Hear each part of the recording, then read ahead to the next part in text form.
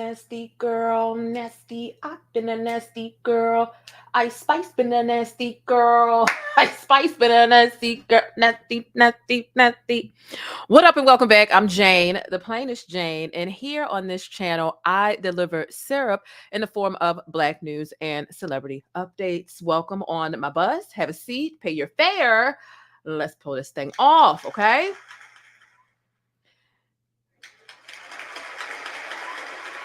Okay, okay, okay. Here we go. I'm excited to see all of you all. I'm back. Listen, I know I was late to this live stream, but listen, let me get back into the swing of things. I've been gone for 3 months. I am dusting the rust off, and we are doing content this week. Okay, we are doing content, and we are covering the things. So let your girl get back in the pool and figure out how to ride this bike again. Okay, figure out how to doggy paddle, how to do all the things all over again. But y'all know I got y'all on the personality, the info, the entertainment, the facial expressions. I got you on all the syrup, not the tea, the syrup, baby. So work with me through my technical difficulties and whatever I'm figuring out on the back end here because it's a lot. So I want y'all to come on and I want to get right into it. There is so much that we need to discuss. Pop culture, pop culture, pop culture, female rap, it's a mess, baby. This saga, this beef with Ice Spice and Cleotrapa is crazy. And first of all, let me just say Cleopatra is a very gorgeous name. Now, obviously, she put a little twist to her name, but Cleopatra is a very beautiful and royal name. Just wanted to get that out the way. And she's a very beautiful girl. Cleotrapa. So I'm going to break down all this stuff. You might be confused. I started tweeting about this early this morning, baby. It was like 9 a.m. and I'm tweeting and my followers are like, what are you talking about? Like, give me the cliff notes because there's so much that has transpired. I truly thought that this was about to turn into a who the F did I marry situation. And honestly, because Cleotrapa uploaded 5 parts and it was pretty lengthy. It was 48 minutes total. All parts 1 through 5 were 48 minutes. You hear me? And yes, I listened to every minute.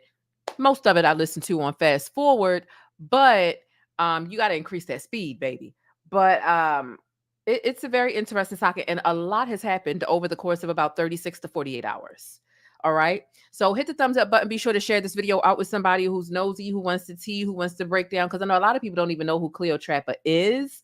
They're like, who the hell is this girl? What is this drama about? Somebody help me understand so I can get some of these jokes. Because when I tell you, social media has been dragging Raggedy Ann, Ice Spice, Paprika, whatever they're calling her these days. They have been dragging her by that tightly curled ass wig. Do you hear what I'm saying? She has been catching hell and she hasn't been making it any better with how she is responding to the situation. We've got Ice Spice and Cleotrapa arguing over them going on a 30-day tour together and things fell apart, went wrong, miscommunication, mistreatment allegations. You got Ice Spice dad entering the chat and calling people crazy names in defense. Um, you have Ice Spice's manager speaking out. It's like a Akbar even tried the female Kanye, self-proclaimed the female Kanye. Child, Ice Spice is upset because people ain't buying her Nigerian mess and her friend didn't do PR moves to help people understand that she's Nigerian. Baby, this stuff has gotten so out of control. Imagine you have somebody who you think is your friend in the industry. And I know you shouldn't really think that you have any friends in the industry, but this is just what it was. They were friends before, whatever. At least Cleo thought so. And Ice Spice ends up calling a girl bitter, broke, a bum, careerless. I'm like, oh my God, Raggedy Ann. Raggedy Ann, what is going on with your Raggedy Ann need to catch some real well-deserved hands. That's all I'm going to say. So I want to get into this situation because I did find it to be juicy as I followed this saga from last night into today. And a lot of people have opinions. Y'all know I don't like to watch other people's videos about things until I give my commentary. So because just subconsciously you might soak in other people's talking points, and I never want to do that. I want my content and everything that I'm talking about to be from a real organic place and from me and what I have to say and what I think. So that's that. Okay. So I know it's late. It's literally, what is it? It's 1:30 in the morning. 1:30 in the morning. And I'm over talking the stickies. Ow. Okay. So I'm in Baltimore, Maryland. Comment down below where you are watching from. Okay. Drop some pancakes in the chat. And without further ado, let's just go ahead and get started. Okay. Because we have too much that we need to unpack for me to sit here and dilly-dally with y'all. But I definitely need y'all to pay y'all fare by hitting that thumbs up button. Let go. thePLAINESTjane. This is one of my favorite comments here. She says, I loves me some black, and she said, loves me some black news. She says, is it just me, or does anyone else get tired of seeing people that don't look like them delivering info about them day in and day out?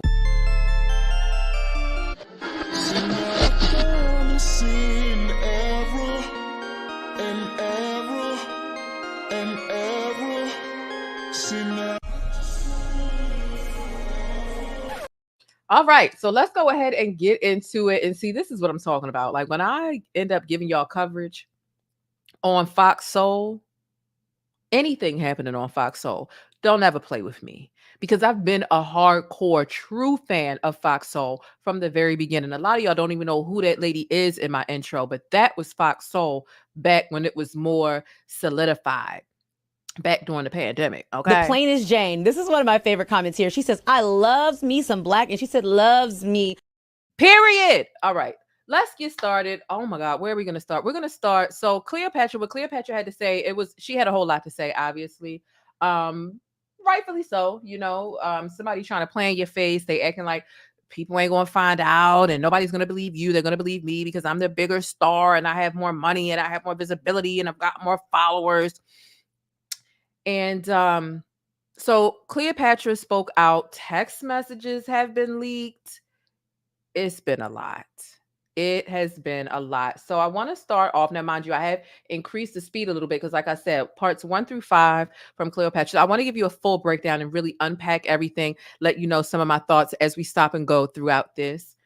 It's late. I'm pretty sure nobody's going to click the link, but if you really want the link, wave your hands like you crazy in the chat and type in all caps and say, I want to call in or I want the link. But wait until I at least get a third of the story down first, especially if you have been following the story. Okay. That is what we're doing over here. I want to get more comfortable with allowing you all to call in and the phone lines. As long as y'all got some sense and y'all know how to act. Okay. Does that make sense? Is that okay with everyone? All right. Good. So as we get into these girls, there's some other stuff that I really want to get into, but I think I'm going to get into those things in the morning or afternoon tomorrow. Because there was a lot of news. We had a couple of slow news days a couple days ago, but today made up for all of that. The news has been off the meat racks, off the charts today. All right. We might as well just go ahead and get started. Luckily, somebody uploaded all of this, even though I wouldn't have had a problem downloading these videos, but somebody uploaded all of this onto Twitter, so I didn't have to piece together the five parts. So that is cool. And I'm going to go ahead and just hit play. Comment your thoughts as we watch together. All right. And please make sure, listen, I'm coming on here past 1:30 in the morning. Pay your fare, hit the thumbs up. Let's go.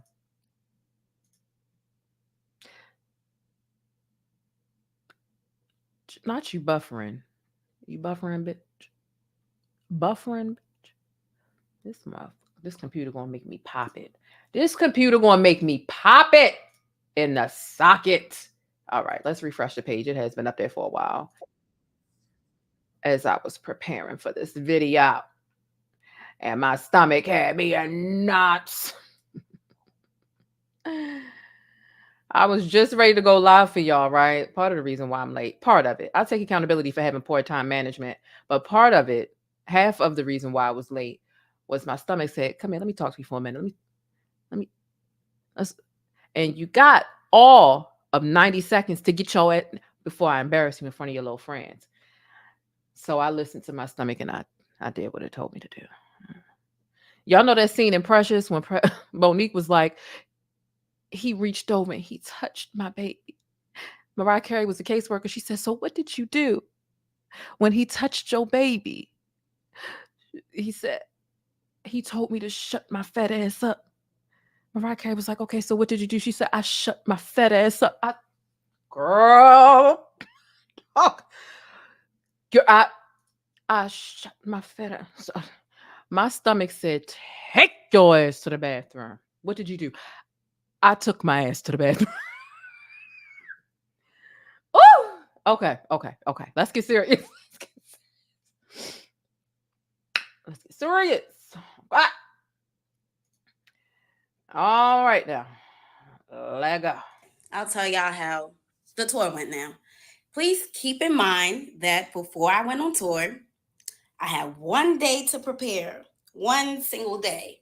Everything was a rush, but I'm looking at this like, okay, this is gonna be good for me. And again, did not have I didn't know what to expect. This is my first tour.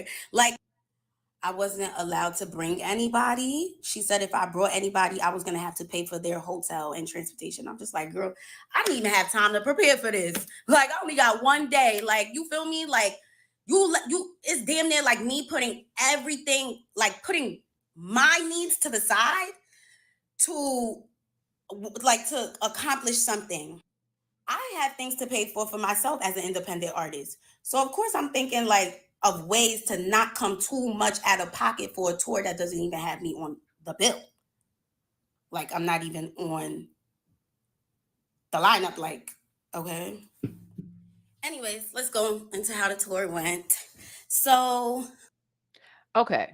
Let me just interject really quickly with this. And I don't want to interrupt her too much because it's a lot to get into. I do have it on 1.5 speed. Let me just go ahead and say this. It's clear y'all already know where I stand. Most of y'all have common sense. Um, I'm not She went on tour and was not being compensated. There was no contractual obligation. This was last minute. She asked her the day before. The girl didn't even have 24 hours to really get prepared. All right. And this is a tour that she was doing, opening for somebody who she was friends with before. She was friends with Ice Spice before Ice Spice blew up. Now, mind you, I know Ice Spice was never this girl's friend. That's clear. But y'all understand what I'm saying when I use the word. So spare me with the semantics down in the comments. That wasn't her friend. I know, but from Cleopatra's, perspective at that time, before her eyes were really open to Ice Spice and who she really is, that was her friend that she was cool with before all of this happened, and she was not being paid for this tour.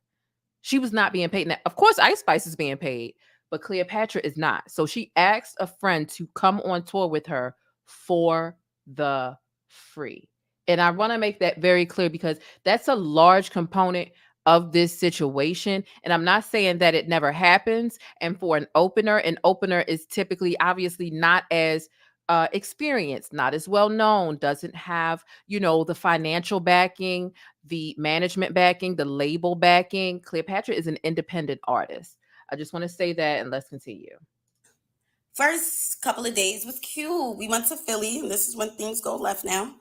Um, yeah, we're in a hotel room. We're not sure if we're gonna like bring our bags to the venue, because I guess like we were gonna come back to the hotel. But she told me, don't leave your bags at the venue. You might need some. You don't leave your bags at the hotel. You might need something in it. And I was like, okay, I'll bring it. Her security, who brings all her bags, she has like 10 bags. He brought my bag, brought the bags down, and now we're at the venue. And I do need something in the suitcase. Like, I had a wardrobe malfunction, like she said I probably would have.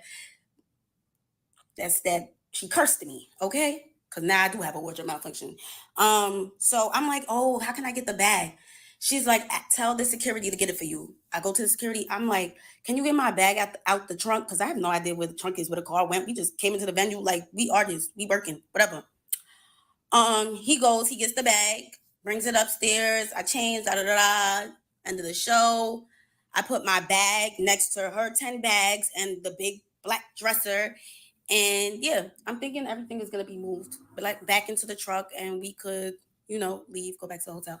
I turned around, and my bag is still there. My bag was still there. All her bags was gone. I'm just like, Wait a minute. The speed not sped up enough for me, baby. I refreshed it. Hold on, cause where's the speed, baby? Baby, where's the speed? Hold on, y'all. Let me get this speed together, cause I be damned. Listen, hold on. Let's make this a better experience for all parties involved. All of us. I'm looking out for all of us. You feel what I'm saying? I know y'all are grateful y'all ain't got to sit through all this. Because a lot of people this morning, when they wanted the cliff notes from me, they were like, I'm not watching all that, Jane. Just tell me what happened.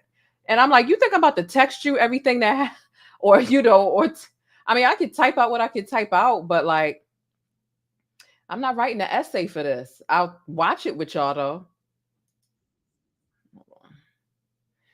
What I will say is some real grimy shit occurred on this tour, y'all. Real grimy. I can't even believe that Cleotrapa really like thugged it out in the name of trying to be professional, trying not to, be problematic, trying not to cause tension because she's on tour with somebody who is she thought was a friend but is an associate. Shout out to Come Get This Commentary. Thank you for stopping through, and I hope you have a good day tomorrow. I know you gotta go to work.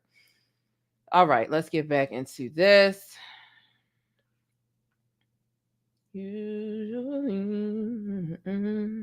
just leave my bag. Like, I asked the security, I'm like, can you take my bag? He said no. I was like, what the fuck? What's going on? He brought all the bags. He's like, okay. I'm like, can I pay somebody to bring my bags down? Because I didn't want to bring the bags down. Why would I want to bring the bags down? I'm just a girl. So I am just a girl. Now, keep in mind, she even asked to pay somebody to bring her bags down. So it's like, this is inconvenient for an artist. I'll let you hear why, but she's even offering to pay. Like, this is a service that she just needs done. She's not allowed to bring anybody. So Ice Spice got her whole goddamn team on tour with her. Looked like the Last Supper, all them people, 2 times. You know what I'm saying? And then they tell Cleo that she has to come by herself. No manager, no assistant, no boyfriend, no nothing. No nothing. No makeup artist, no hairstylist, no nothing. Nothing. And she's not that tall, so I could imagine how heavy her bag was or whatever. They on tour for 30 days. I'm asking around, nobody's word. So I'm like, all right, let me bring the bags. I'm tight though. I'm tight. Like, I'm not used to this stuff. Like, what the fuck? I'm just supposed to be performing. Need I remind you, I'm not even allowed to bring somebody on tour with me. So I didn't really have anybody helping me. It was just me. But I feel like she could have simply said to the security, like, take Cleo's bag. Don't forget Cleo's bag. But I got a sense that she just wanted me to struggle. And that's kind of fucked up as like a friend. Like, so I carry the bags. I take one duffel bag. Walking down. It's pouring outside. I put it in the car. The fans are screaming, Cleo, can we get a picture? Cleo, can we get a picture? As I'm struggling with a bag. And it's like very embarrassing. It's like very embarrassing. Like, never do fans want to take a picture with me while I'm like carrying big ass bags looking like that. I had to make a second trip for the suitcase. I made the second trip for the suitcase. Do it again. Raining outside, dragging the suitcase, fans in my face. It was so fucking humiliating. I was like, what the fuck? I get in the car, I'm tight. Like, I'm fake drenched and I'm tight. Like, and the car ride is silence. And I know she peeped while I was mad. It's like she just doesn't give a fuck. So we went to the hotel now. When we pull up to the hotel, she's like, oh, like, telling the security guy what bag she wants taken out the car because we was about to go to the hotel so she could take a shower. But it's like, I perform too. I want to take a shower too. So I'm just like, you the only one that's taking a shower. I want to take a shower too. She's like, oh, you got to tell him what bags to take out or he's not going to take it. And I'm just thinking to myself, didn't I just tell this guy to bring my bags to the car and he said no? So why would I think that he's going to take my bags out because I said so? The miscommunication here is beyond crazy to me. It is beyond crazy. And I can understand where Cleo was coming from because calling me now. That just came Cleo. Okay. Documentary coming out about Miss Cleo too. Shout out to the people who actually know who that mad psychic, fake psychic was, scamming everybody in the middle of the night. She got a point. She got a point. Like, you called and invited me very last minute. It seems like Ice Spice didn't have an opener. Ice Spice's shows were starting around 9 o'clock-ish or later, and Cleo was opening at 7. So Ice Spice didn't have anybody to open the shows, so she asked her friend to do it her friend, to do it for free. And then her friend is like, okay, I'm not sure. I could like stay in New York right now and get money and work my gigs, or I could do. What's the cost? How much what are the expenses for me? Ice Spice told her that there were no expenses. No expenses. You good. You with me. So at this point, Cleopatra is trying to plan out and really budget if she can make this work. Don't get me wrong. I totally understand that, when you're given opportunities, somebody's trying to put you on, and however the totem pole is set up, if you're opening and somebody else is the main performer, you're not getting the same payment, you're not getting the same fitting rooms, you're not getting the same treatment. That's just how it goes. Remember when D.L. Hughley and Monique were arguing about who was headlining on that comedy tour ticket? Like, it becomes a thing. But when you have artist, management needs to communicate. And that's the thing. And Ice Spice ill-informed this girl that there would be no expenses for her. So she's like, okay, I am an independent artist. I don't, imagine they're staying at 5-star hotels as they travel for 30 days. If you're an independent artist with 10% of the budget that Ice Spice has, and it kind of seems like this dynamic is kind of appearing to be that way, she cannot afford to stay in 5-star hotels for 30 days as an independent artist, and is not even getting paid. It'd be different if she was getting paid to open and use some of that money. Like, so she made decisions based on asking her friend that she was cool with Ice Spice before Ice Spice even blew up.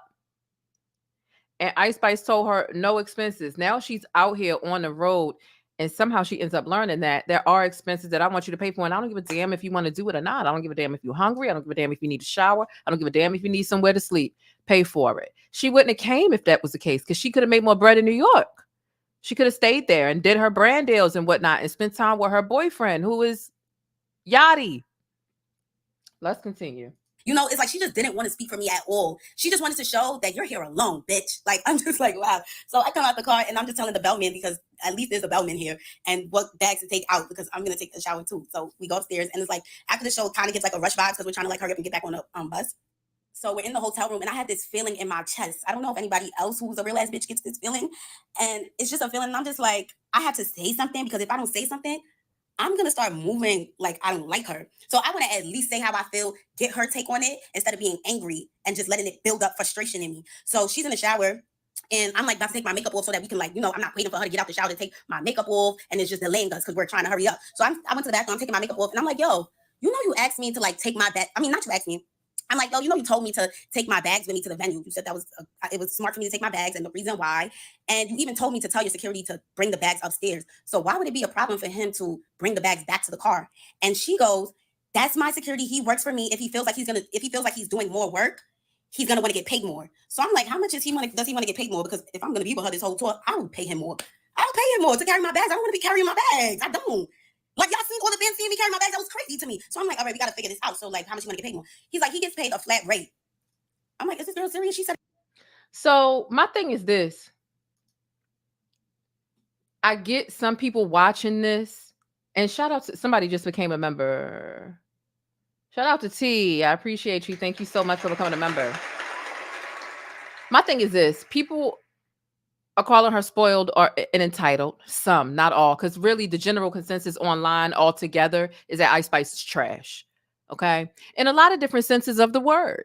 As a friend, as a person, talent wise, longevity wise, like that. That's just what it is. That's just what it is. So a lot of people feel like this girl is entitled, but no, celebrities and people, public figures. Imagine people asking you for an autograph, right? Imagine people asking, and not to call this girl Beyonce. Let me bring up somebody else. Let me see. Imagine Gabrielle Union, right? Leaving her hotel, struggling with her suitcases, heavy, soaking wet in the rain, hair all stuck to her face, and fans are asking her for a fan pic. she shouldn't have to be caught out there like that with the money that she makes. She should have some help. But the fact that Ice Spice told her, you can't bring anybody with you, no manager, no assistant, are you crazy? And I hope that Cleo learns from this. And I'm not blaming her. I'm not blaming her for thinking that she had a friend, because it happens to us all. I was talking about this the other night with you all, the day before yesterday. Sometimes you think you have a friend, and there are some blind spots involved where you can't see the red flags. No different than a romantic relationship, no different than a familial or family relationship, no different. But I hope she learns from this, because there were little red flags here. But because she felt like Ice Spice gave her something and was, quote unquote, helping her out, she was, I don't want to say afraid to speak up, because she did speak up.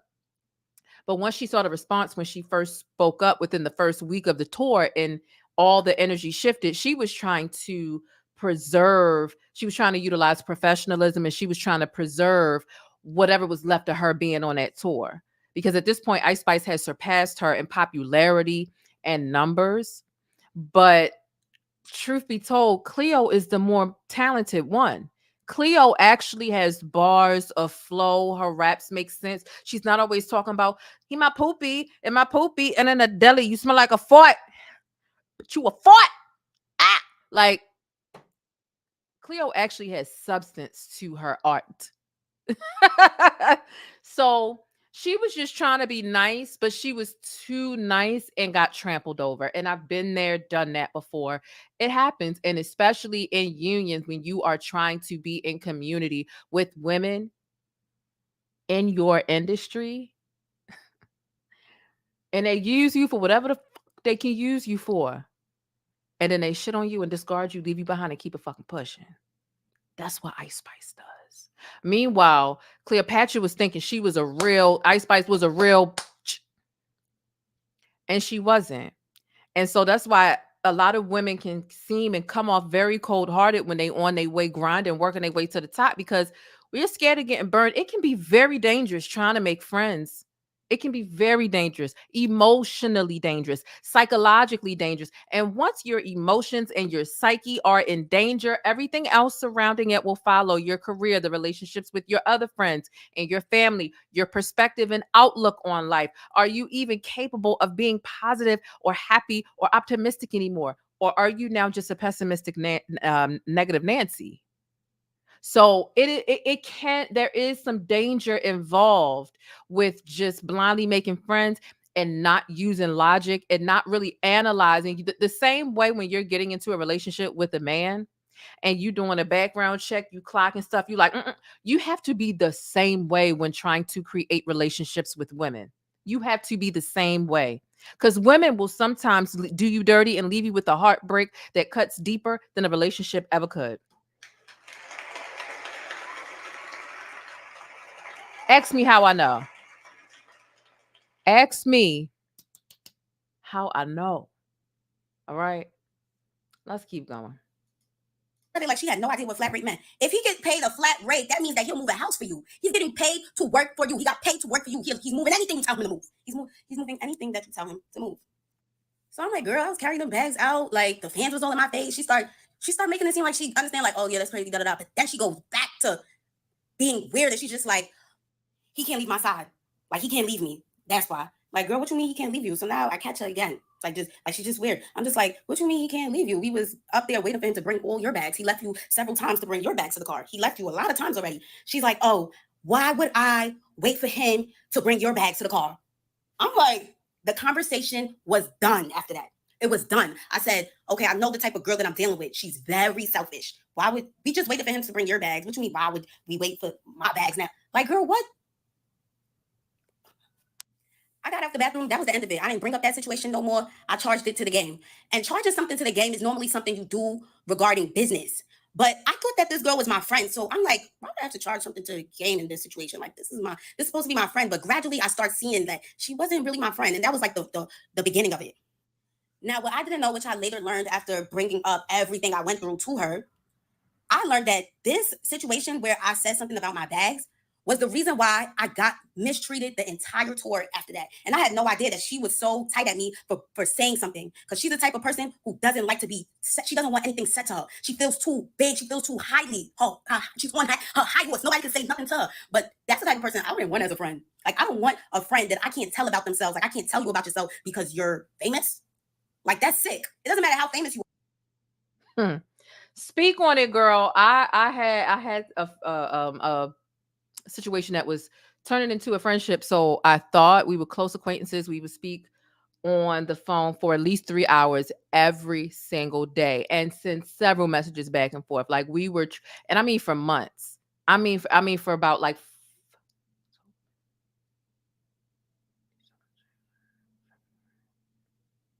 about 6 months. We talked every single day without fail for 3 hours. Some days even more. Do you hear me? And they were horrible at accepting criticism, despite the fact that they might ask questions sometimes that require criticism. What are your thoughts about this and what I just shared? They were horrible at accepting criticism. They were horrible at accepting accountability for some of the things that they were doing. And this just so happened to be somebody who was about 15 years my senior, right? And so in this situation, I feel like there's a difference between Ice Spice feels like she's here because of her level of success, how quick she was able to attain that success, her visibility, her popularity, and her audience and fan base and listenership is, all of those things are larger than Cleopatra's at this point, but it wasn't always that way. But at some point, Ice Spice felt like she was above because of what she had. So there can be lots of different situations across friendships where people feel like they got one up on you. It could be age, it could be money, it could be classism or elitism. It could be an authoritarian thing. It could be, your parents always feel like they have the right to treat you however, well, in most cases. So it could be anything. In this case, it's money, class, status, listenership, popularity. In my experience with understanding where this girl is coming from, and while I do feel like Cleo, I hope that she learns from this, that she could have and she should have pulled out of the tour before accepting all of this torment and mistreatment. And that is on her to take that accountability and really reflect and say, you know what, I will never compromise my morals, my characters, and my respect because I think somebody's throwing me a bone, or there's somebody I'm in community with and they feel like they're here and I'm down here and I deserve to be mistreated. Like, no. But in my experience with understanding where this girl is coming from in this sort of paradigm, is it can happen in any way. Like I said, for me, in my most recent experience, it was age. So they felt like because they were older than me, that I wasn't able to provide constructive criticism. I wasn't able to hold them accountable, but it worked the other way around for them when they wanted to, be a little reckless and careless with their words and how they brought things to my attention. When I was like, okay, well, if this is the type of time we on, then, let me tell you what's bothering me and what I need to call you out and how you've made me uncomfortable. And they were never, ever receptive to that. As a matter of fact, I even told them, I was just like, I was like, are you sure? They asked me a question. And I was like, I'm not sure if you want the answer to that question because you don't take criticism well. They said, excuse me? I was like, you don't take criticism well. And then they pulled me up the next week. Like, I talked to my therapist about it. I thought you were saying that I don't value my time. And I'm like, when did I say you don't value your time? Well, I'll spend a lot of time speaking with you. And you told me that I don't take criticism well. I don't see how the two correlate. I really don't. I don't mind speaking with you, just like you don't mind speaking with me and providing criticism on, perhaps a limiting perspective that I have, or providing your opinion about my perspective and how I deal, with the things that are going on in my life. But this is not a one-way street. If you think that I signed up to be cool with you, for you to listen and critique and hold me accountable, but when it's your turn to listen and be critiqued and be held accountable, you feel like you're exempt, this is not the relationship dynamic for me. Don't care what you're looking for, don't care what you need, but this ain't gonna work for me. So don't ever let anybody hold anything over your damn head because they feel like they have more years of experience over you. They're older than you. Okay, Anne. Anne, I might be 15 years younger than you, but I can still see. You got work to do, just like you can see that I have work to do. So I don't care if it's age, money, class, job, elite. I don't give a damn what it is. You stand on your morals and your goals and don't let people bring you out your character. And the best way to ensure that people are not going to bring you out of your character is to address shit as it's happening instead of letting it build up. Because what happens when you let shit build up? You explode. You try to push them feelings down. You try to push them down, push them down, push them down, push them down, push them down. And they always resurface and resubmerge. And when they do resurface, they resurface at the most inopportune times. It's not even funny. And I guarantee you 9 times out of 10, that explosion that you have because you've tolerated far too much, you have exhausted your bandwidth. I guarantee you that when you finally explode on that person, that explosion is not going to be the best representation of your character. And now from the outside looking in, or just in general, people can't tell who was really the problem in this situation or not because they're focused on your blow up. The volcano has exploded, but they're not focused on what caused it. See, the volcano exploding is the reaction. Yes. But what led up to that? What caused it? People can't focus on all of what caused it when they're looking at a volcano erupting.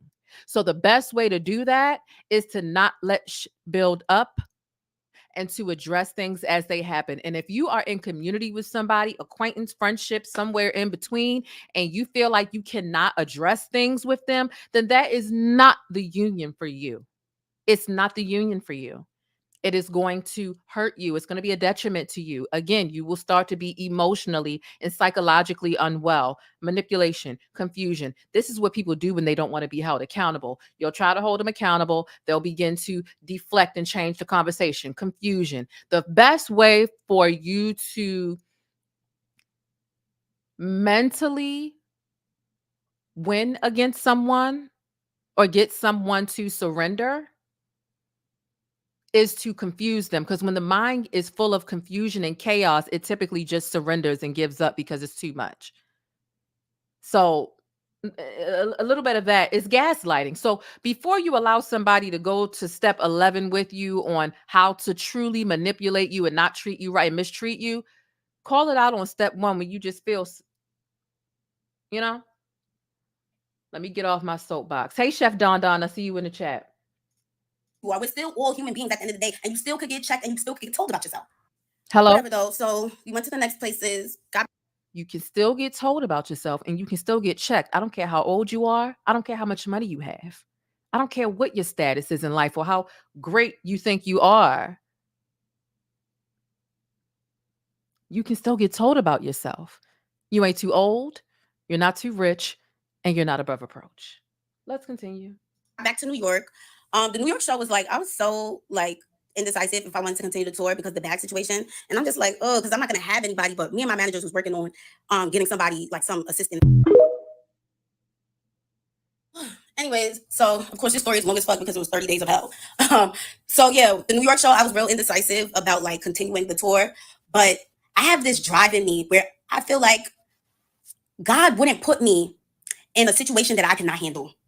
And I felt like he put me in this situation. He gave me this situation, and if I couldn't handle it, he wouldn't have. So any way that anybody is about to treat me, I will overcome it. I'm going to overcome everything. You are not going to trick me out of my spot.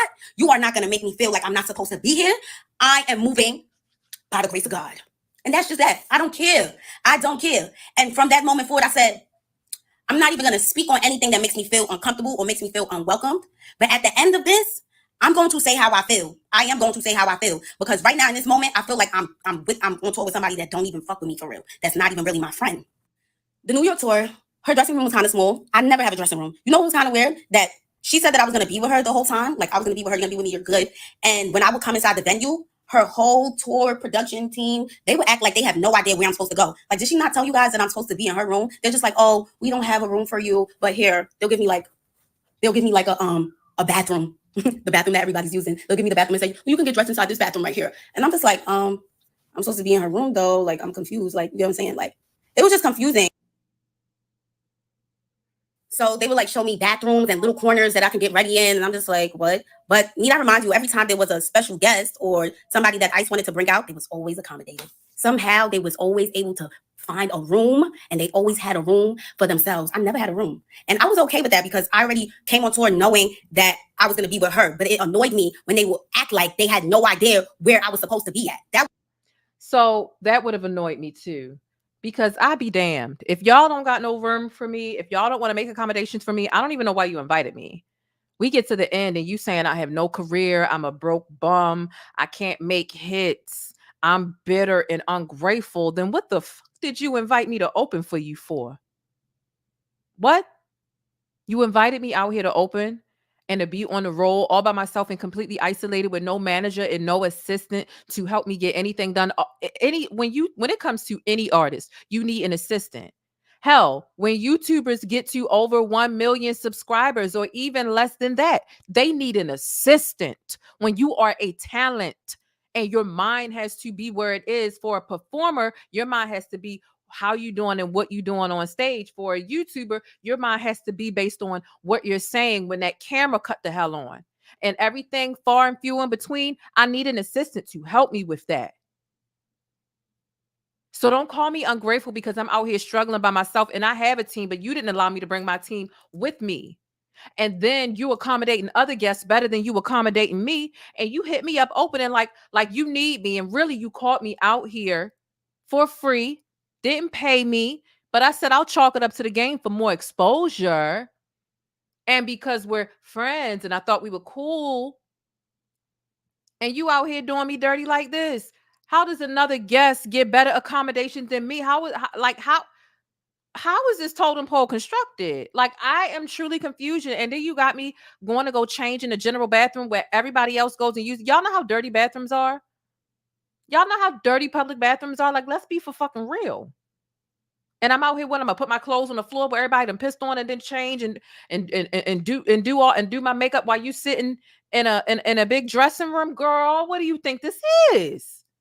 Nah, man. This was very calculated on Ice Spice's part. Very calculated. And Ice Spice has fell out with too many people within the last year. Her true colors are all the way out here. Even though she ain't got no color, she look albino, but her true colors are showing. That white meat. I said to somebody earlier, they dragging Ice Spice so bad, they dragging her down to the white meat. But I said, all the meat is white, but you get what I'm saying. Like, girl, what's wrong with you? You done bumped that orange head. And I'm gonna get it together for you, Raggedy Ann. Paprika, I got your number. Cause I don't know who you think you playing with. Girl.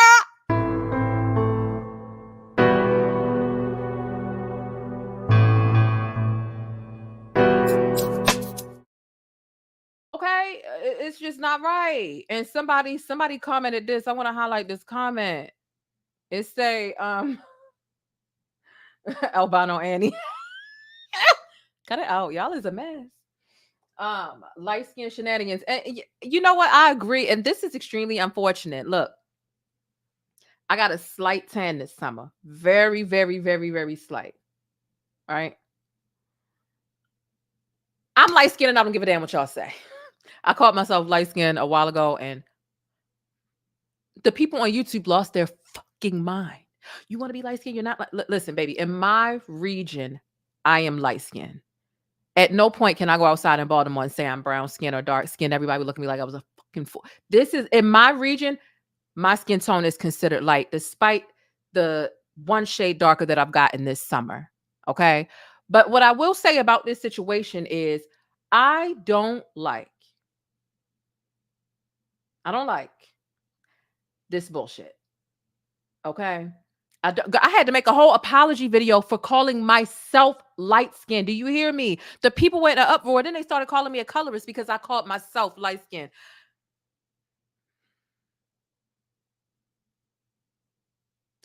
Let me move past this shit. Ain't about me. But let me say this though.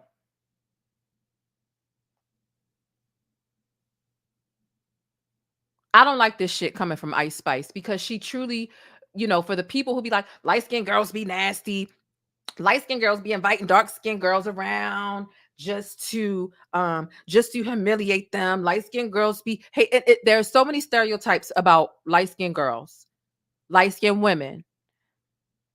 And don't paint us all with one brush. Don't paint. But I will say, Ice Spice is truly giving evil light skin energy. She's giving, I think I'm fucking better than you. And I don't know if it's all about skin tone. I do feel like skin tone has something to do with it. I do.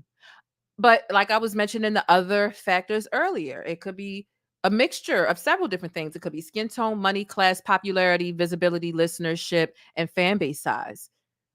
All of those things could be contributing to this big wobbly stewy ass head that Ice Spice has right now. Why she's being so nasty. She done fell out with Nicki Minaj after collabing and using her for what she needed to use her for. She got with Cardi B, used her for what she needed to use her for, then dissed her.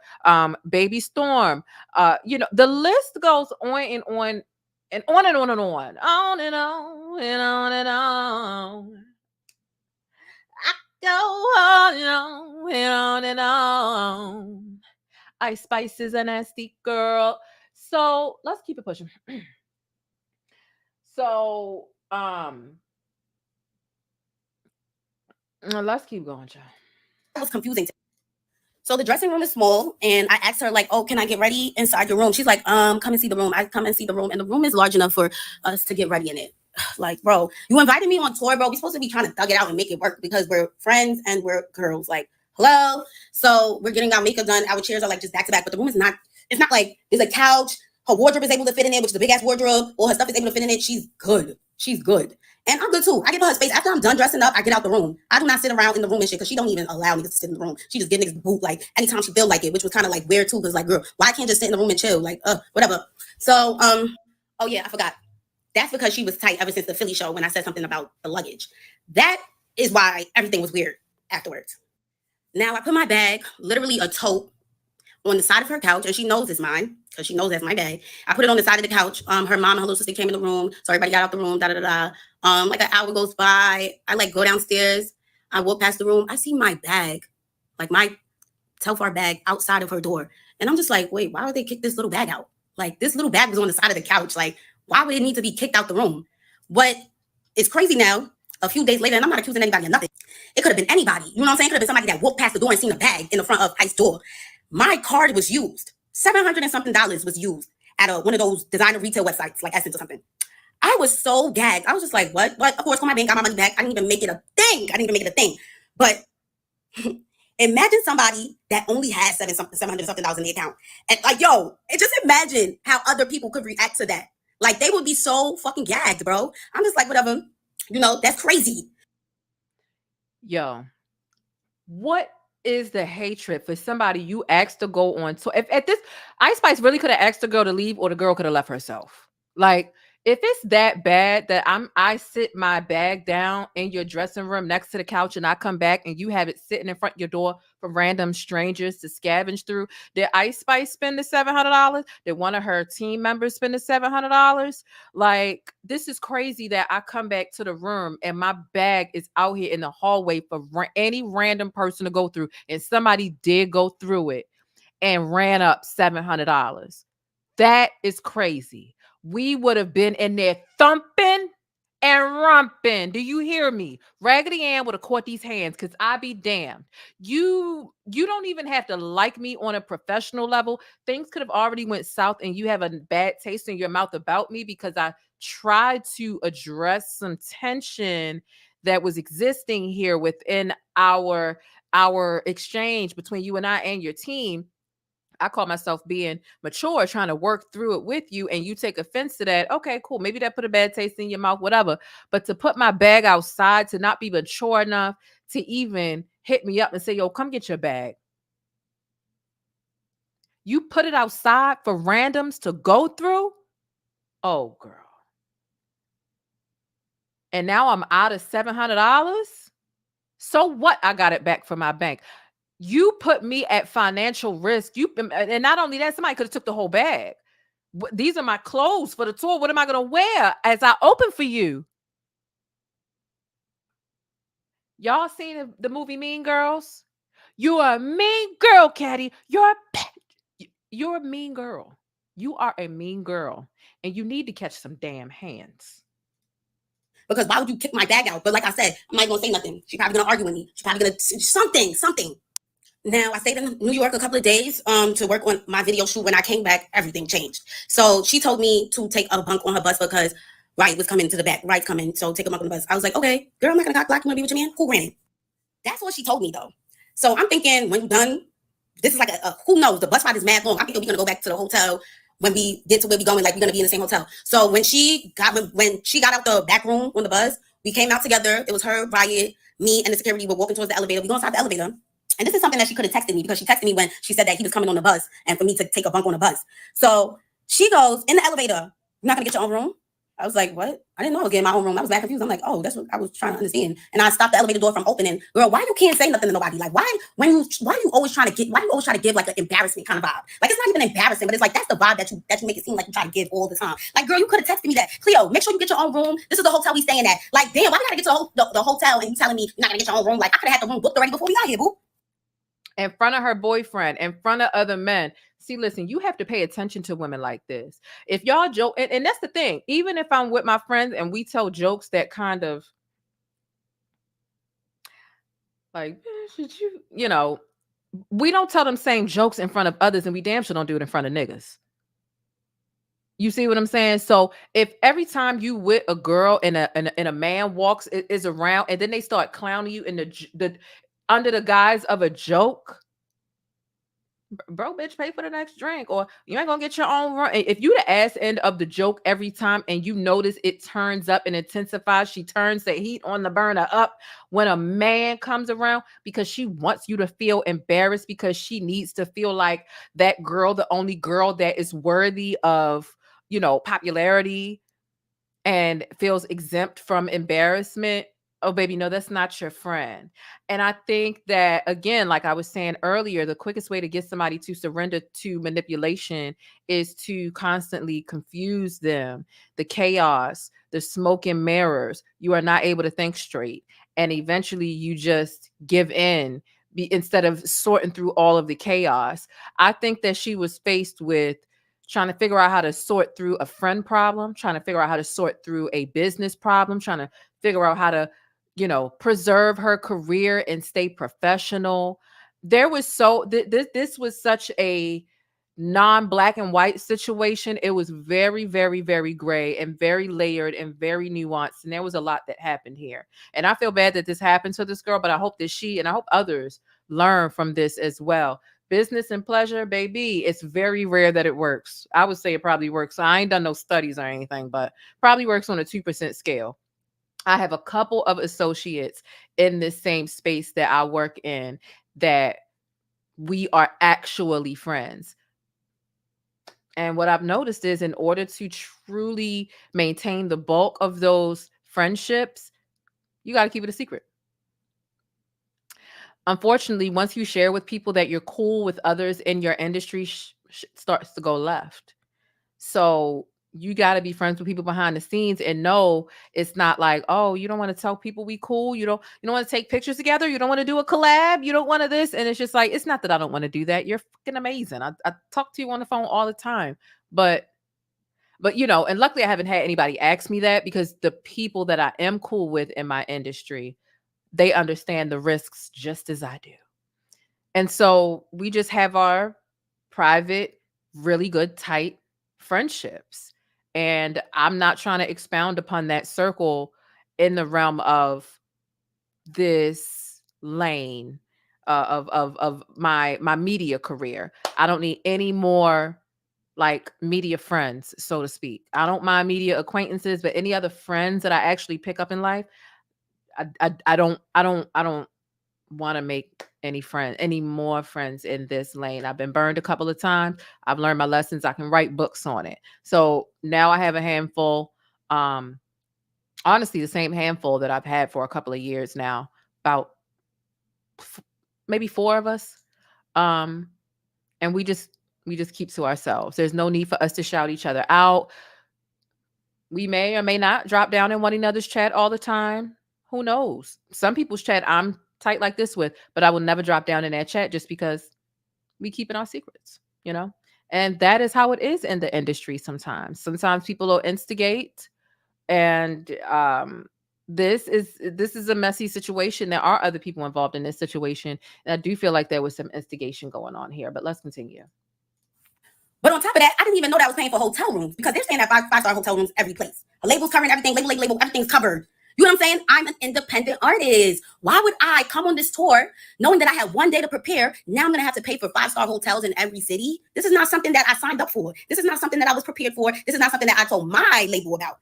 Maybe they could have, not even maybe, they would have helped me.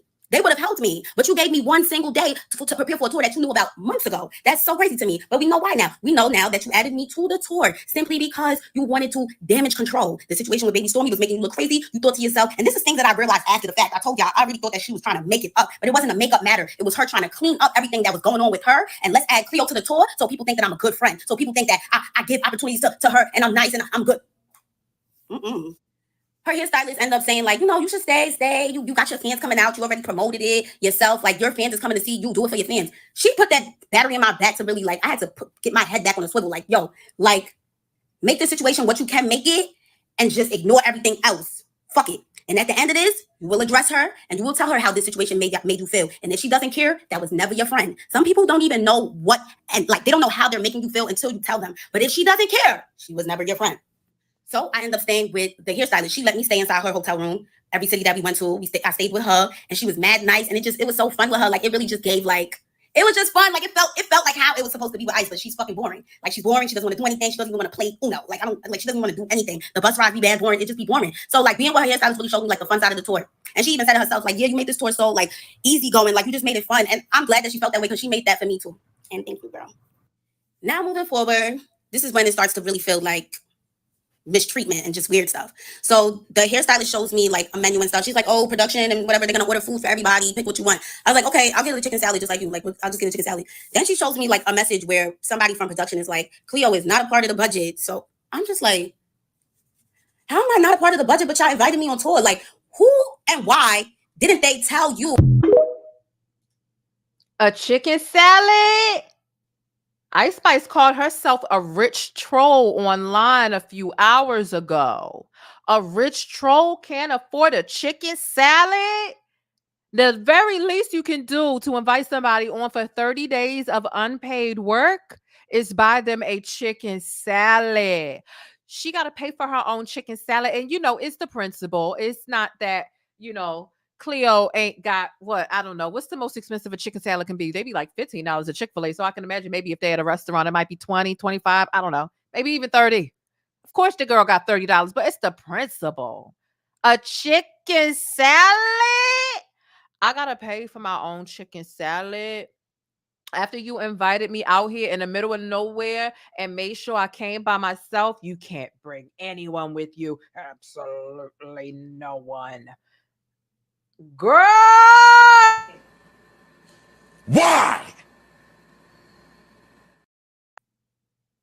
Cleo better than me, because one thing I don't play about my stomach. And my stomach don't play about me.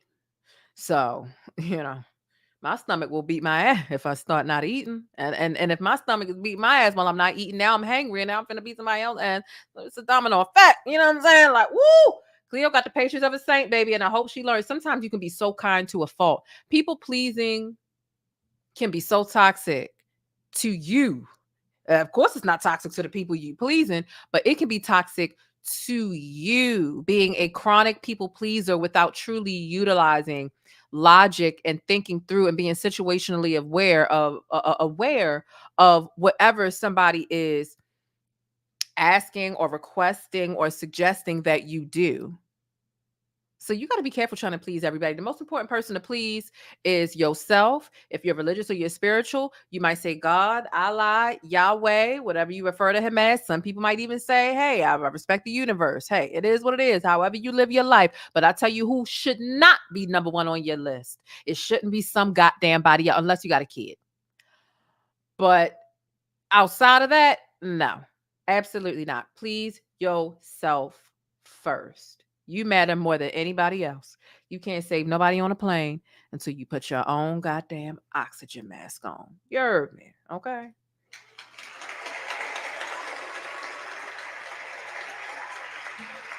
Get me a little animal cracker to that.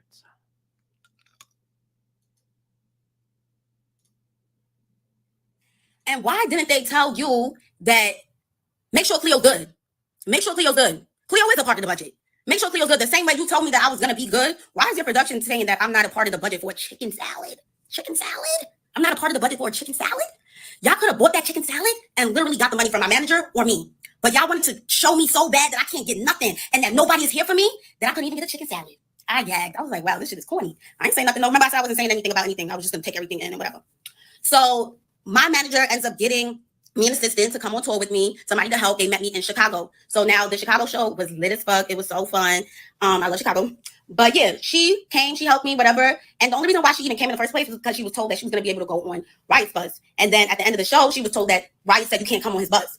And she was just so confused because that's the reason why she came all the way to Chicago in the first place. And Riot's not even on his own bus. He's on the bus with Ice. So it was just so mind-boggling, you know? And he probably didn't even say that. They probably just didn't even want me to have anybody. And that was the vibe that I was starting to get, that they actually do want me to struggle. They want me to struggle a little bit. They want to see if I'm gonna stay. It's like they want to put this pressure on me. And let me tell you, the devil will not win, boo. He will not win. He will not win. He will not win. He was starting to get to me, but he didn't win. Sent her all the way back to New York. And I was left again with nobody. I got a little piece of help, and then I was done for. Now we're in Texas. We're in between Texas and Mexico. What do you guys think of when y'all think Texas, the between Texas and Mexico?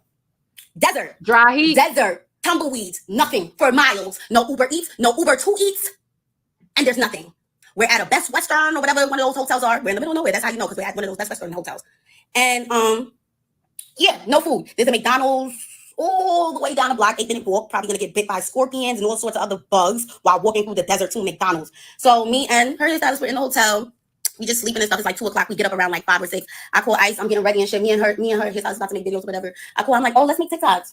She's like with that soulless demon face, just you're with my hairstylist. So like, damn, my bad. It was really seeming like she didn't really want me to be friends with her hairstylist, but it's like, damn, bitch, I don't got no friends. So I'm gonna make friends with bitches that actually want to be my friend. I'm sorry. I hung up on her after that because it was just like, ew, like, all right, I'm with your hairstylist. So what that mean? Like, oh, like, I can't, like, I'm not ready, obviously. Like, it was just the attitude around it that was just so weird. And see, that's what makes it even weirder for me, because not only did you want me out here isolated from even my own people that you ain't friends with, you're not friends with my manager, you're not friends with my assistant, you're not friends with my nigga. So why can't I bring one of the three out here? Any one of those three would have made this experience easier for me. My nigga would have carried my bags. My assistant would have carried my bags. My manager would have made sure my bags were taken care of. So you already got me out here isolated. So who am I to laugh and joke with? Because you not being laughy jokey. Then I find somebody to actually, lighten the mood for me, because this is becoming a tour on hell at this point. And you mad that I made another acquaintance that I can laugh, joke, and giggle with? Are you kidding me? You wanted me to be miserable. You wanted me isolated. You are the type of girl that feels like in order for you to elevate and get some shine, you got to step on people or put other people down in order for you to feel better. And that's pathetic. You don't have to shit on anybody in order to be bright. Ice Spice, you're already bright as hell. You have no color. None. You're bright. Okay? You don't have to shit on people in order to be bright. You popping right now. But you know what? Here's what I'll say about you, Ice Spice. I am truly glad, and I'm not even going to hold you. I'm glad that your 15 minutes are evaporating, and I can't wait till they're done. And I know I keep saying mean girl, talk about mean girl, and what I'm saying might sound mean to some, but let's keep it a buck. Like, Ice Spice is not talented. She's not talented. There is no longevity here. Every song sounds the same, and every song she talking about her poopy, my diaper, and it's my poopy, it's my bookie, but I miss poopy. And like, why does she always talk about poop? First it was the munch. At first the munch sounded silly, and then it grew on everybody because it was catchy. And then it's poopy and deli and fought, and girl.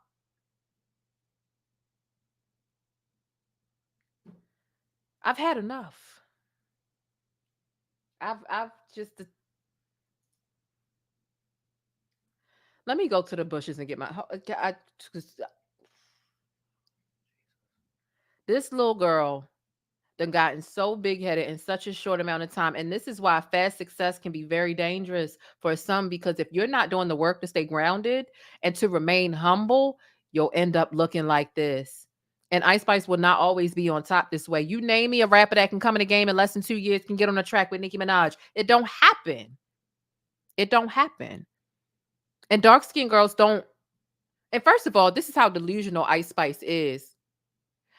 Ice Spice, when she collaborated with Nicki Minaj on that Barbie joint, she was like, yeah, I'm giving Nicki Minaj an opportunity.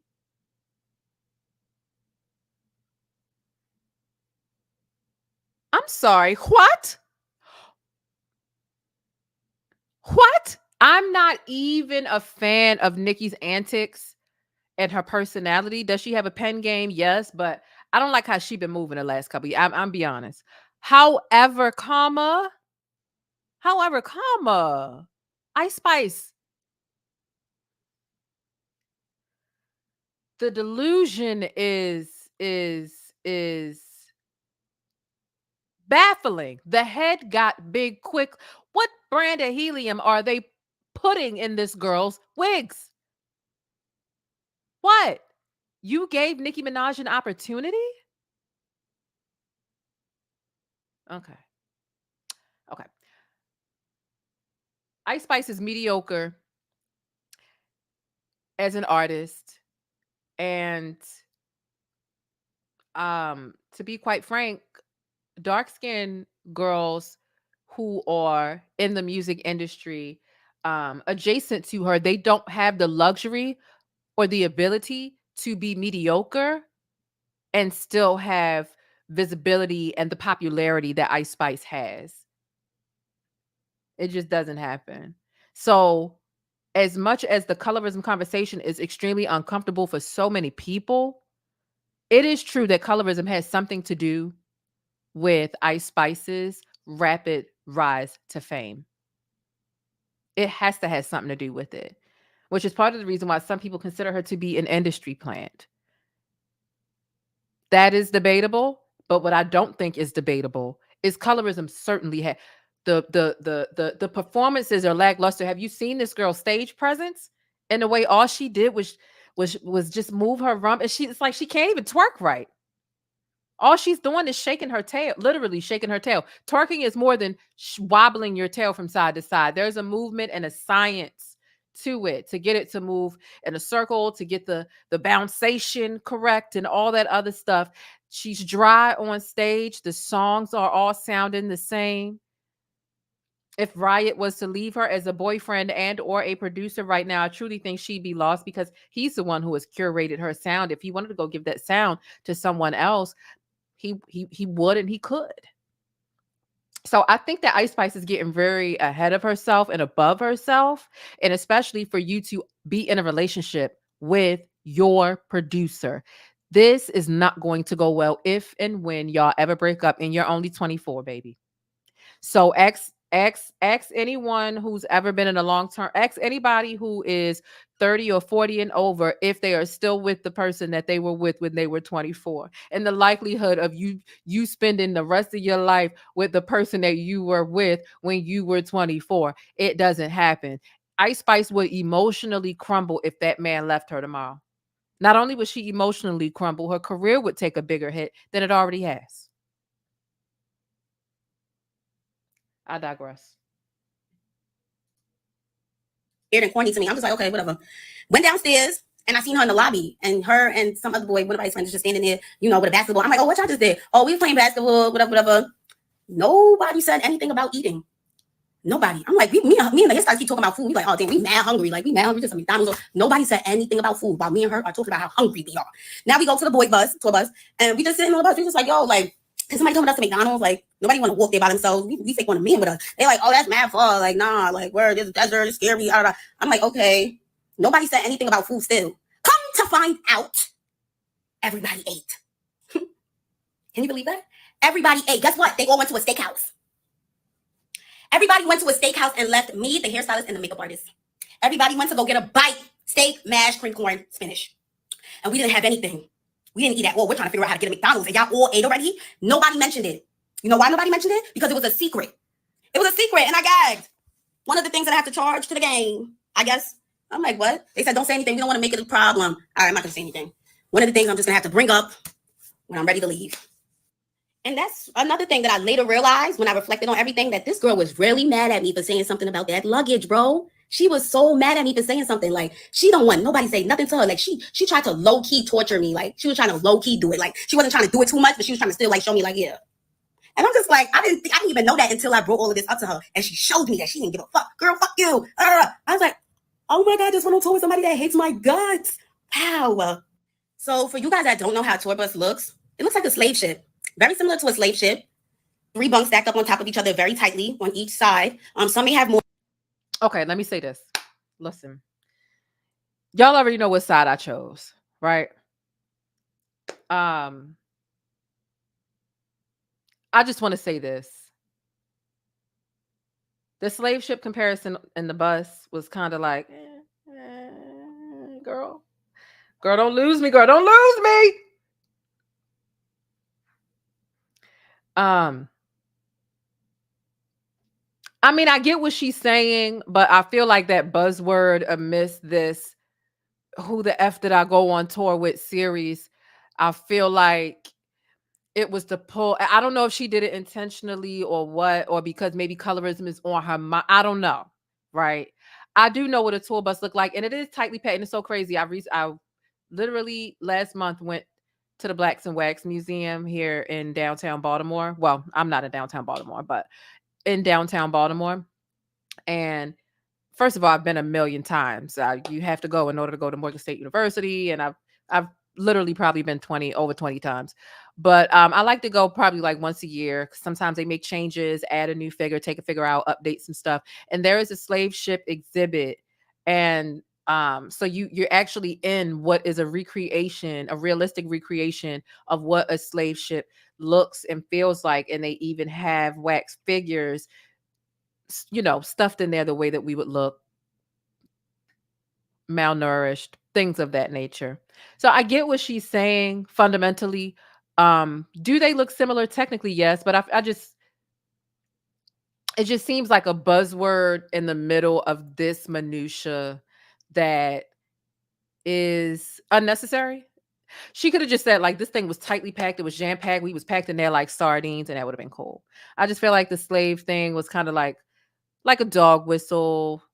But I could tell throughout this rant. Now, mind you, this is sped up, so I don't want people saying, "Oh, she's talking fast" or whatever. This is sped up, but she was clearly like bothered even while making this, and at one point she even like almost got emotional. So I ain't gonna blame her too much. I'm gonna just say, like, let's not act like. So we get back to the slave ship and we get on this like, wait a minute, wait. But back to what she's saying. But this bus that we was on had 3, and then she has her big room in the back, which I was staying at for the first couple of days until I blew things by saying something about my bag. As an artist, why the hell would I want to leave the venue carrying my bags? We'll never know why she wanted me to look so crazy. We'll never know. Actually, we do know. But yeah. So that's how the bus looks. And while we were in New Orleans, there was another situation where we was on the bus from 9 a.m. to 2 p.m. Me and the makeup artist, me and the hairstylist, but all of us, we were told to get on the bus because at this point, Ice doesn't even communicate with me anymore, by the way. She like slowly, gradually stopped talking to me. And that's because I think like she realized that I was like getting cool with the people that worked for her. So now it's like she's kind of like treating me like a worker. But I was so confused. Like, you're not being my friend, so I'm going to make more friends. Like, girl, it's like she wanted me to be miserable and alone, and it just didn't happen because that's not what God had planned for me, boo. So they was told to get on the bus at 9, and nobody tells me anything, so I'm just doing what they said. I don't get no text messages. Like I said, she doesn't tell me nothing. So I get on the bus at 9 a.m. because that's what her manager told them. Her manager doesn't even text me. That's how much I don't get anything told to me. So she was literally the one that was supposed to be talking to me. So I get on the bus at 9, wake up at 2, and we're in the same place. So you can think about it. We're on a slave ship, right? From 9 to 2 p.m. in the same place, thinking that we're wait, baby. So wait, think about it. We wake up. We on the slave ship, right? Slow down, mama. I know she got you heated. I know she got you pumped and heated. But let's just. Can we take a chill pill? Do we have a chill pill? You need to call somebody, grandmother, to get you a Valium. You need a little melatonin. Like what you need, baby? Let somebody roll her blunt. Oh, the girl is stressed. Raggedy Ann got this girl stressed out. She thinks her ancestors and her. So I woke up on the slave ship, right? Boom. Lighty Whitey won't let me out the damn slave ship. Girl,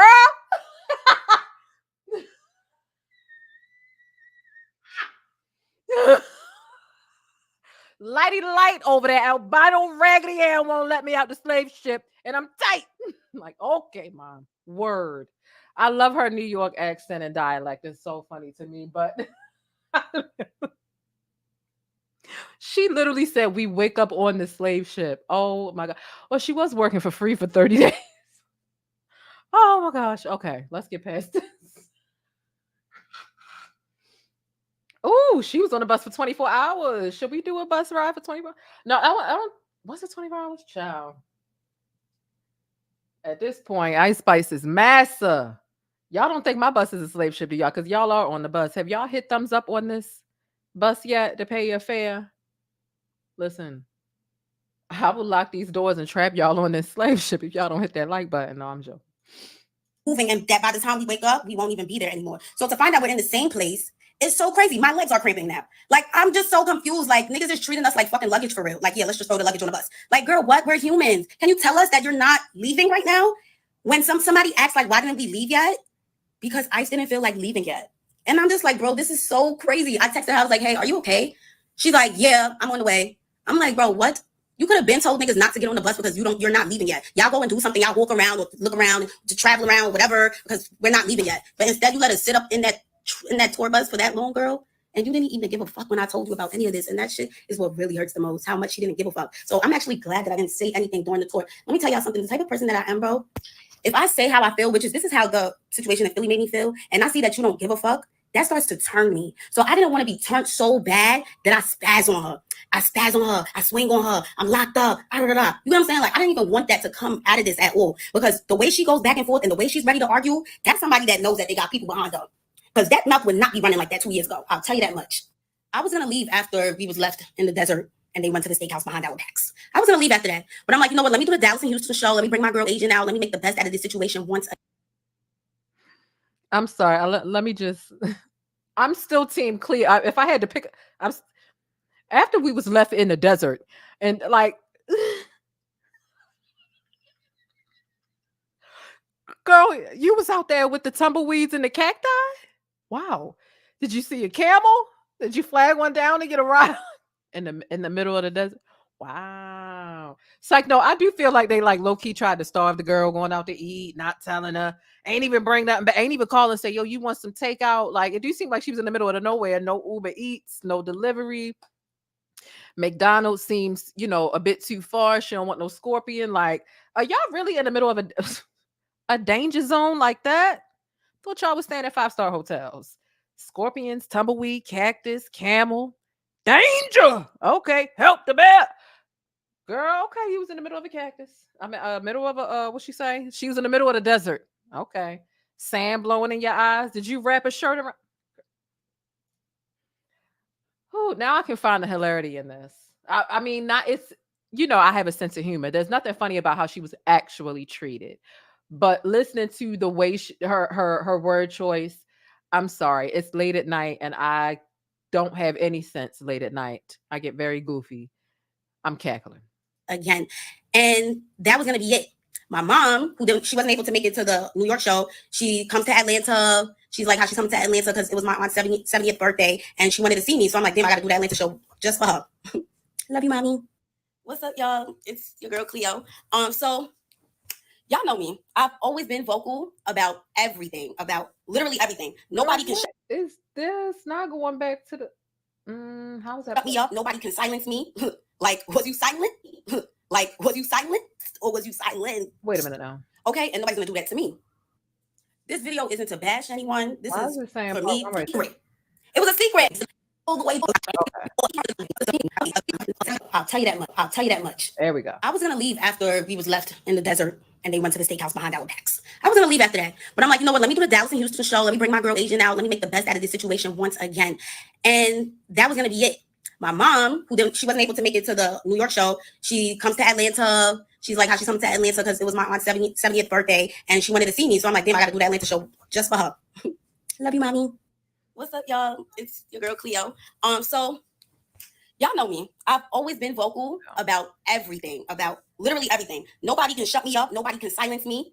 Like, okay. Not long to go. The screen continues to kind of malfunction a smidge.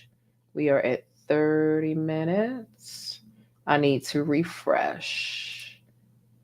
Let's hit refresh. Let's get our speed up.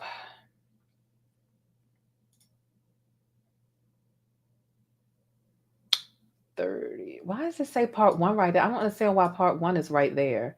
Okay, at this point, I'm finna pull up the girl TikTok where I watched it at. This is crazy. Computer playing on my rooftop and I'm about to get mad tight. Word. It's like, nah. I'm in my New York bag since I've been listening to Cleo all day.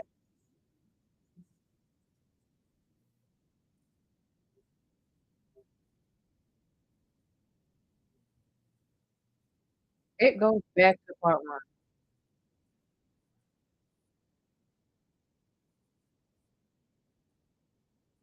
Let's just let it rock.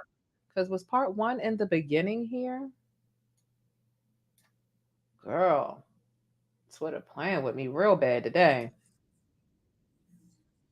Oh, okay. They were in the wrong order. Okay. Got it. Got it. I thought I was tweaking this entire time. All right. 30-minute mark. Let's get it. Part one must have been accidentally misplaced here, but we're getting back into the thing.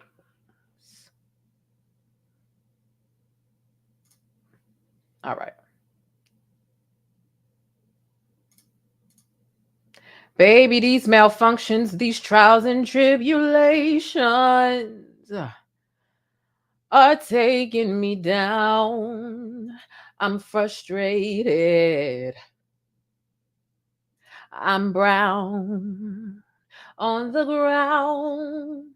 Hear the sound. Why are we buffering like this? This makes absolutely zero sense. Man. What's going on? Can't do nothing. Damn.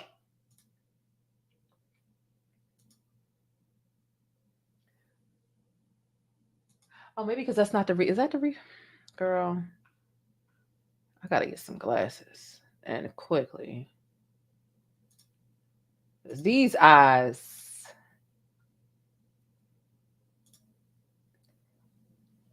Oh, thank y'all for bearing with me. Like I told y'all, I'm rusty, but we getting back in here.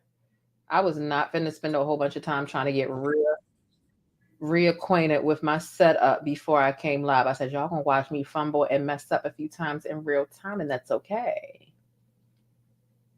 That's okay. All righty.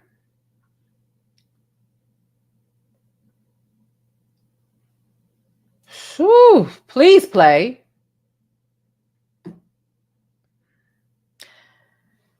Whew, let me pull up TikTok. Because I just don't understand why it played on the page when I'm not sharing that screen, but it won't play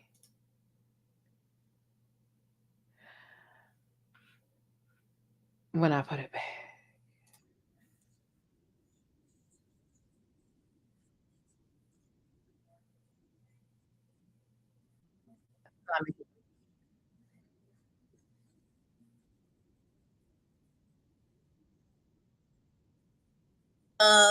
She's like how she's coming to Atlanta because it was my aunt's 70th birthday and she wanted to see me. So I'm like, damn, I got to do that Atlanta show just for her. Love you, mommy. What's up, y'all? It's your girl Cleo. So y'all know me. I've always been vocal about everything, about literally everything. Nobody can shut me up. Nobody can silence me. Like, was you silent or was you silent? Okay, and nobody's gonna do that to me. This video isn't to bash anyone. This is for me to speak on my experience and what I went through. And I want my fans to learn from this. My fans, my followers, my supporters, my future fans, followers, supporters. You don't even have to like me. I want y'all to literally take this situation that I'm about to break down to y'all and be inspired by it.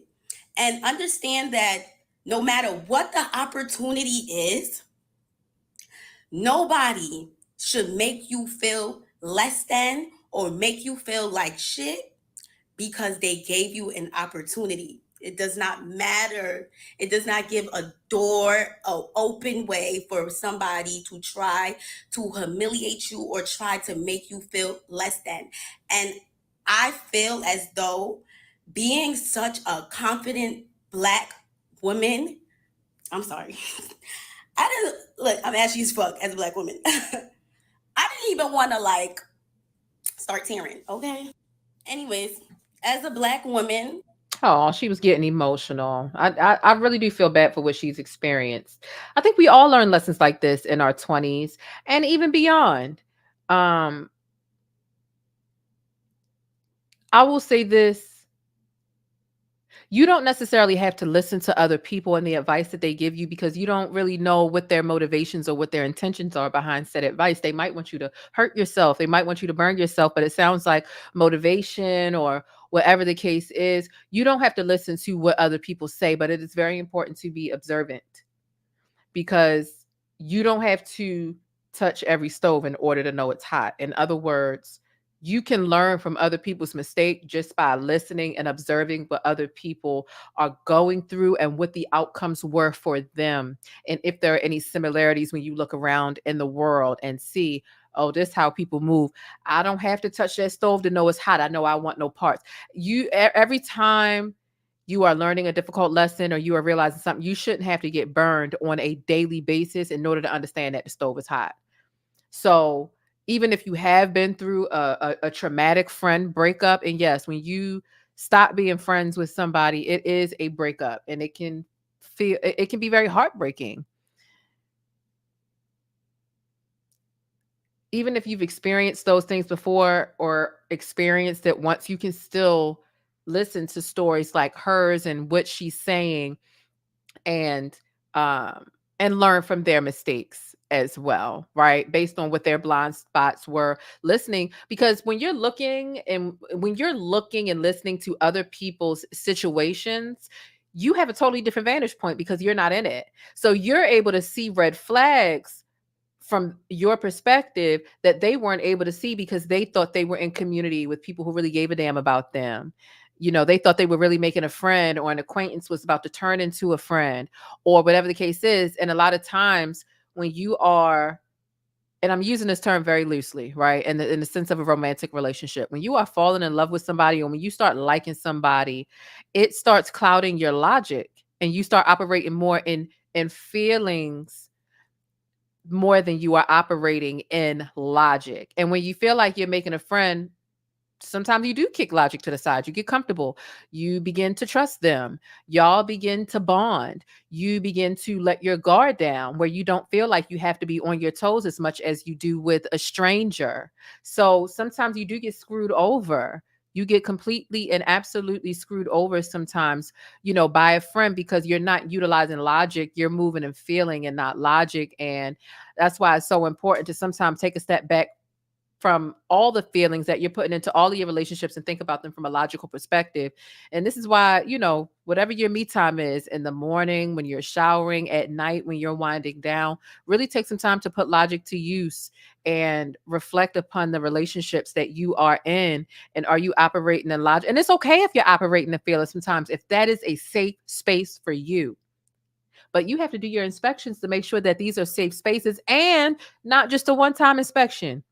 I might have became cool with you in 2019, but I still need to make sure that this is a safe space every year, every 6 months, every quarter, for some people, every month. This might have been a safe space when we first started this friendship, but now it's not. And if you're not taking inventory of what the relationship is giving you and what it's not, how it is truly making you feel, then shit is going to slip through the cracks and you're going to end up paying for it later, emotionally or otherwise.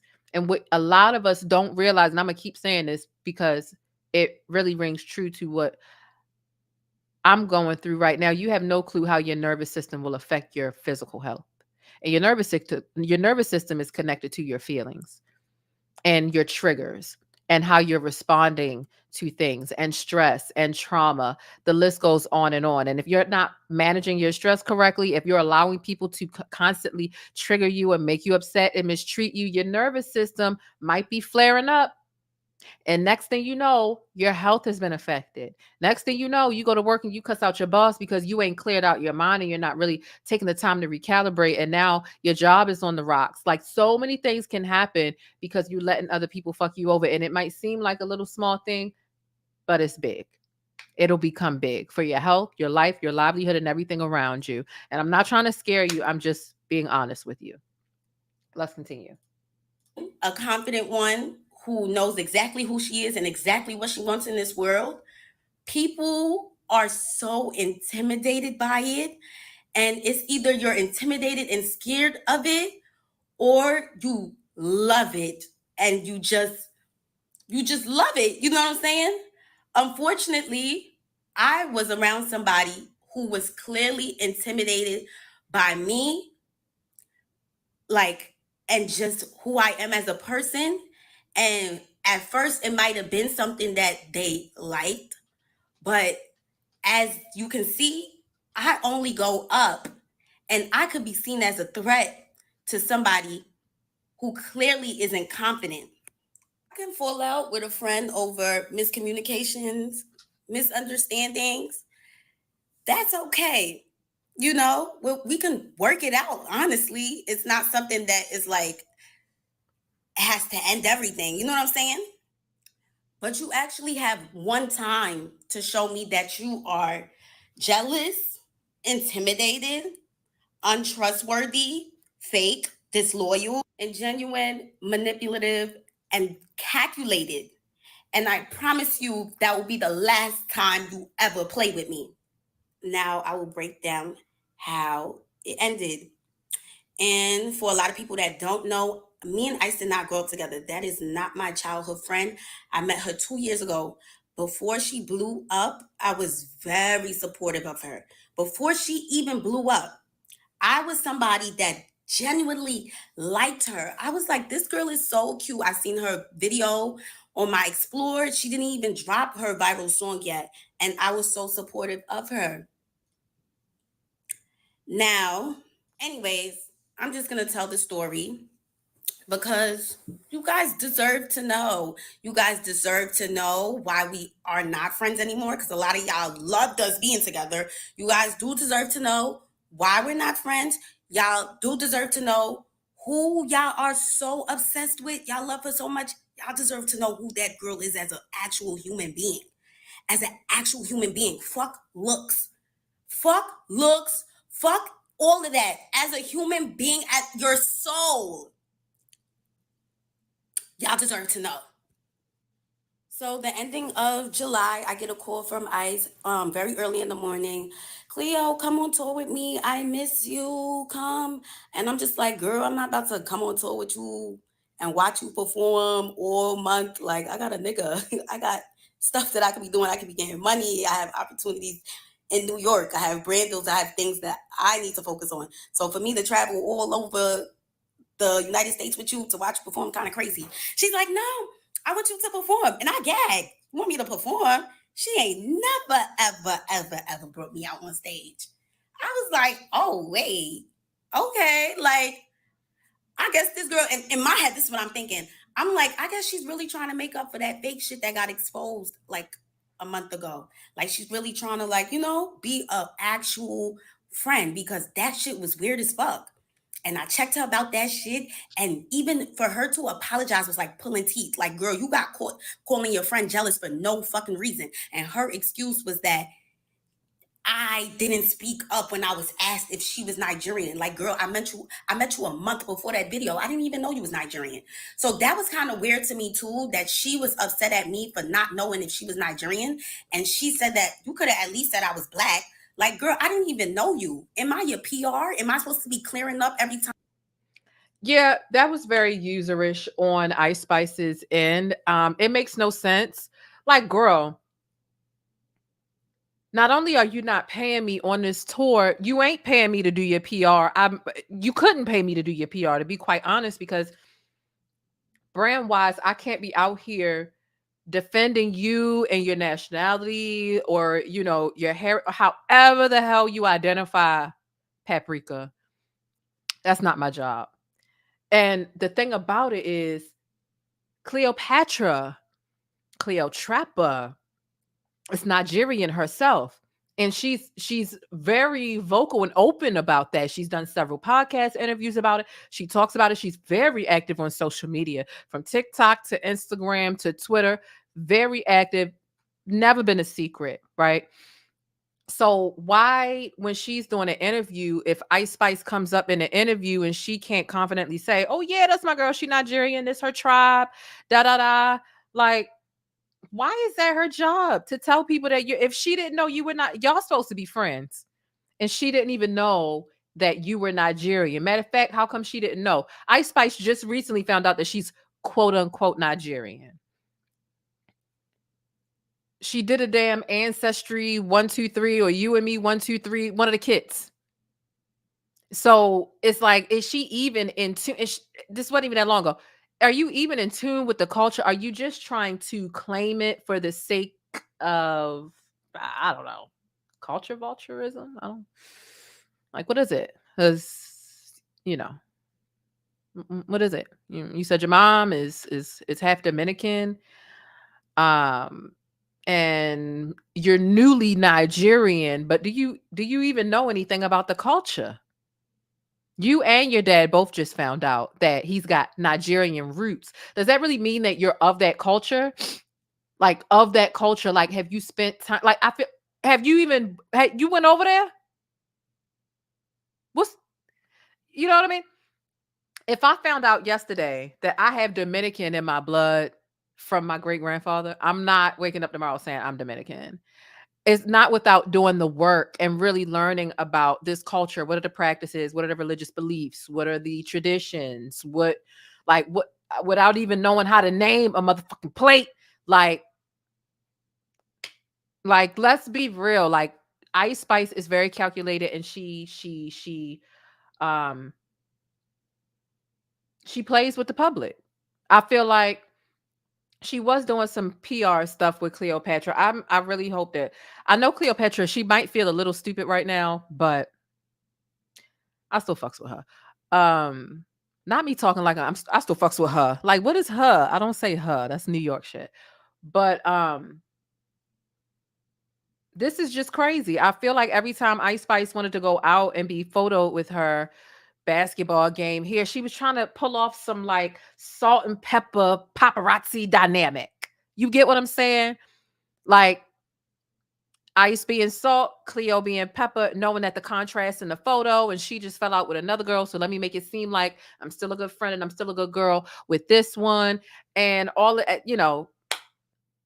I said, Nicki, Cardi, Baby Storm, like, just you don't fell out with everybody. You're too new in the game to have fallen out with this many people. It doesn't make sense.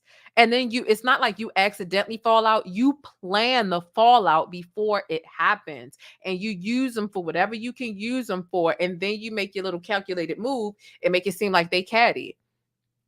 Nicki Minaj might not like the amount of attention that Ice Spice is getting, because she truly came out of nowhere and catapulted straight to the top. It's very abnormal, and it's really nonsensical. So I can understand the industry plant theories, but please make no mistake, Nicki Minaj is not threatened by Ice Spice, because the talent just it's non-existent. There's no media training, there's no stage presence.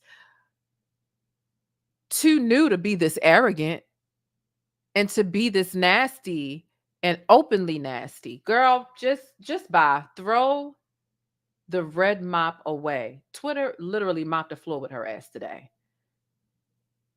And I enjoyed every second of it. Every time somebody's asking about you being Black or Nigerian, like, that's not my role, and I don't even know you, So I was so confused. Anyways, we moved past. Anyways, after that situation that had happened, with her ex-best friend exposing her for calling like just about everybody jealous, that was kind of like sick too. Because why do you think everybody's jealous of you? She literally tried to link me being jealous of her with that interview. of me not knowing if she was Nigerian. And I'm just like, girl, are you crazy? And she never said that she felt the way. And it was just like, I didn't even know that she was mad at me. She's just in messages talking about me. So she tells me, like, I think everybody's jealous of me. Don't take offense to it. I say that about everybody. I'd say that everybody's jealous of me. I even say that about my mom. Like, that's kind of sick. That is more than kind of sick. I get it sometimes. And sometimes, especially when you're a pretty girl and you you're in your season of success, however that may look, however often that may look. Yeah, sometimes people are grade A haters, but everybody, I seen those messages from Baby Storm talking about Cleopatra months ago and said that she was jealous of her and that she was fake. Girl, if everybody around you is jealous, just be a lone goddamn wolf. At this point, is your boyfriend jealous of you too? Because is the sun and the moon jealous of you as well? The Teletubbies are jealous of Ice Spice, y'all. God damn. Girl, the baby sun on the Teletubbies that just laughs all day and rises and goes down is jealous of Ice Spice. Ice Spice is shining brighter than the baby sun on the Teletubbies. Girl, get the fuck out my face with this. Oh, she's a simpleton. My grandmother used to use that. Just a simple, just crazy. Just crazy. Ooh. Education, special education, psychiatric medication, juvenile incarceration, emotional frustration, and premature extermination. But okay. Fast forward though, I started thinking that a lot of the things that Ice was doing was calculated. Like even the thing after her best friend exposing her, it was like, oh, like let's go to the basketball game. Come with me to this basketball game. I'm thinking like, oh, she just wanted me to come with her to a basketball game. Like maybe she's trying to make it up. I don't know why I kept thinking like she was trying to make it up for being like caught being fake. But it was just like, even the basketball game, it was like one day later, she's like dropping a song. It's like every time she's like inviting me out, because we never chilled on some like chill shit, bro. Like it was never like just some chill. It was always like in the blogs the next day and the song is dropping too. So it was like, what? This girl kind of uses me for her rollouts. So I'm just like, okay. When the tour thing came out, I'm like, oh, she's actually trying to like give me something now. Like, okay. She's trying to make it up. She's trying to be an actual good friend. I made a flyer announcing that I was going to be coming on tour with her. It did not even get reposted. It didn't even get a comment or a like, and she was tagged in it. The bill, it didn't even have my.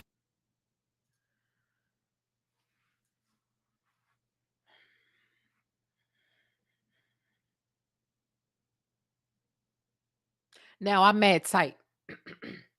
I'm mad tight. Baby, at the end of the stream, I'm going to be a New Yorkian. It's like, no, that'll never work. But because it's definitely Baltimore all day, iron earned and iron earned. If you know, you know. Two, dog, whatever. No, but on some serious, on dead ass though, I'm not even getting paid. The least you can do is repost the damn flyer.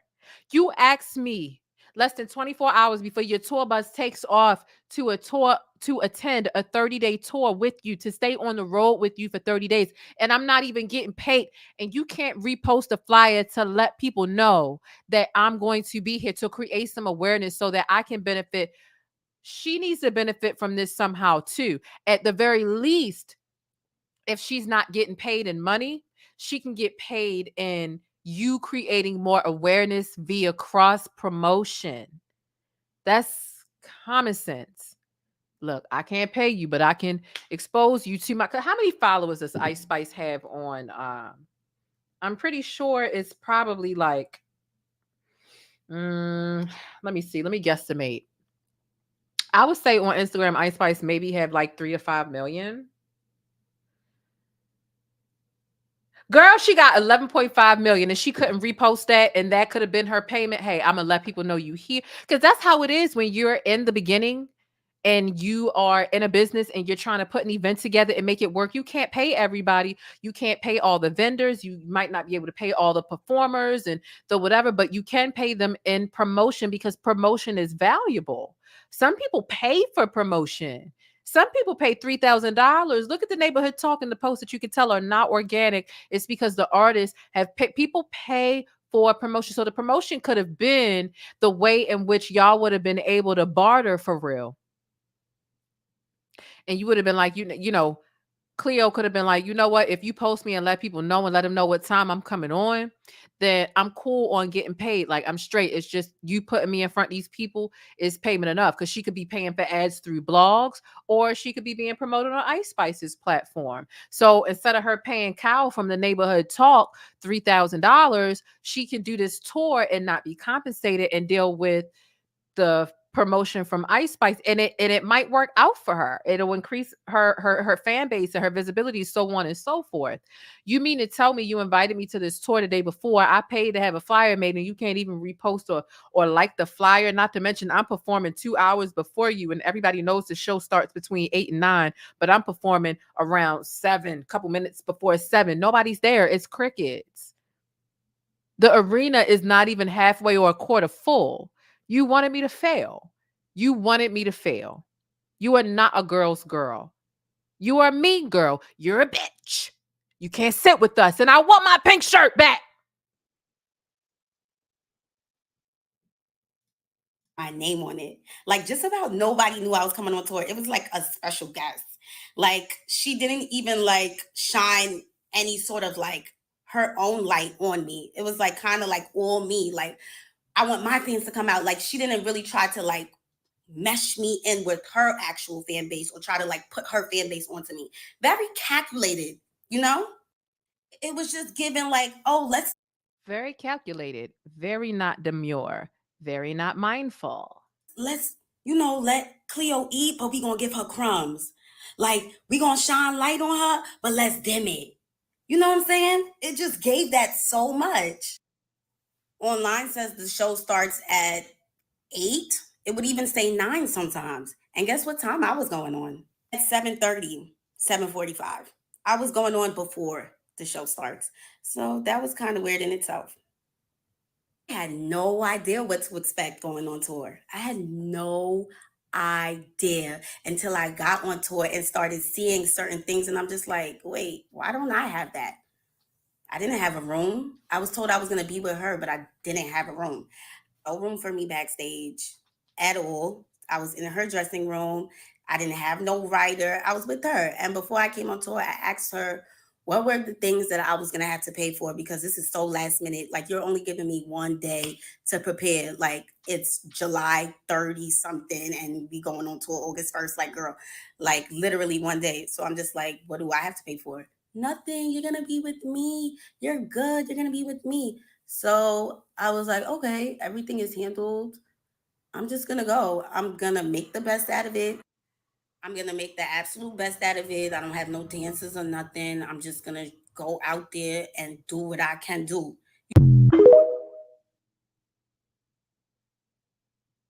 Now we're going to get into the.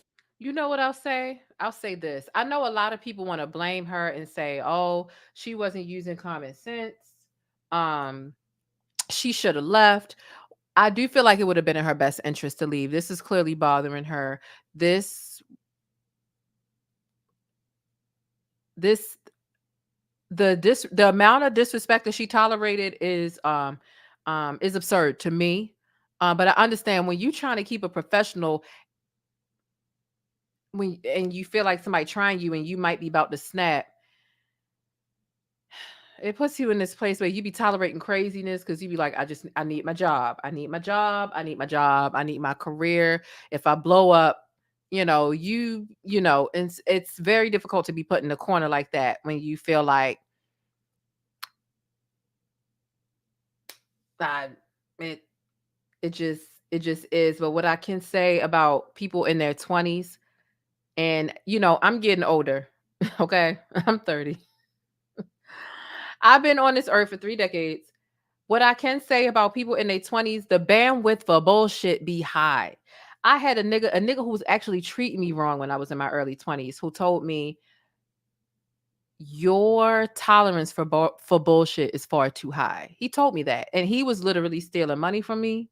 He was, I mean, I won't even. People in their 20s be dealing with the whole. It's not until you get older, for the most part, right? Shout out to the people who are in their 20s who have strict boundaries and they dealing with the bullshit. Okay. Put a 7 in the chat if that's you. Leave your comments down below. Even if you're watching the replay and chasing the bus, that's fine.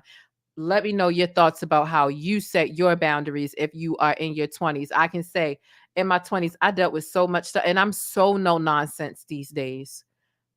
I am so I'm just not doing it. You're making me uncomfortable. You're making me question things. I'm looking at you sideways. It's seeming like you enjoy chaos more than you enjoy peace. Um, the older you get, the lower you have the tolerance. But in the 20s, the chaos be chaosing because we allow it because we're young enough, and I don't necessarily think that that's a good thing. I just noticed that that's a trend. And when we tolerate the worst of people and we stay with some of the worst of people, whether that be romantically, whether that be friendship wise, or whether that be family wise or familial, right? We just be dealing with people bullshit and thinking that we have to instead of just pulling out. Because in your 20s, you're fresh out of your teens. And when you're in your teens, you are dealing with a lot of respectability politics. Don't you ever get sassy with an elder. But when an elder disrespects me, I can't check them or tell them about themselves or get a little sassy back to them. Okay. You don't quite know how to create boundaries or exit relationships because a lot of times the first time we kind of want to get with somebody as a human being, you want to get with somebody in your family because there's somebody in your family that, especially the Black family dynamic, can't speak for nobody else. There might be somebody in your family that's truly treating you like shit, and you be like, da da da da da, and somebody, don't do that. Respect your elders. Like, the fuck you mean? Like, do you hear how they talking to me? So we are taught like from a young age to tolerate bullshit, and it carries over into our 20s. And it's not until we mature and we do all this reflecting and we realize when we approach our 30s that like, I didn't have to deal with that, but I did because I just did. The younger you are, the more you know. And I feel like sometimes when we're young and we're in our 20s, we're chasing adrenaline. We're chasing adrenaline. We need the adrenaline, even if it's chaos. We might not like how it makes us feel, but it gives you a certain rush and a certain adrenaline, and you just be tolerating nonsense. Baby, when you hit them damn 30s, and then don't let the people that hit the 40s and people start to increasingly not give a fuck. Look at the people in their 30s and their 40s and baby, they're gonna offend you. They're gonna use some terminologies that you don't like. Because they start to not give a damn. And some of it's wrong, some of it's right. But I'm just saying, in our 20s, especially as women, we tolerate a lot of bullshit for young, dumb, stupid ass reasons. But I'm grateful for the lessons that I learned in my 20s because they will stay with me forever and I can talk endlessly about them. I feel like I can speak to women who are younger than me and through my testimony, maybe help prevent them from going through some of the shit that I went through. And I really feel like I might make a book one day. I really feel like I might write a book one day about all that I've been through in relationship woes, family woes, friendship woes, and things of that nature. So these girls are young. So I know a lot of people are saying you should have used your common sense. This is a very young girl who is an independent artist, and Ice Spice is not an independent artist. And she was trying to preserve her career. She was in fear that if she addressed these issues with Ice Spice again, because Ice Spice had already essentially retaliated against her in one way or another when she, in a very civilized way, addressed the issues that she felt in the beginning of the tour, and she was retaliated against. So she was just like, shit, my career is at risk. I'm independent.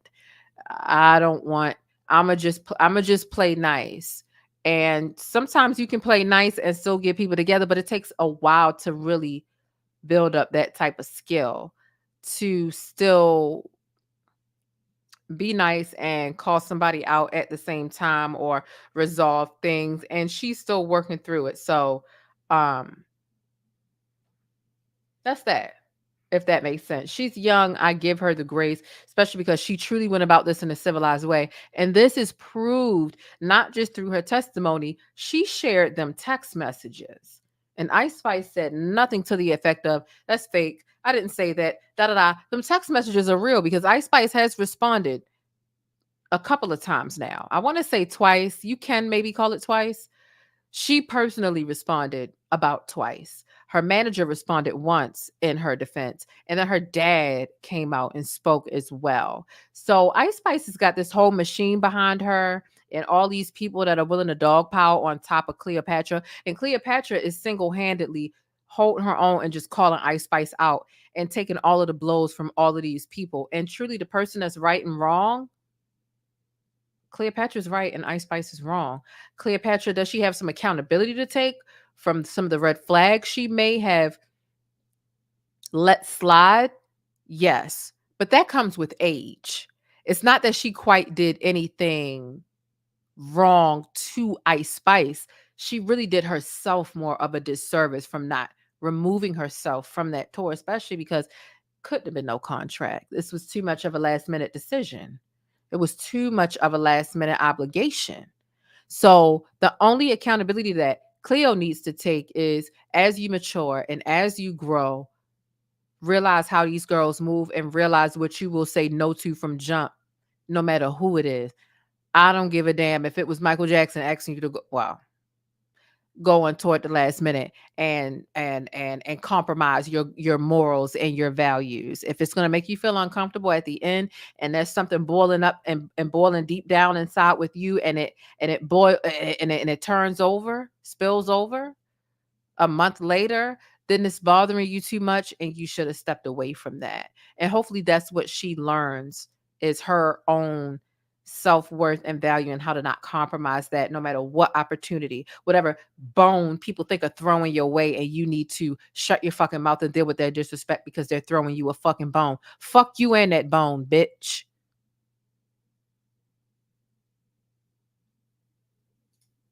The dispute that ended everything. So I addressed everything to her. I should actually show how I addressed it, because although it was very long, I want you guys to also keep in mind how so close friendships and relationships feel. Like the breakup feels the same. The way you express yourself, it can kind of feel the same. As like, you know what I'm saying? Like it is very similar.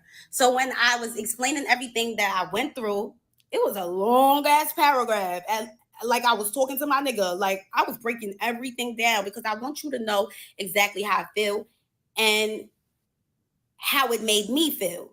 Exactly what I went through and how it made me feel. I want you to understand it. And I also want you to put yourself in my shoes and ask yourself if you would even go through that.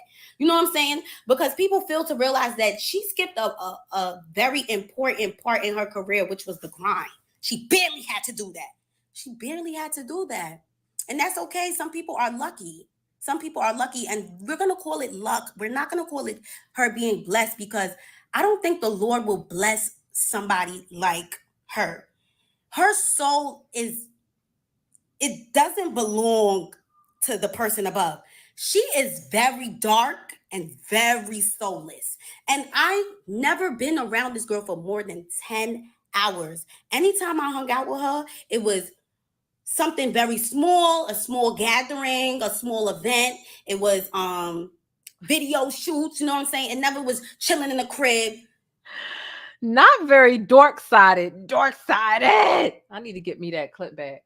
Hold on, because she put a caption on the screen that I didn't catch the first time I watched this. And very soulless. And I've never been around this girl for more than 10 hours. Anytime I hung out with her, it was something very small, a small gathering, a small event. Okay, what is this saying? Hold on, let's make this bigger. And I pulled up to every video shoot and every and anything she was having, because I looked at her as a friend until I started to slowly realize it wasn't reciprocal. And that's why I didn't go to her. Like, okay, gotcha. Okay. It was video shoots, you know what I'm saying? It never was chilling in the crib, face not done, chilling. Oh, that's terrible. I'm just catching this and thinking about this now. So you never really genuinely chilled with her as a friend. It was always on some industry support. She always wanted you there fangirling for her in the crowd. She always wanted you there fangirling for her in the crowd and being there to support her and to fill some goddamn seats. But she wasn't ever willing to, chill with you and play, Uno, spades, go fish, bullshit, dominoes, sorry, Monopoly, trouble, nothing. She never wanted to really like chill with you like that. Um, yeah, I definitely would not have considered her a friend. But I'm not here to judge her judgment. I would have definitely just considered her to be an industry associate. Um, but that's just me. Everybody handles situation differently. I'm not like blaming her, but like I said, I hope she realizes and really reflects on this for real. Because that is very telling. Like, damn, what can we do to have fun together? I just show up at your shit and support you and go. That's not a friend. That's an industry associate. You might even call it an industry friend, but that's just throwing the word friend around loosely and, truth be told, recklessly. That's an industry associate. Like, that's an industry. That's what that is. There's some people I show up to support and I don't chill with them personally. Sometimes I might show up to support you at a public event and I don't want to chill with you personally. If I don't want to chill with you personally, we've never chilled personally, you are not a friend. You're an industry associate, and that's fine. And industry associates can be very necessary. You know how to work them, but you got to know how to draw the line with them as well. You can't try to make a friend out of every industry associate. You shouldn't try to make a friend out of most of your industry associates. If you become friends with an industry associate, it should be on accident because y'all just naturally click and the chemistry is there. Just like a relationship, right?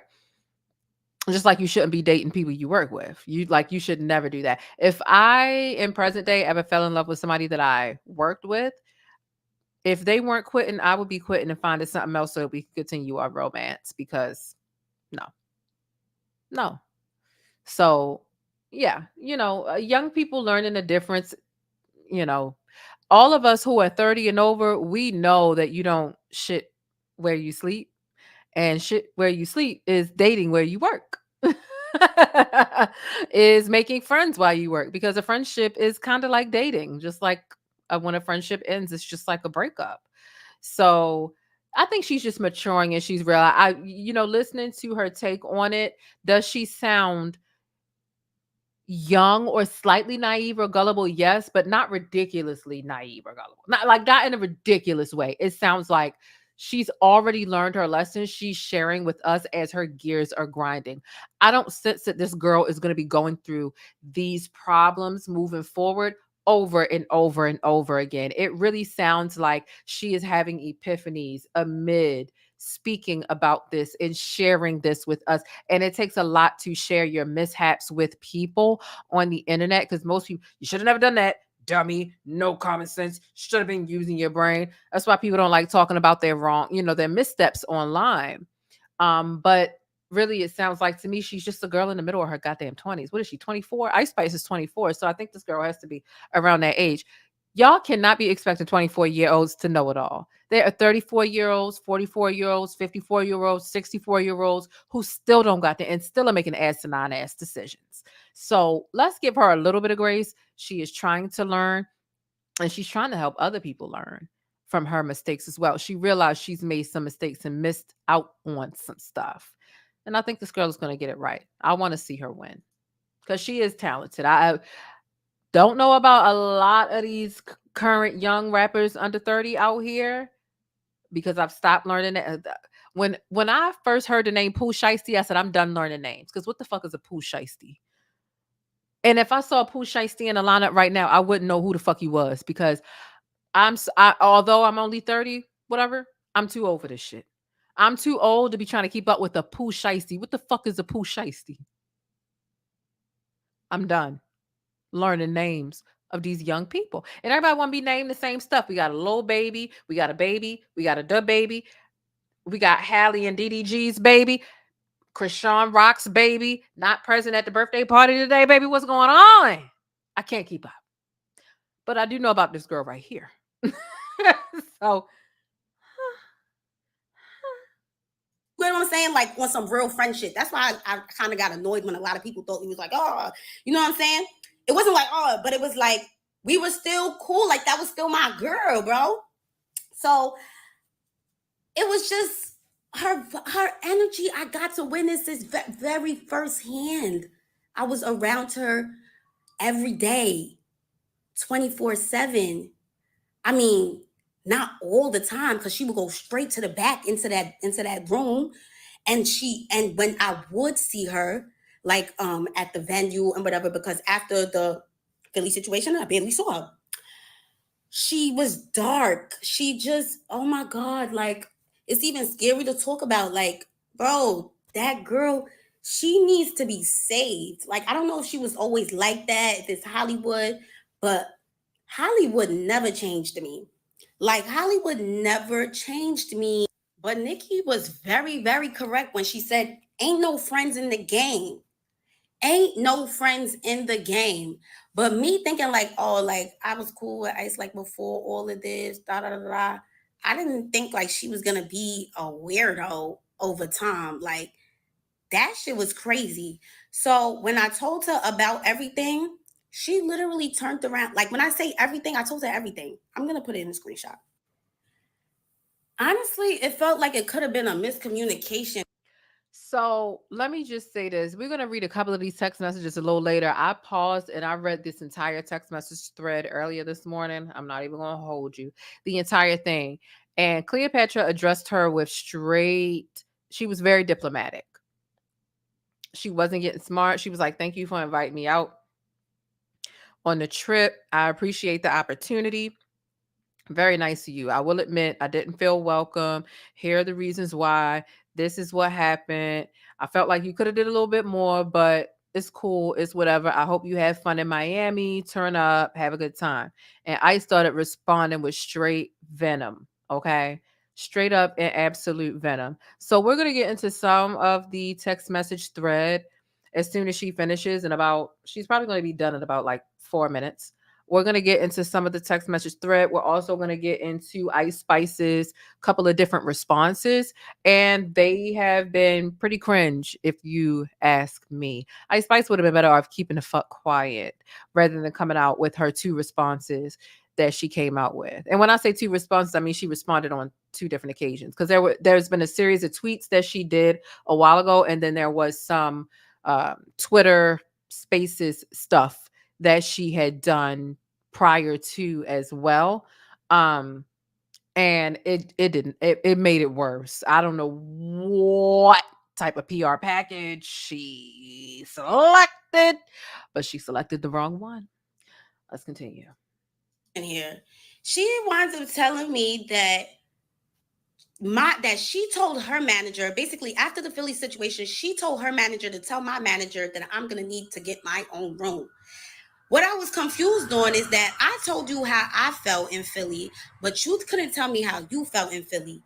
And that's why we weren't really friends. That's how I realized that we weren't really friends, because you can't even speak up to me, but had the audacity to say that I didn't say any of those stuff to you because I'm scared of you.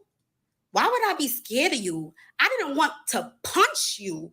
I didn't want to say all those stuff above and then you completely ignore it, because that's what you did when I mentioned the stuff that happened in Philly.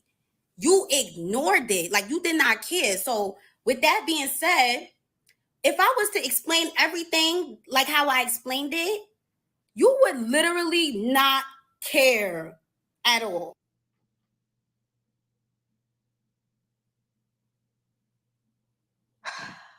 Y'all putting laughing faces. Y'all know this is not funny. Crashing out is sad, you guys. Like, the scary part of fame, honestly, is the moment that somebody feels like they can no longer use your platform, or like they're not getting exactly what they want out of a situation the way that they want it. You know what I mean? It's like that's when they decide to crash out every single time. Like, I'm noticing a pattern, bro.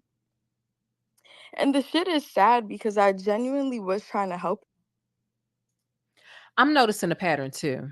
I'm noticing the pattern of when people are wrong and they want to dodge accountability in the year of 2024, and especially with her, it's always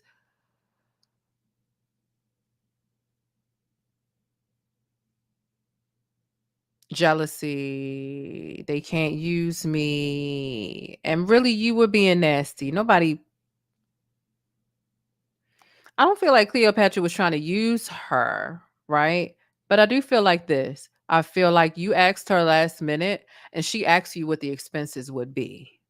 And you told her nothing.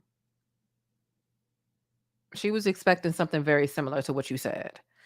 I feel like she wouldn't have mind paying for, a few meals a week out of her pocket, but you wanted her to pay for rooms and pay for this and pay for that. And now you're calling her entitled. She budgeted this according to what is wrong with my eyebrow and why is it itching? Like, oh my gosh. She budgeted this accordingly. And y'all on two different playing fields when it comes to money backing and the label expenses. So everything that you can expend, it's easy for you to just be like, I'm going here, I'm going there, I'm going you in your season. This girl not in her season, and that's why you asked her to open for you. And then you bring her out here. If you had been upfront with her about the expenses, she would have never agreed to come. She would have never agreed to come.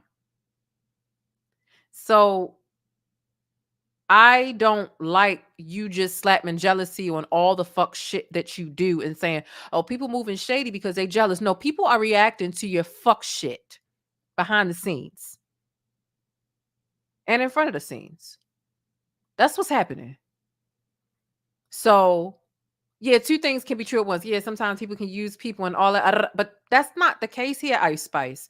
Everybody's not jealous of you. Believe it or not, some people really don't like you. I was not one of them people before today. I won't say I dislike you enough to create a hate page or anything like that. Like, I don't have time. But you're a nasty bitch. You're a nasty bitch. And I have never said anything like that about anybody on my platform. But this has been disgusting and very eye-opening for a lot of people, myself included. This is just disgusting ass behavior. You asked me to come on tour, and now I'm entitled. No, you offered me something, and now I'm holding you to what you said I would get, and now I'm entitled. Entitled to what? What you said you'd give?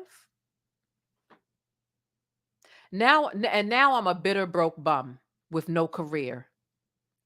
No career, but you asked me to come on tour with you. Like, girl, make that make sense. You've been feeling that shit. You were just waiting to say that shit to me. I'm ungrateful because I'm asking you to fulfill. Imagine you going to your place of employment and they say, we're going to pay you $29 an hour. And they pay you 20. You're like, hey, wait a minute. I thought I was getting paid 29. You ungrateful bitch. How you asking for more and we giving you 20? 20 is great in this economy. You said you'd give me 29. How am I ungrateful? Because I'm not grateful for the 20 because there's $9 missing here. Hello? Hell? Oh.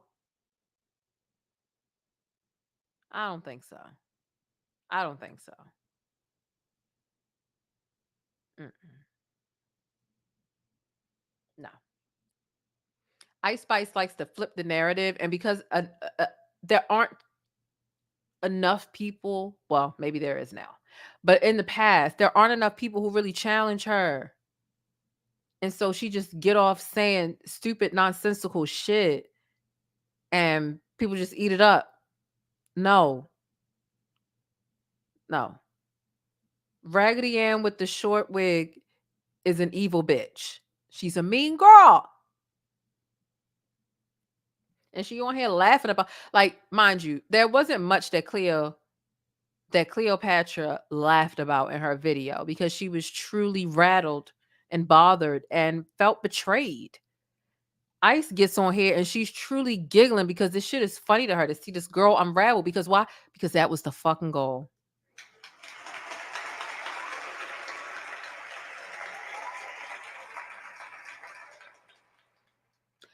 That was the goal. Ice Spice loves the effect that this has had on Cleopatra. But I want to see the long-term effect on her career because I truly don't feel that Ice Spice has any true longevity when it comes to her career. Album, flop. All songs sound the same. No real substance. I see why the Teletubbies are jealous of Ice Spice. I see why. Because they both poopy in their diaper. I'm in my diaper. I'm in his boopy. I'm in his poopy. The Teletubbies shitting on themselves too because they're fucking children. And they're like, why does she get all this shine for being poopy? And we over here on PBS. And she over there on CBS.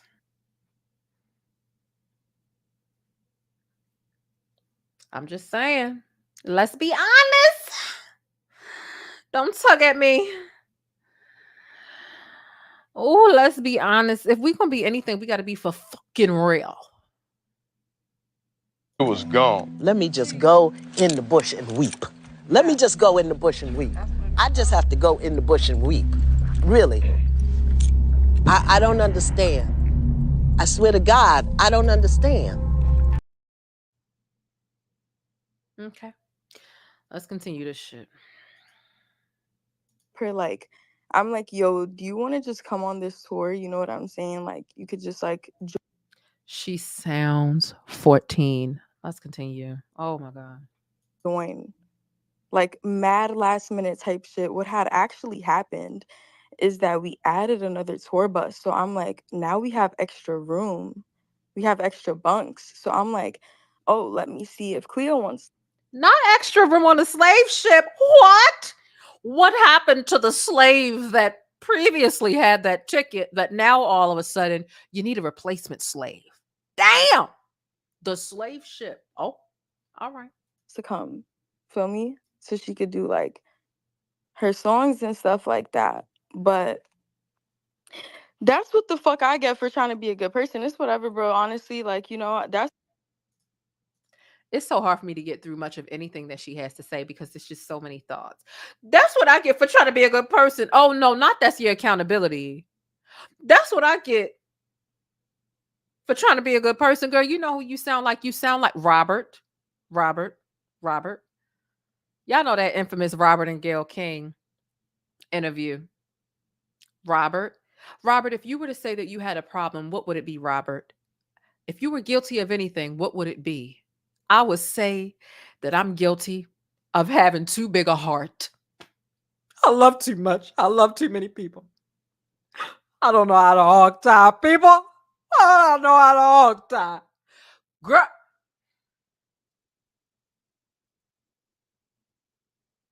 I can't stand apologies like that. If you want to say that's what I get for being too nice or having keep that shit to yourself. Because, baby, I'm going to tear you up every time.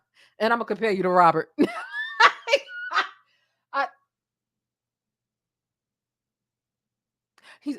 Robert said, I'm guilty of having too big a heart and being too nice. I'm not a hog tie people. Okay, Robert.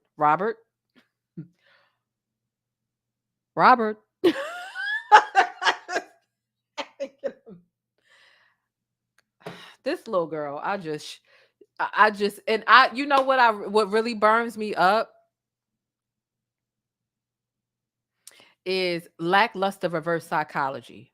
That really burns me up. I'll be like, you try to make somebody feel bad or think the opposite or like, what is this? But you know what? Here's all that's going on. But that's what I get for being too nice. Girl, that ain't what you get for being too nice. You're a mean girl. Girl, and it turns out Robert does know how to hog tie people. That's the real gag. Let me show y'all real quick. I'm gonna show y'all real quick. Real quick. Robert know how to hog tie. I found out the other day. Oh no, not the copyrighted music. Okay, well it's gonna be quick. Let me make it bigger on the screen. Girl, Robert absolutely knows how to hog tie people. Sent me something on my phone and it said that I hog tied her. My mind's telling me no. I don't know how to hog tie people. What would I hog tie? But my body's telling me yeah. Sent me something on my phone and it said that. Y'all, this is what AI was made for. Okay. Hold on, hog tie. You know how to hog tie, Robert. Stop playing with me. I know you know how to hold on, hog tie. Oh my gosh.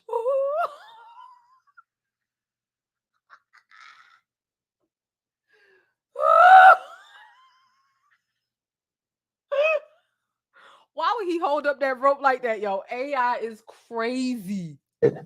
Hold on. I hog tie somebody. Why would I hog tie? Hog tied My her. mind's telling me no. I don't know how to hog tie people. What would I hog tie? But my body's telling me yeah. Sent me something on my phone.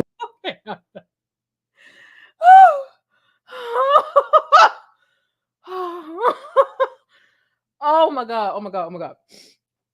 Oh. Oh, hog tie. I don't know, Robert. Why would you hog tie? You're a kidnapper. Why would you kidnap? You're a rapist. Why would you rape? Like, what do you mean? You're a nasty man. Why are you nasty? Like, woo! Oh my goodness. Anyway, let's get back to Ice Spice. Sometimes you just got to laugh amidst all this craziness. What is going on? Let's get. Oh, let's listen to Poopy Diaper. Poopy. She is his Poopy. Let's see what Poopy got going on. It's not gonna stop me from still trying to be a good person. Like, I'm gonna always help the next person out. Like, and that's really my fault for real. Girl, who fault? Girl. Because whatever though. But to say like just to leave out so many details is crazy. Like, how you not gonna tell the people, bitch, we was on them rides at the theme park screaming our vocal cords out, like to the point where the next day it was hard to perform. Like, bitch, we was having fun. So for you to try to sit here and complain about a chicken salad, it's like you never came to me talking about a chicken salad. What are you really talking about right now? Let me tell you something. If I'm your motherfucking friend and I shared my lifesavers yesterday, why I gotta come to you today and ask you to share your Kit Kat? You claim you a rich ass troll. Why do I gotta come to you and tell you about a chicken salad? Especially knowing what you said about the luggage. How much bigger is luggage in the chicken salad? I'm not finna make this tour hell for me if I'm deciding to bite the bullet and stay. You know, when you making your exit plan from a job, some stuff you just like take on the chin on your way out until like that last week or that last day. You don't really turn up that bad until the last day of school because you don't want them to call your parents or have your academics suffer or fail the grade. That's essentially what this situation is with Cleo and her. She was trying to remain demure while you were being a bitch. Talk about why she didn't tell you about no chicken salad. She learned her lesson from the damn luggage. You are not approachable. You don't take criticism well. You don't take somebody pulling your cord. And you don't handle that well at all. So, like, girl, no. Fuck you and that chicken salad. And fuck your Ozempic pen too, bitch. Because you got some nerve calling me fat after we fall out. And you was just thick as oatmeal last week. You got on this Ozempic, and the Ozempic then got to your little bobblehead. Girl, don't play with me. Don't play with me. And Cleo ain't even big. Hell, I'm probably bigger than Cleo. And I'm only 148.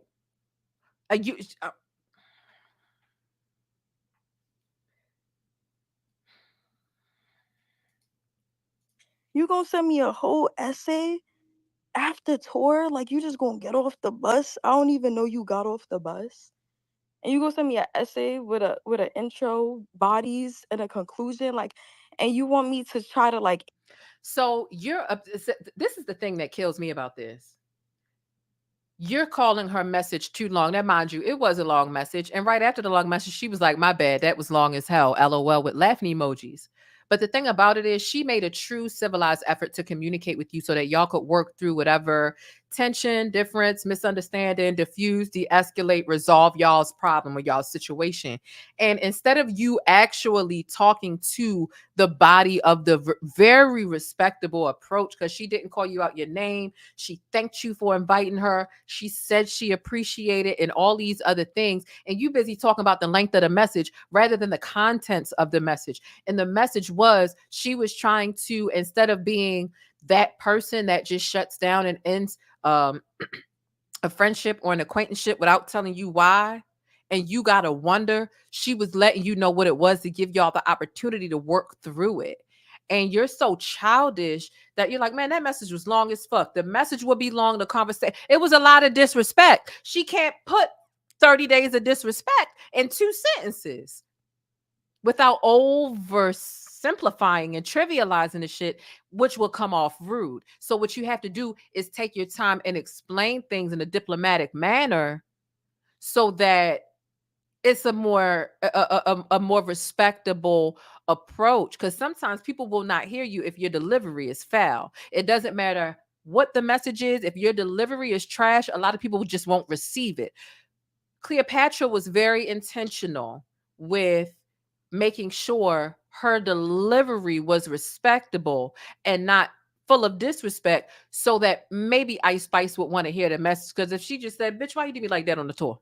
To summarize the whole 30 days, bitch, why you do me like that on the tour? She didn't do that. She let you know everything that you did and how it made you feel and wished you well at the end and said, I hope you enjoy Miami.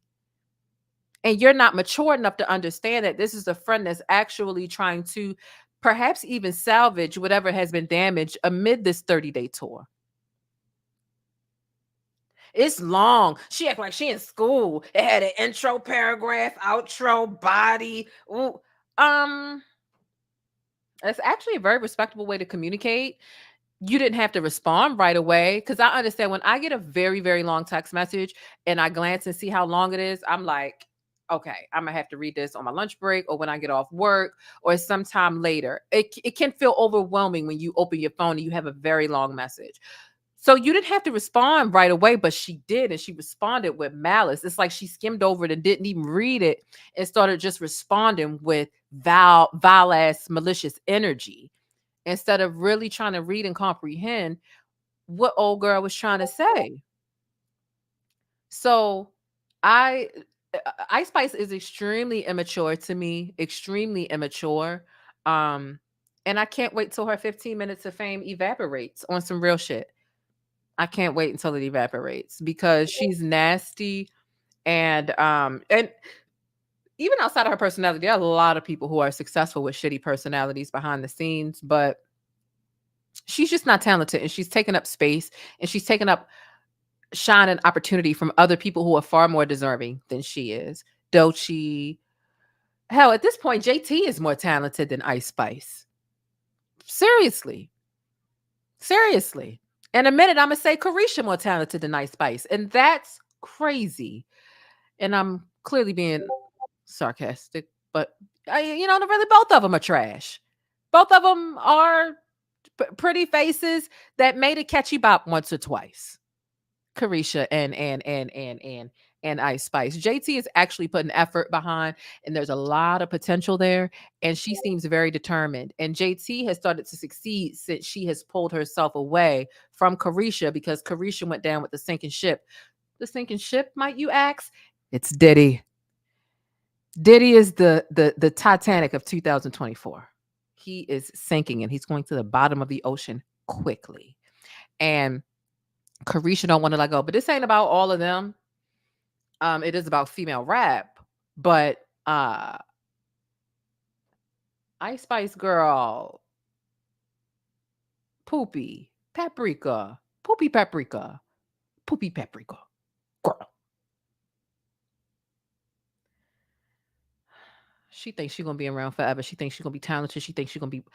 Analyze this shit and figure out how I'm wrong when all I did was share Figure out how I'm wrong. All you did was share. my stage with you when I ain't even have to do that. You got less than 10,000 listeners and I'm sharing my stage with you and you feeling so entitled like you You got some motherfucking nerve, bitch. You knew how many listeners I had before you invited me on this motherfucking tour. You don't invite people on the tour for a solo or as a friend. And Cleopatra even said, you've never even invited me to do anything with you. It's given very much whatever opener you had booked before dropped out at the last minute, or your team forgot to hire an opener, and you bring me on as if I'm a piece of talent that can compliment you and you can come after me and we mesh. Right? Because you don't have people opening for you that are complete and absolute trash. Not in the music industry. Comedy, something totally different. But in the music industry, you don't have people opening for you if you don't feel like there isn't a mutual benefit cross promotion wise. So now all of a sudden that we are having a disagreement, now you trying to shit on my numbers. My numbers have been smaller than yours all year. So you've been waiting to shit on me to be complete. Miss Poopy Paprika. You've been waiting to shit on me. You've been saving my poopy in this diaper, and I'm gonna put. You've been saving that little bit of poop in your diaper to try to deposit it on my head for a minute now. Now I'm a fat ass bum with no career that can't make a hit, and I'm broke. That's far too many things. Far all she did was call you a mean girl, and you went and called her all of these things. No career, no money, bitter, ungrateful, broke. Can't make a hit. If I had no career, then what the fuck was I invited to open on your tour for? This is the shit that be getting me. Don't call me untalented when you needed talent, I'm the one you called. Ice Spice need her ass beat on some serious shit. thinking that my peoples that work for me is supposed to work for you too. Like that's so crazy to me. Like how I'm in the shower, you gon' barge in while I'm butt ass naked trying to press me about some bags that you gotta carry some bags.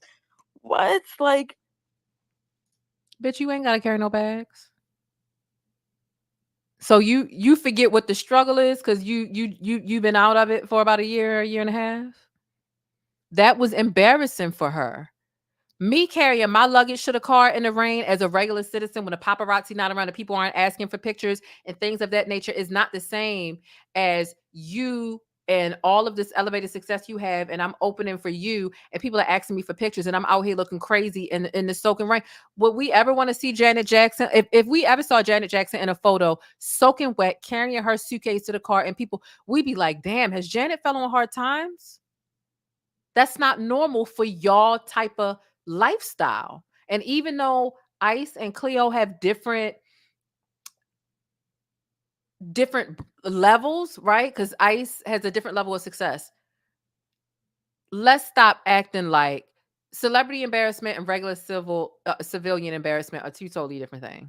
So Ice acting like she doesn't see the humiliation in this scenario, knowing damn well she wouldn't want to be caught doing that. I see the way Ice Spice's team caters to her. Ice Spice don't even have to carry her motherfucking coffee from this table to the next because they got it all for her. And she acting like the girl is nuts and being entitled over a heavy bag that's full of half of 30 days worth of wardrobe and shit. And she ain't got no assistant, no manager, nobody to help her with, with her thoughts and everything else that's going on with her career right now. Stop acting like you don't see the inconvenience in that as an artist. As an artist. Y'all don't handle all of y'all stuff hands on the way us everyday civilians do. So you need help if you really want to keep the artistic process pristine. If you need to keep your mind clear enough to perform and create good art and keep the artistic and creative thought process flowing, you need help on the back end with everything else that is transpiring pertaining to your career. What is our marketing strategy and plan for next week? What are we posting next week on Tuesday? What is everything else? Somebody needs to be thinking about the album cover and the date of the photo shoot and the style of it and the hair for the album cover that we are shooting next week on Wednesday for the album that's going to be released on Thanksgiving. So many things go into it. So you thinking that she's supposed to come on tour with you completely solo dolo, nobody else, worry about her own hair, her own makeup, her own wardrobe, nobody's trying to help her get food, carry her bags, be the artist that she needs to be. Y'all saw how Ice Spice was acting in that prayer. And that's one thing that I will say.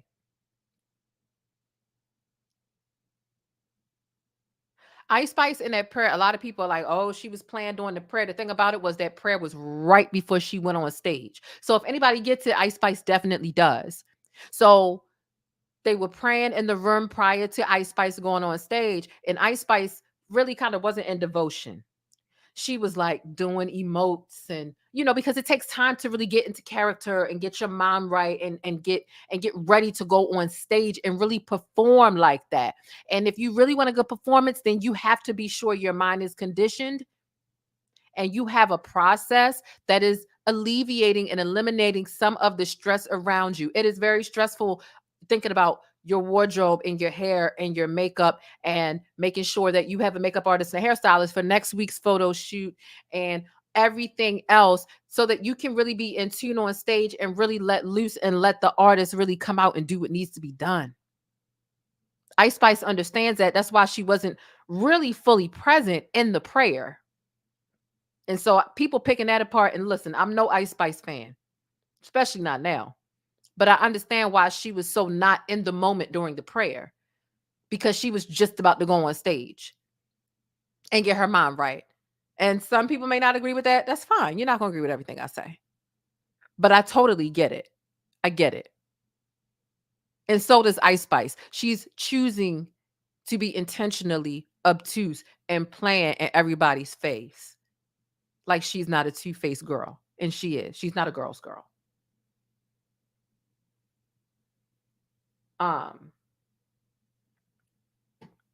It's stressful for Ice Spice, and she get up there and she barely even does any goddamn thing. I didn't know she was relevant until Nicki Minaj unfollowed her on the gram. I guess it takes one to know one. Absolutely. And the messier thing that Nicki Minaj did today, she followed Cleopatra because she fell out with Ice Spice and it's Cleo versus Ice Spice. Nicki went and followed Cleopatra. It is what it is. It is what it is. Nah, that's that shit, bro. But And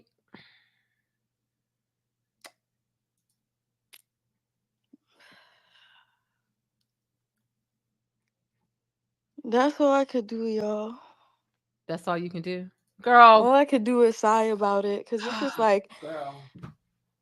what can you do, bro? It's like, damn. Crash outs and they going on rants, bro. Crash outs and they going on rants. But fuck it, though. At the end of the day, it's whatever, bro. Like, this shit comes with it, like.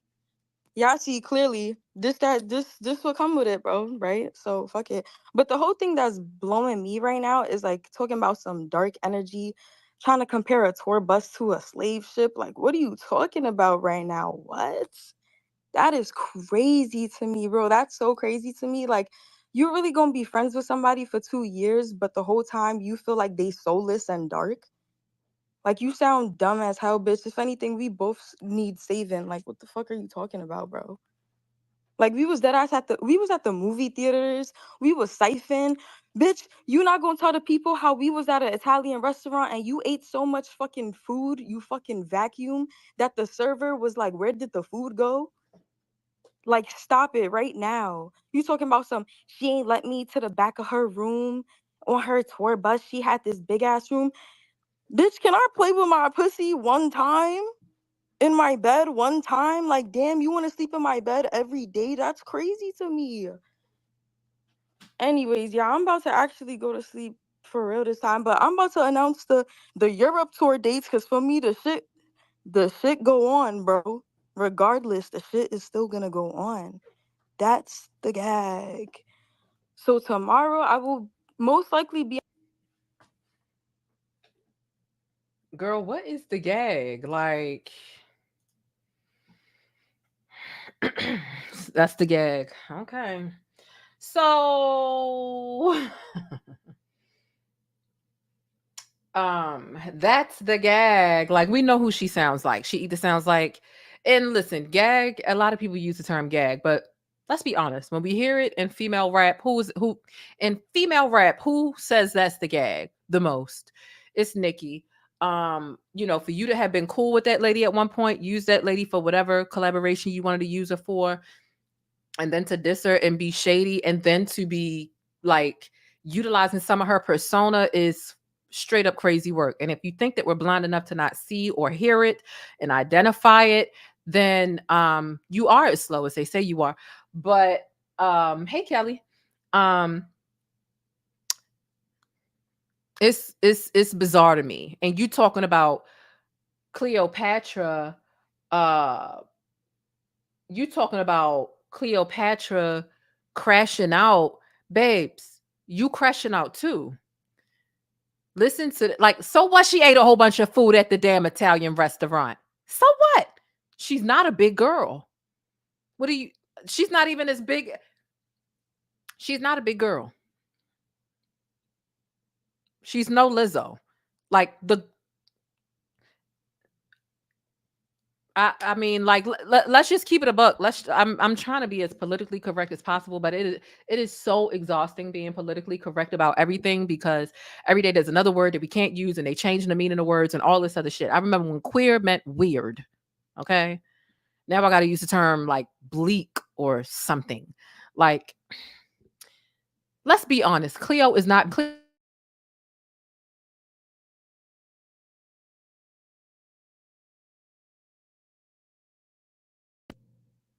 There we go. Cleo is no Lizzo. She's no Queen Latifah. She's no Oprah back in the day. Like, she's not. She's not. So it's pretty weird. It's pretty weird. It's pretty weird. Don't call me fat when you were just bigger than me last week, but you took some Ozempic because the label told you to do so. And for me, with Ice Spice being as thick as oatmeal, she looked good. That's the thing. That is the thing. Ice Spice looked really good because she was thick and it was proportion. Yes, she had a big old butt, but she had big thighs. Her cheeks were chubbier. She was full, but Ice Spice wasn't giving fat. She was given she wasn't giving FAT. She was giving PHAT. So it was very proportionate. That's what I will say. It wasn't given like, oh, the girl looks obese. It was given she thicker than a Snicker. But now you done lost all this weight due to Ozempic or whatever, and now all of a sudden you calling other people fat? Like, talking about other people's appetite because you medically reduced yours?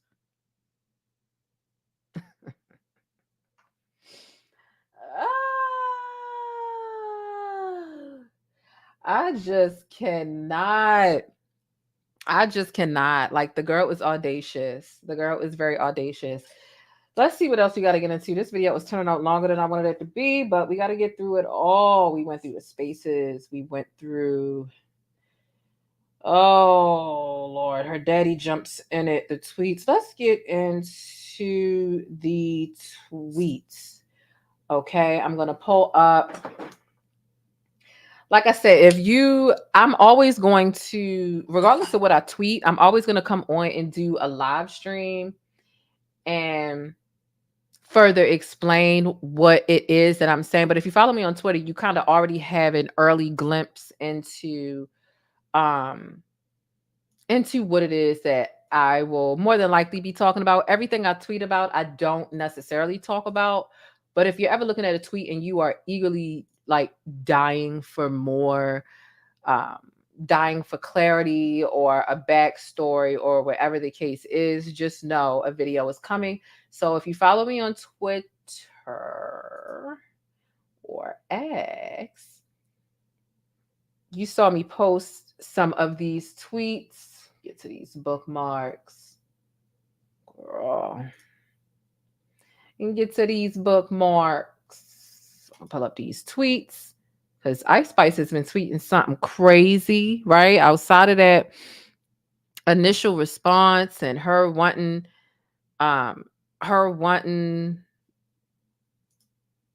Cleopatra to do PR work for her wanting Cleopatra to do interviews saying that she's Nigerian and all this other stuff is like, it's very, very, very, very strange to me.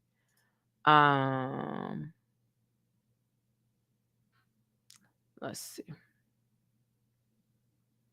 Baby, when I tell you Twitter has been blowing up today, this has probably been the month. I'm going up today. This is the most active I've probably been on Twitter in some months. Probably definitely helped wake something up and bring me back since I took my little internet hiatus. Oh wait, that's not what I was looking for. Just need to go to my profile. That's what it is. Let's get to these tweets that prove Ice Spice need her ass beat. 888. Let's get into these tweets. And you know what? These jokes, the jokes on Twitter are so out of control. Y'all, when I tell you I was drinking some Sunny D, yes, I went to I went to the market and I bought some Sunny D like a couple days ago. I think it was like Friday, Saturday. And I bought some Sunny D, and I know Sunny D is not good for you. I know it's full of a whole bunch of crap. It ain't nothing natural about it. I was just craving some Sunny D. I was not craving orange juice. I was craving Sunny D. And I'm drinking my Sunny D, and I literally choked it. All some of it did get up into my nose canal, but I don't know if you ever like were drinking something and laughed so hard that it came out your nose too. The Sunny D almost came out my nose this morning when I came up across this joke right here. Oh my gosh. Like because again, it seemed like they was trying to starve that girl. Like, damn, like she in the middle of eating a chicken salad and she the only one at the table. And they like, oh, she not in the budget. In other words, pay for your own chicken salad. Like, damn, it couldn't have been no more between $8 and $30. Then y'all sneaking and going to the steakhouse. Me and the hairstylist, you mad at the hairstylist because the hairstylist cool with me and we ain't eat. So, you know, people in the chat talk about, oh, they said Cleo was always hungry. I'd always be hungry too. If they sneaking off to eat and making secret arrangements to eat, you know, and I'm trying to figure out where I'm gonna eat, and I'm in places I don't know where the hell I am. I ain't got nobody with me. I don't got no assistant. I can't all right. What the hell? Anyway, let's look at this. Baby. And then going to the steakhouse is one thing, but at least to not call and be like, oh, you want something to go? Knowing that there's nothing in y'all's, you know, mile or so radius for the girl to get anything and no Uber Eats or nothing. What the hell is she going to eat? Like, child. This took me for a loop. We could have been. As a people, we are so unserious. I said. They said Ice Spice's team when Cleo wanted to eat. Y'all ever seen Diary of a Mad Black Woman with Kimberly Elise? Let me put a bigger on the screen.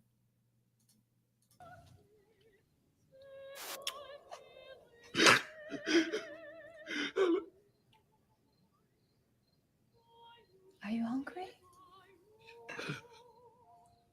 Oh. Maybe you should go into the kitchen and get yourself something to eat then, huh?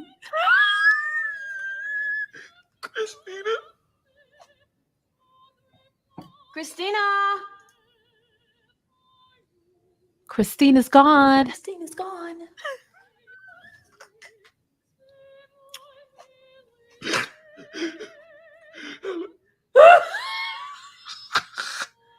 Are you hungry?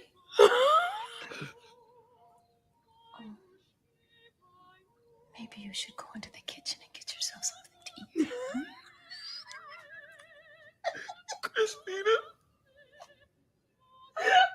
Christina. Christina's gone. We have got to be more serious as a people. Like, you know, whenever I don't know who said this first, but when they say we ain't had a serious conversation since the civil rights movement, like they dead ass serious. Like we are so unserious. Yes, when he was blowing bubbles in that tub. Stop blowing them bubbles. She was like, you stink. Oh, that now I will say that. Now that is okay. I will admit Tyler Perry is predominantly trash. But this right here, this was a masterpiece. This, The Family That Prays, and For Color Girls. But gotta be honest, For Color Girls was both Tyler Perry and Oprah Winfrey working together. So you can't give him all that credit. But this shit right here was funny as hell. She tipped that wheelchair in that tub. Okay. Christina's gone. You hungry? You should go in the kitchen and get yourself something to eat.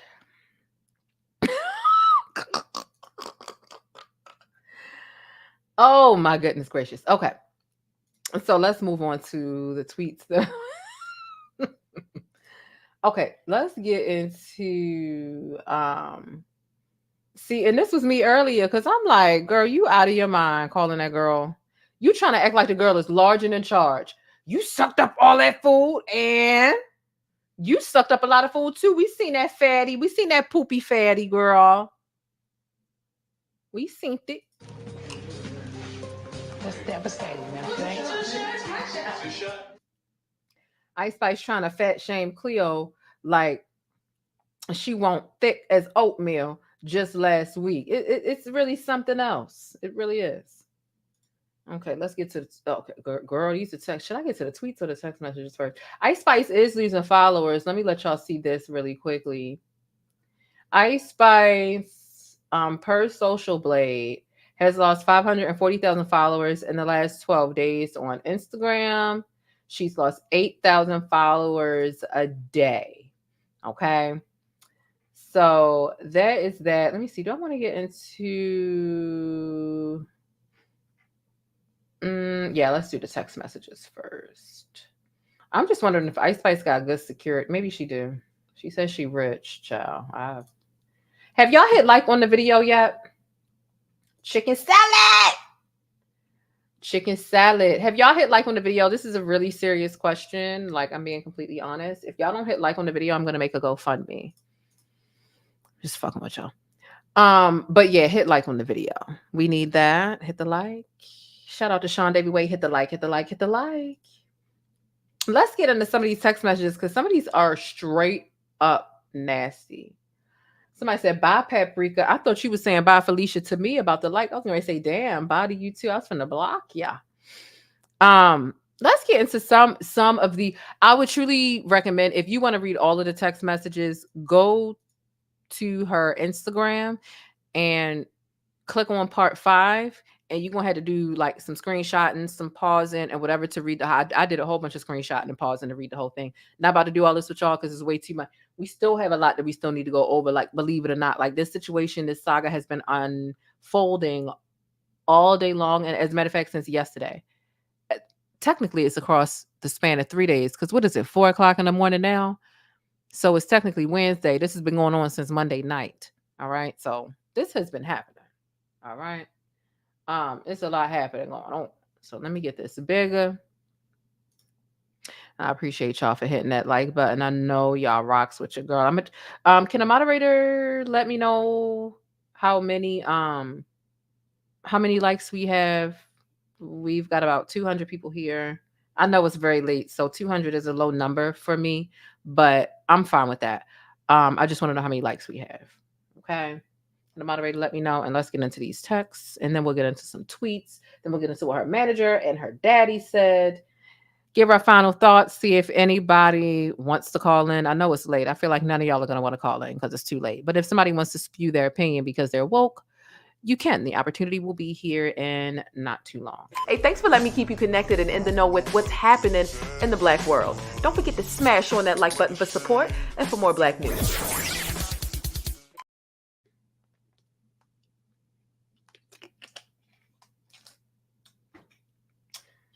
I said I didn't know I was interested in this. Hey, there are some things I become interested in that I had no clue I was going to be interested in either. So I know what you're saying.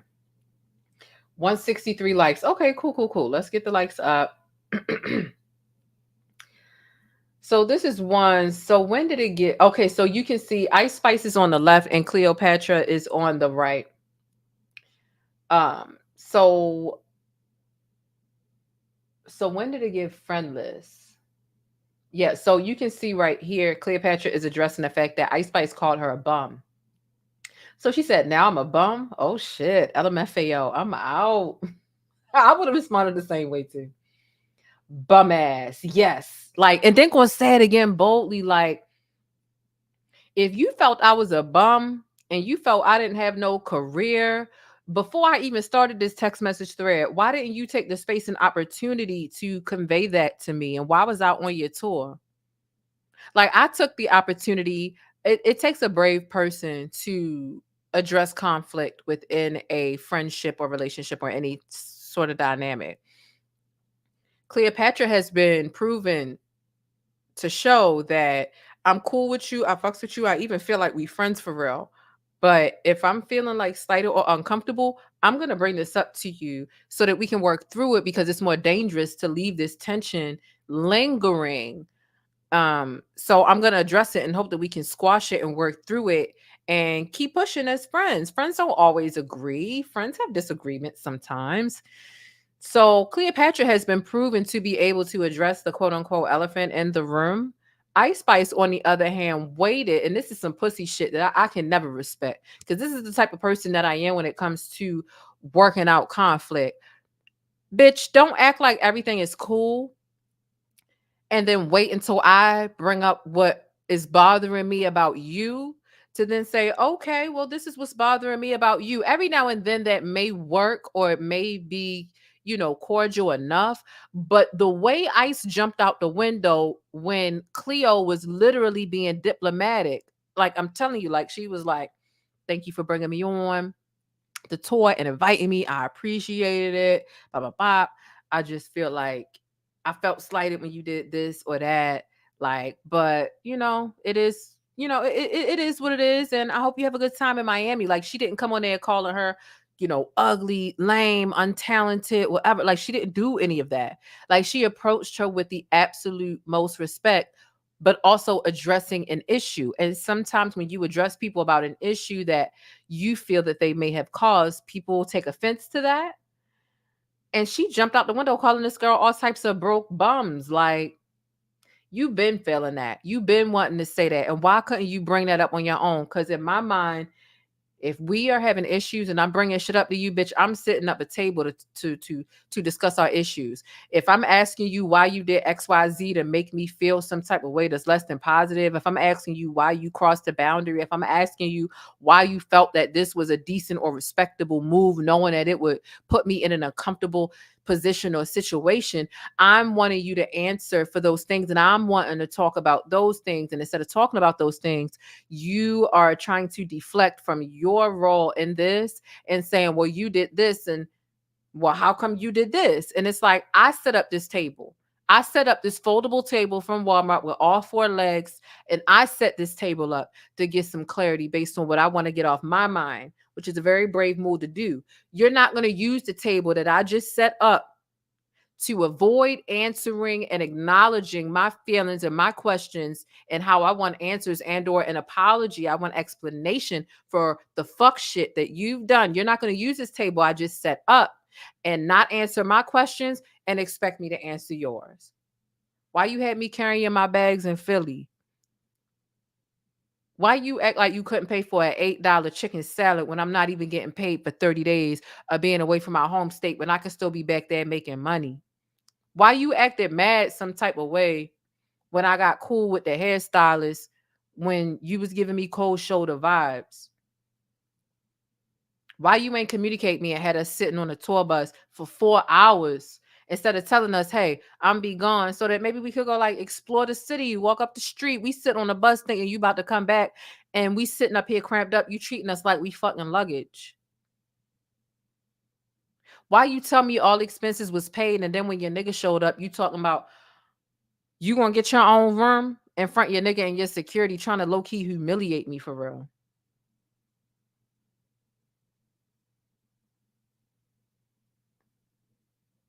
And you so bothered by that, and we supposed to be some New York bitches. We used to aggressive, and not to say that Cleopatra was aggressive, but she was very direct, and people can mistake you being direct and you being blunt with you being aggressive, and it's not. It's just me trying to not let this tension build up, because the tension build up is never good. And so you being questioned got you feeling like, well, instead of me giving you answers to these questions, because I know me answering any of these questions would be me admitting that I'm shady. Let me ask you some questions. Why you such a bum? Why you so entitled? Why you so bitter? Why, like, nah, girl, I set up this table to talk to you. You weren't bold enough to set up a table to communicate with me. I set up this table, and I'm being very respectful with you. I'm not calling you out of your name. I'm not calling you. I'm not insulting you. I'm not nothing. I'm just letting you know what slighted me. And instead of you really facing what I'm saying, you're deflecting and then saying that my message that I sent you, which I made sure I structured it very well. I made sure I proofread it, and I made sure it wasn't too spicy at all.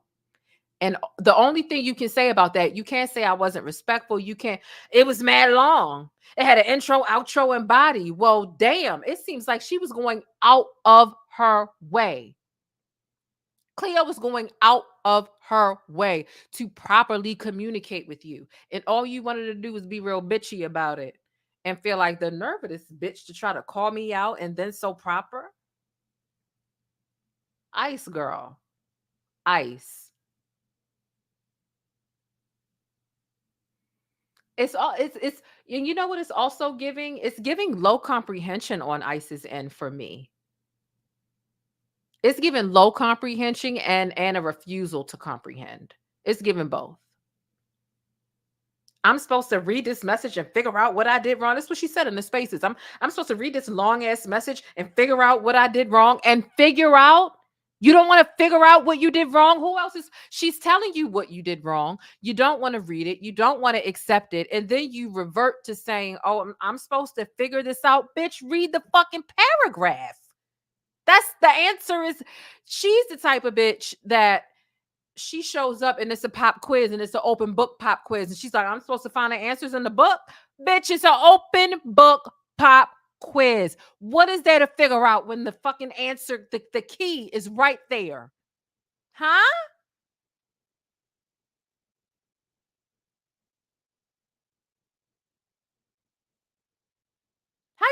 How you talk about you got to figure out what you did wrong when the girl laid it out very well for you? Instruction manual style shit. If you didn't want to read it, have your fucking manager read it to you. Get you an app where you can copy and paste the text in the damn phone, or let Siri read the shit to you. Siri will read your text messages. What's wrong with you, girl? They say you got to touch it down, and I don't know if I can say no, you don't. Because what the fuck is wrong with you? It's giving slow narc. It's giving narcissistic and also slow. And I'm going to just keep it pushing from there.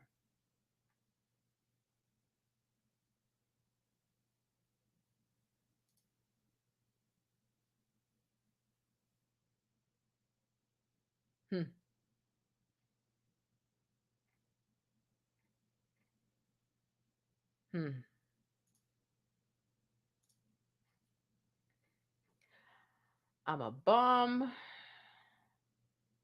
Oh shit, I'm out.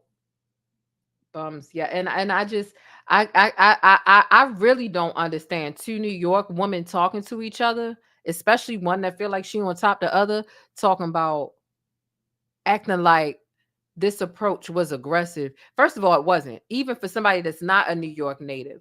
But I know that New York women, even like the New York women, be like, "What up, bro?" And I feel like that's kind of manly.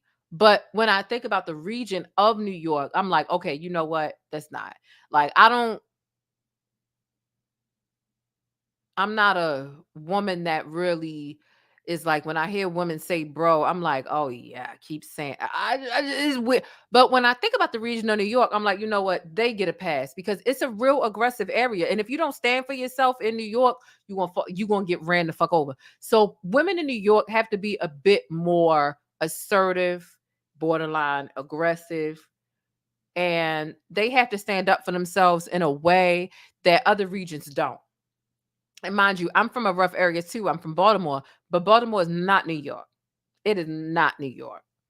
So for Ice Spice to act like she's some dainty fucking dandelion in the middle of fucking Arkansas, and she doesn't understand Cleo's energy when Cleo feel like somebody's playing on her fucking face. When people from New York feel like somebody's playing in their face, they're gonna approach you.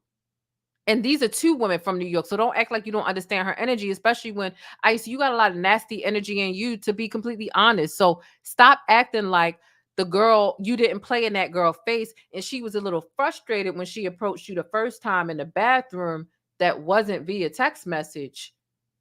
And you acting like she busted in there and I just felt so. No, y'all New York people have a certain code. The girl didn't do anything out of the New York norm to you. She didn't. She didn't. You playing victim and playing victor at the same time. And shit like that, I don't respect. I don't respect.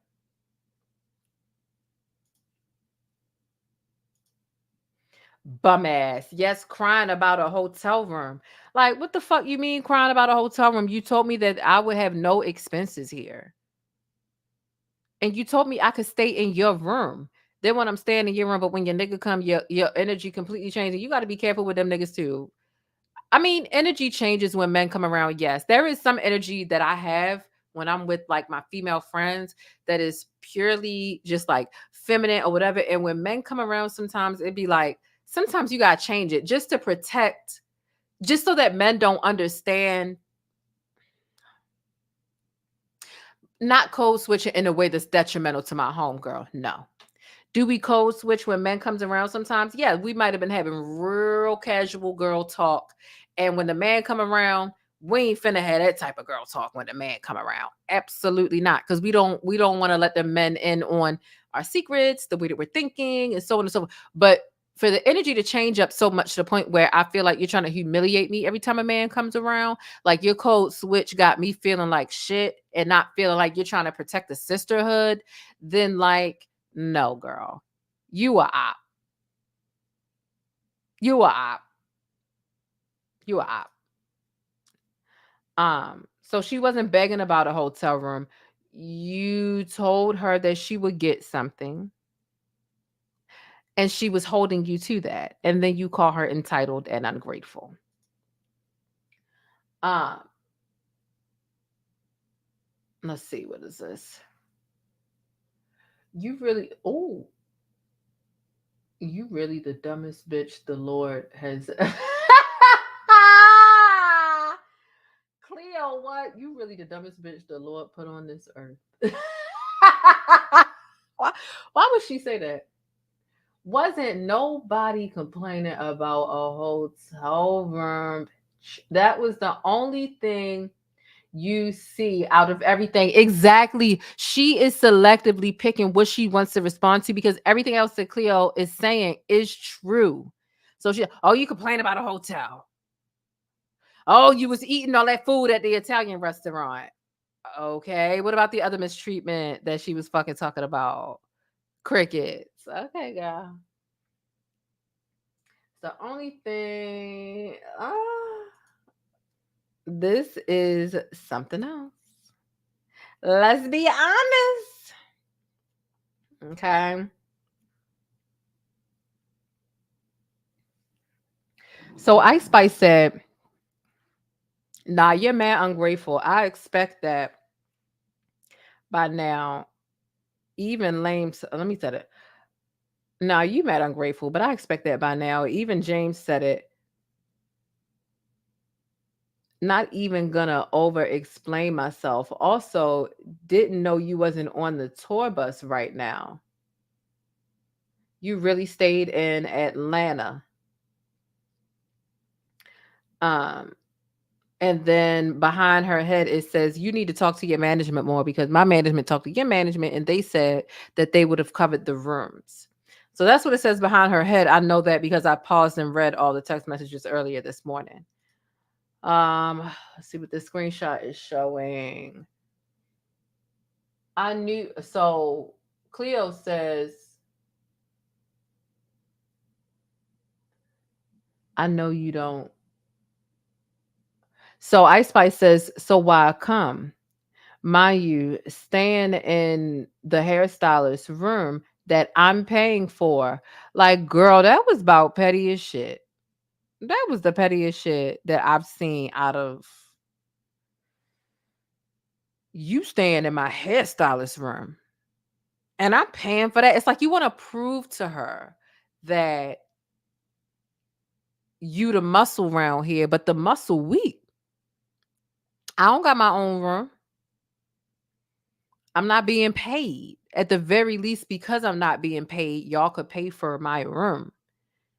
And then it's just like, yeah, I'm complaining because I didn't have my own personal space. Yeah, I had to stay with the hairstylist. And yeah, me and the hairstylist made cool, but it's nothing like having your own privacy. Imagine going 30 days in a row and never having a room to yourself. Like not once having a room to yourself for 30 days. No privacy. And it's awesome if you're cordial, and cool and friendly with a person. Cool, you might not mind their company, but 30 days straight, no alone time in your own, like sleep naked, like not you. And then for you to say so Cleo is like, okay, well, you didn't pay for no room. Well, you were staying in a hairstylist room. I paid for that. Like, girl, get the fuck up out of here. Like, not you reminded me you paying for the stylist room. You paying for the stylist room, but you're not paying for a chicken salad.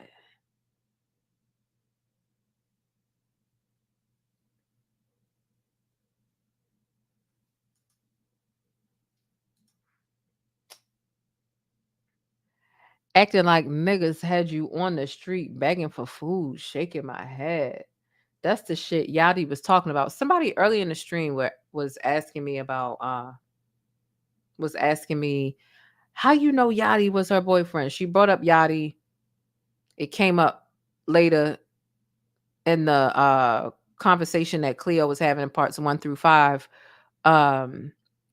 Or she was like, you brought up my nigga. Don't play with my nigga. Because she essentially what Ice Spice was trying to insinuate with that was, oh, you got off at the Atlanta leg of the tour and you just left. Because yeah, when she got to Atlanta, she was done. She was just like, I'm off the bus. Like, I'm done. That's that shit Yachty was talking about. And Cleopatra responded like, yo, don't bring my nigga into this conversation, bitch. I'm talking to you about what the fuck we got going on. You bringing up my nigga? Like, don't bring up my nigga.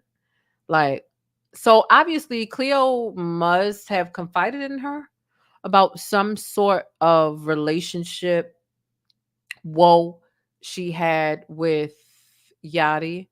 And for whatever reason, Ice Spice felt the need to throw that shit back in her face amid their disagreement that had nothing to do with Yachty, that had everything to do with the two of them and the lack of communication. And honestly, the lack of communication between both of their management teams. So that's where the whole Yachty being her boyfriend thing comes into play.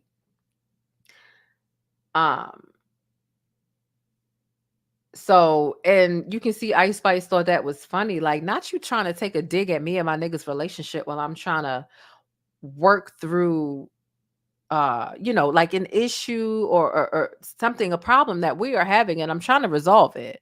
I could have just shut down and not said shit to you no more, left you in the dark and wondering what the fuck my issue was. But I caught myself trying to communicate with you, and this is what you do? Like, girl, what? This is why I say, like, female friends are very important to have, but it's dangerous when you go on this crusade trying to make them, and especially when it's in the public eye. It can become very dangerous for your health in all aspects. Um, so that is that. Let's see. What do we have left? Child. Oh, we gotta get into her space. Jesus. Before we get into before we get into her tweets, we need to get into how her daddy jumped into the conversation. Her manager also jumped into the conversation. And it just, honestly, in my opinion, it makes Ice Spice look really weak. It makes her look extremely weak, because why you need other people to fight your battles? You're a rap girly. This is supposed to be some very nitty gritty.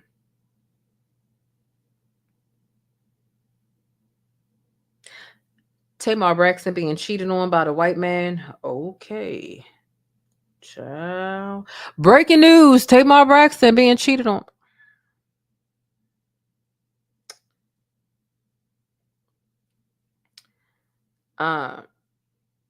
Let's get into, let me see. Her daddy said, what did her daddy say? I really want them to wrap this up though. Like, this is a lot. I've really enjoyed it, but I'm also like tired of it. Does that make sense? Like, you ever been eating up drama and enjoying it, but also got really tired of it too? Like, I'm covering all this, and I'm really hoping this covers most of whatever the fuck is gonna go on tomorrow with them. Um,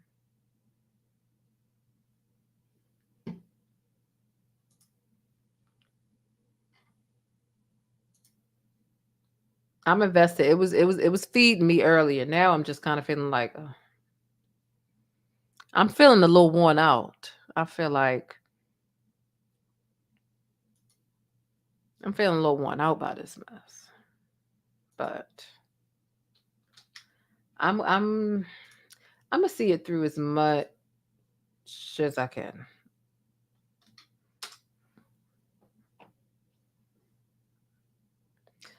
So again, as we move our way into what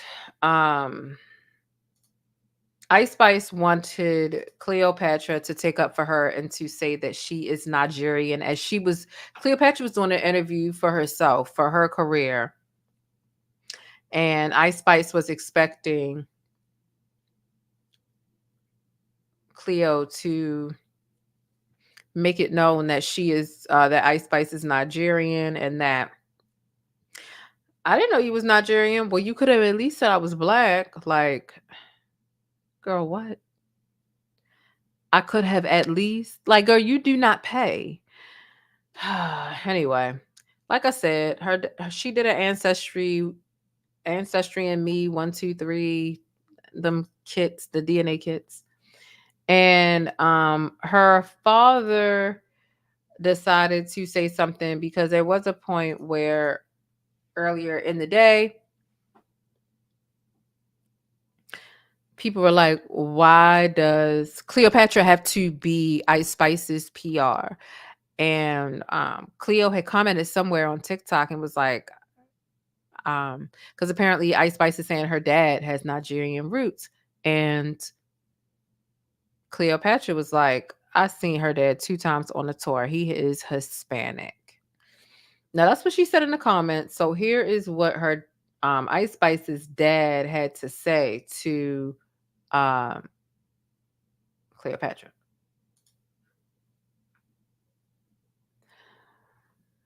Your daughter put you in this, telling people you're a Nigerian, then telling Cleo to go back to her live.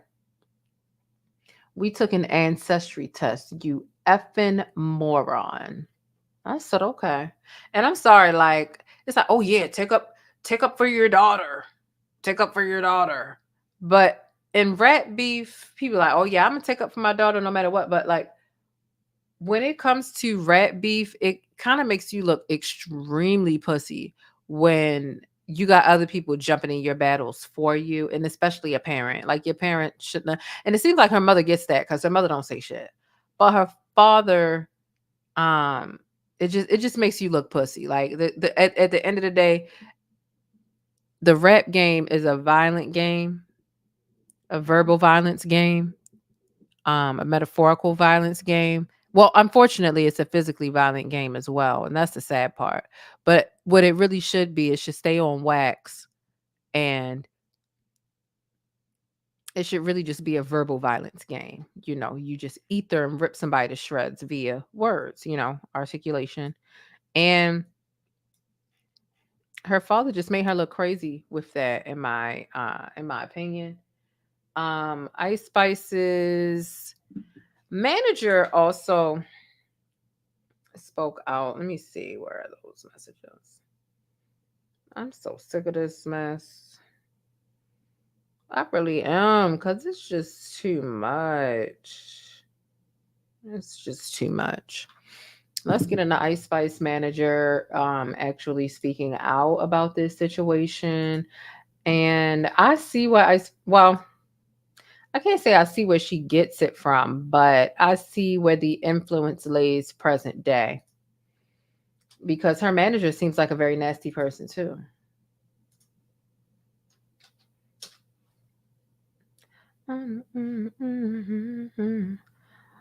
Oh Lord, what is he talking about? What is he talking about?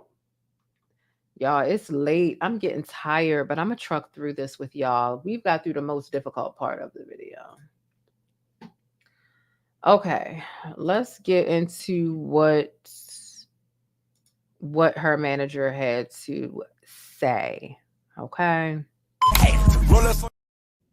Actually, you know what? thePLAINESTjane. This is one of my favorite comments here. She says, I loves me some black, and she said, loves me some black news. She says, is it just me, or does anyone else get tired of seeing people that don't look like them delivering info about them day in and day out?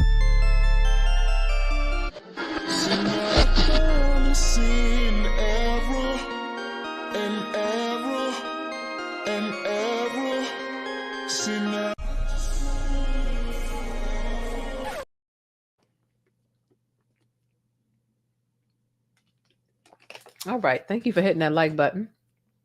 So let's get into what Ice Spice's manager had to say.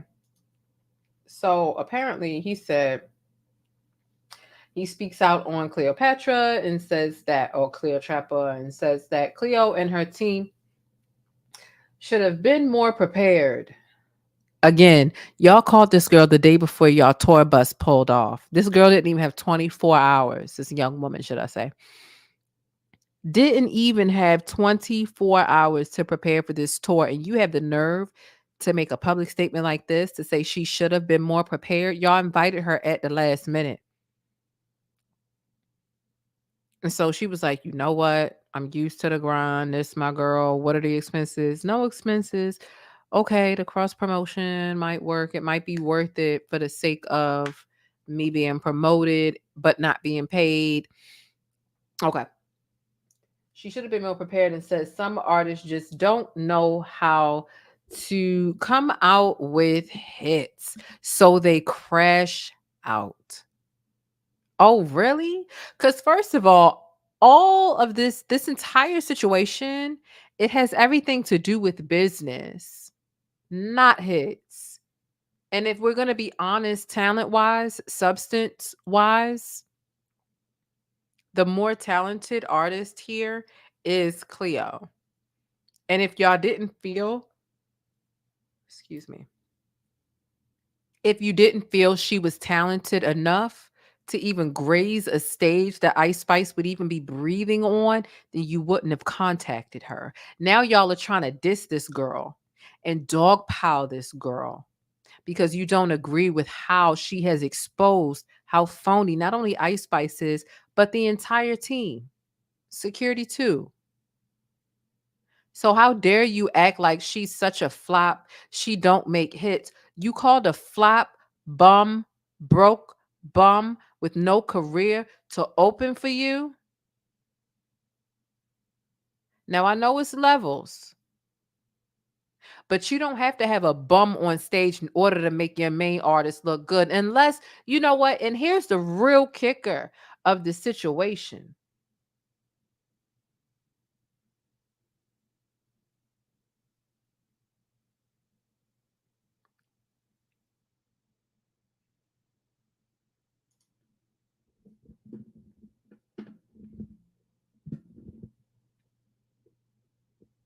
The real kicker is this. If you feel like you need to hire a broke bum with no hits to open, because this is how it works in the entertainment world.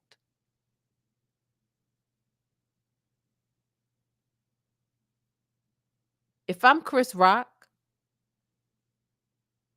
I'm not bringing Dave Chappelle to open for me.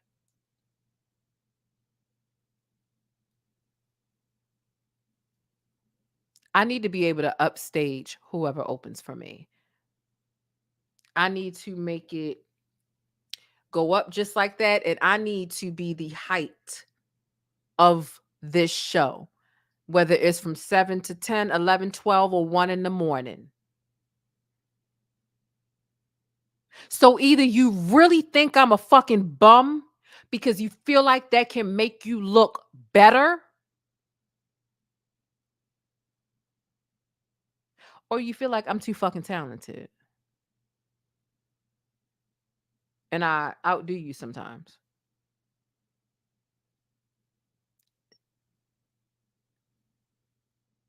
Who else? Who else could Ice Spice really get to open for her that's not going to make her look stupid? Because Ice Spice already doesn't have any stage presence. Ice Spice can't get big names to open for her because then Ice Spice's performance wouldn't feed the people. It wouldn't satisfy the people. The opener would get more praise and more applause than her if their performance is better. So you either truly feel like I'm a bum or you've been waiting to get that shit off. And now that I think about this more and more, I feel like her team literally did set Cleopatra up to fail. Because they know that Ice Spice is so dry. Ice Spice will get on stage and be like,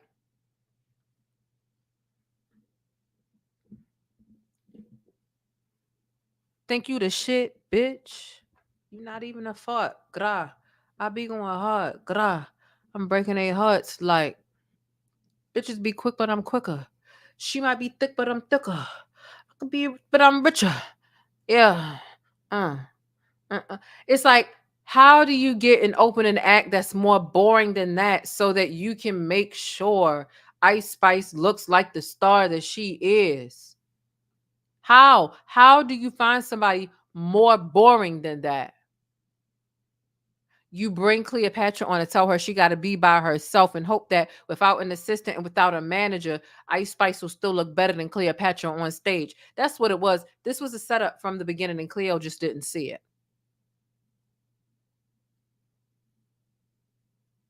Not even a thought. Shaking my panty. Up in the deli. He cutting lunch meat. I'm looking at his meat. I like the boar's head. It's all infested. Investigation.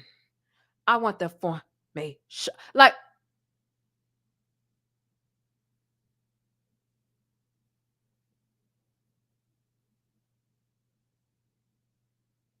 I see why y'all did that to her. Y'all had to do something.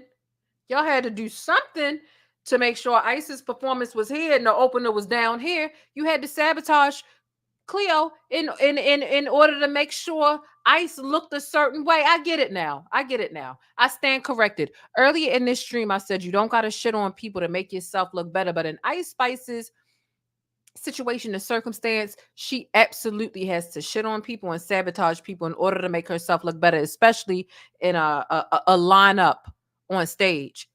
Cleo go out with all her mother energy and she giving it. And then Ice Spice come out there talking about fart, shit, poopy, pamper, diapers, that. Yeah. Yeah, girl. Hair flip. Shout out to Sean Davy Way.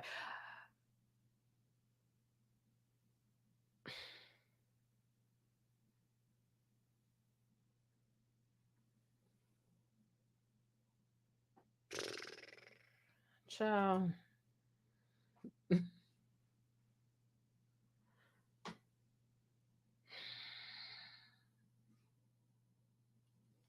Good morning, everybody. Thank you. Somebody just woke up and they laughing. Good for you. I'm glad Layla. I'm glad that you could wake up and I can make you laugh. Did you hit the like button, Layla? Y'all hit the like button. Do y'all like my haircut? I cut my hair. You guys. I'm like swinging it like it's a bob. It's not like quite a bob. No, you can do bobs with locks, but I didn't do that. Child, I'm tired of this poopy girl. I'm tired of her and her diaper. Sick of it. Get her out of here. Child, what is this man I got? All right, let's hurry up and get through because the manager's statements really burn me up. Hey, Ty Libra. Hey, Natasha. Hey, Pinky Rock 851. Natasha Holiday. I already said it. Yeah. I'm just saying Dimple Pop. Interesting name. Okay. Let's get into what the manager had to say. Girl, I can't believe I'm still up. It's literally 4 o'clock and it's 5 o'clock in the morning. Hey y'all. It's 5 in the morning and I'm all having phones with you, yeah. Moan for me. And now I'm on the hotline. Lusting for you, yo. Let's talk about sex, baby. Let's talk about you and me. Let's talk about bubbles in a tub. Let's talk about making love. Let's talk about cherries on top. Girl, it's going down. I want to talk dirty to you, baby. On the hotline. I'm just a girl. Okay. It's literally 5 o'clock in the morning. Conversation got boring. All right, y'all. I'm gonna stop. I get too goofy in the morning. That's why I can't do this. I can't do this with y'all. All right, what the fuck is her manager talking about? All right, what's going on here? What's going on here?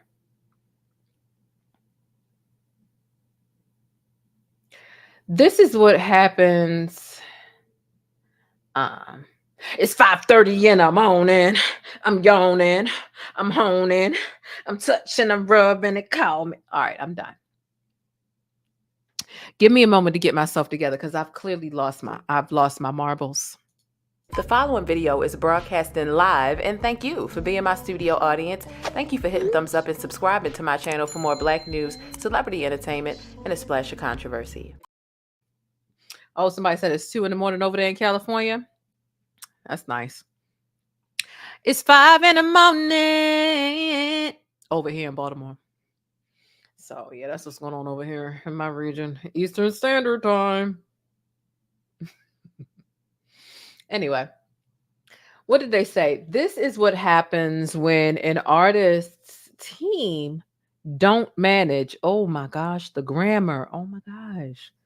A manager not managing the grammar is crazy. But, okay, let's start over. This is what happens when an artist's team don't manage their artists' expectations when an opportunity comes in front of them. If you're not prepared for an opportunity and your team isn't properly advancing, then that's on them, not on us offering the opportunity.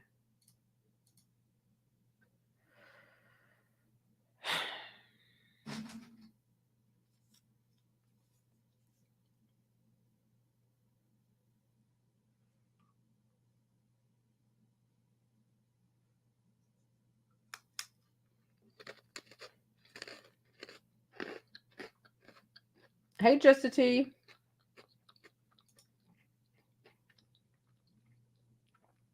You have to invest in yourself, aka pay expensive if need be for the opportunity. It's corny. Someone gives you an opportunity, and this is the thanks the person gets. Openers don't have the same things headliner has.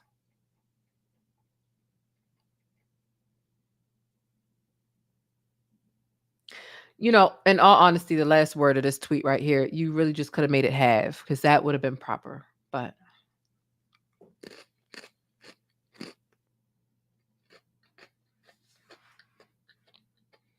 I'm so tired of picking y'all apart because it's taking a while.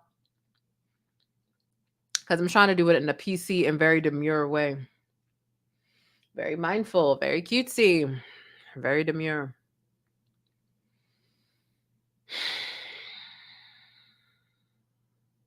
Y'all wear me out. Ice Spice wearing me out. Her manager wearing me out. Her pappy wearing me out. Any Ice Spice defenders, y'all wearing me out. I'm tired of y'all.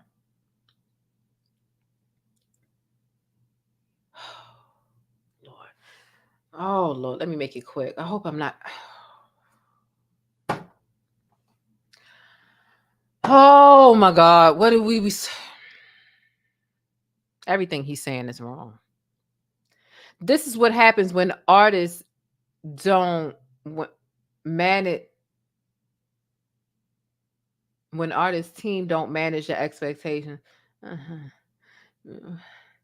Prepared for yeah, you went wrong with the preparation aspect of the first tweet, because she didn't have time to prepare, because y'all wasn't prepared enough, because y'all asked her at the last minute, because y'all needed her. She didn't need you. She didn't call y'all and ask y'all to be on this tour. Let's move on to the next tweet.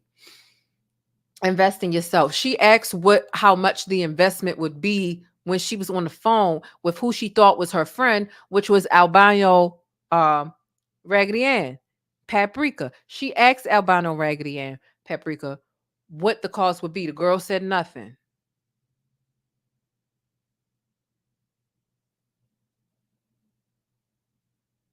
You ain't ready. Someone gives you an opportunity, and it's the thing. Just because people give you, the girl already said it in her goddamn video.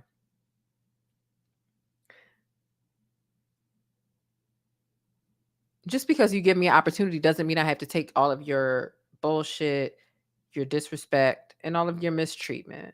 Like, that is not what that equates. But okay.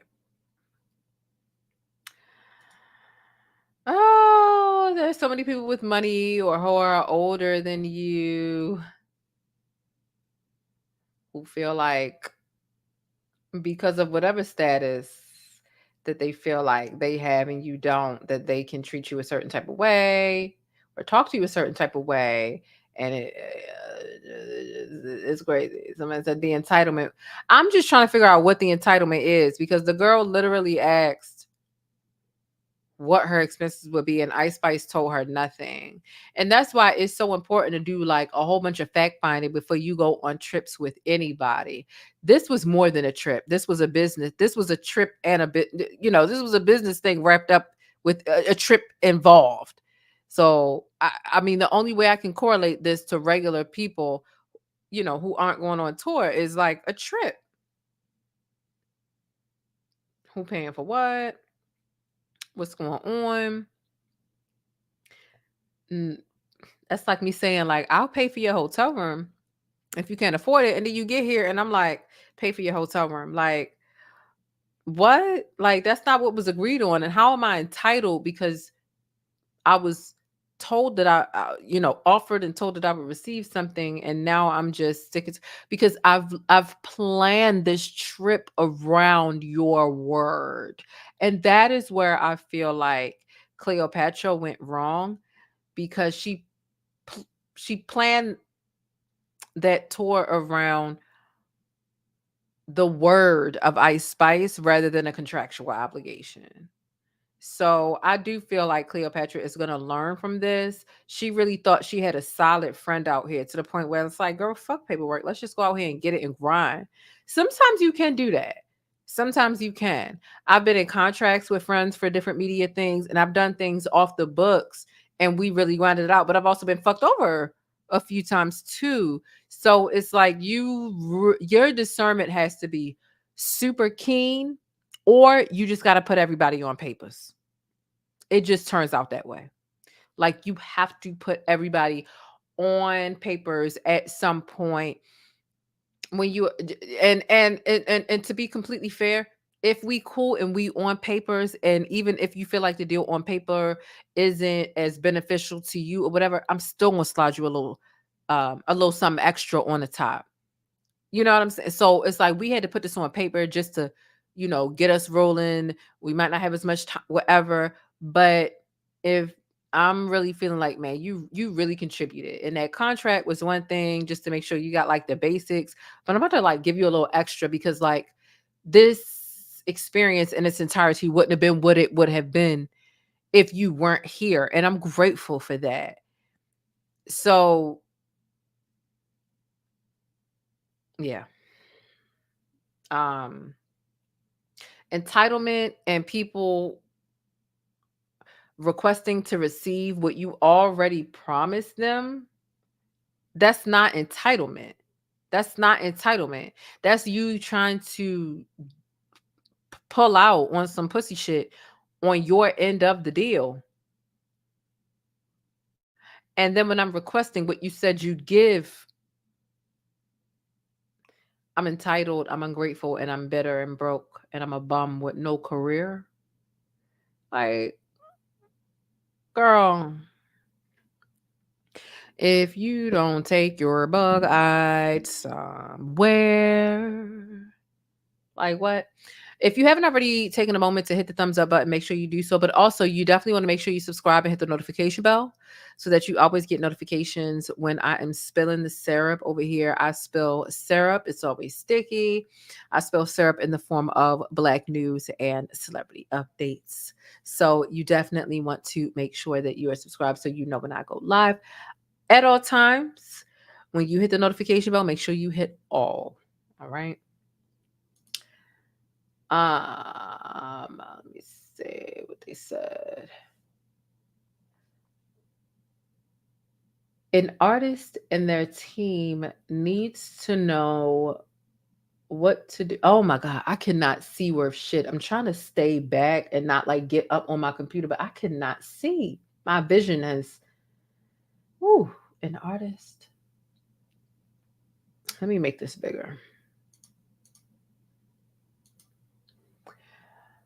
An artist and their team needs to know what to do when these opportunities come their way. They need to know how to leverage it to advance their career. But some artists just don't know how to come out with hits. So they crash out and go on rants. And the fact of the matter is, the amount of hits that Cleopatra has or has not come out with has nothing to do with this current situation. Y'all didn't have a problem with the number of hits that she did or didn't have when y'all invited her on this motherfucking tour. Now y'all trying to act like she's trash and she's just such a bum ass artist. Well, then why did y'all invite a bum ass artist out to y'all show? If Ice Spice is so pristine the way that y'all make her seem, why did y'all invite Cleo out if she's such a bum that can't catch her? Not being and first of all, she does have hits, but subjectively, right? And if you feel like she don't have no hits and you're her manager and this is what you saying, like, it's really very much giving fake and phony because there's no way you formulated this opinion and a matter. If you really feel like she ain't had no hits, she didn't have no hits before or after the 30 days. You're her fucking manager. So you felt like this bum bitch ain't had no hits and you allowed your artist to invite her on to open. Y'all some bum bitches too, just like Ice Spice said in her Twitter spaces. Oh, I'm evil and I got a dark soul. If anything, we both need saving. So if anything, both Ice Spice and Cleopatra need saving. If you're calling a bum bitch to open for you, then Ice Spice needs saving too. And her career ain't as afloat as y'all are making it seem. So I'm gonna need you to pick a side. Either Cleopatra is such trash and you been clocked it, or she ain't. Or she just calling you out and now you making it seem like she trash. The fact of the matter is she is a diamond in the rough. I feel like Cleopatra is a diamond in the motherfucking rough. And I really hope that not only does she get her flowers, but I'm able to see it. Not that I'm alive to see it, because we're not like that far in age, but sometimes I just stop paying attention to certain parts of the internet. But I really hope she gets it, and I hope I see it so I can come on and re-report this about how the tables have turned. Cause not y'all trying to make the girl out to be y'all inviting bums to open for the greatest things.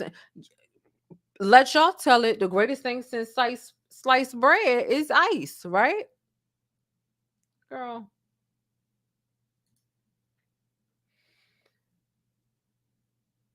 If another bigger artist hit my client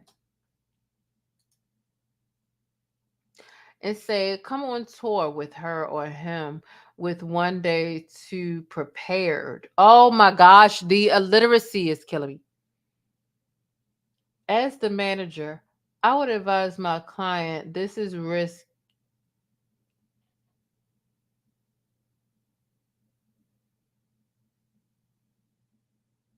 Wait. Hmm?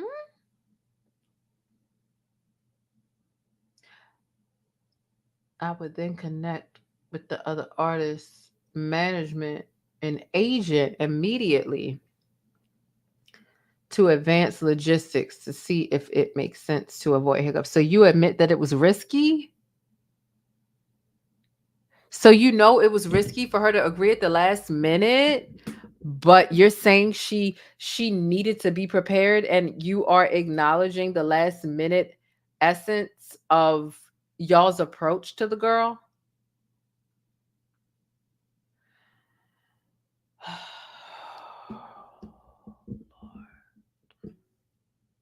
This is someone saying to me because the girl literally asked what was needed from her and was told nothing. She would have been more than ready to have her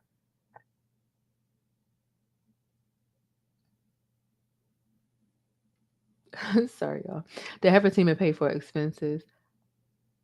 But Ice literally told her that she'd be paid for it. And then the multiple times she asked she should pay or bring a team in silence seems insane.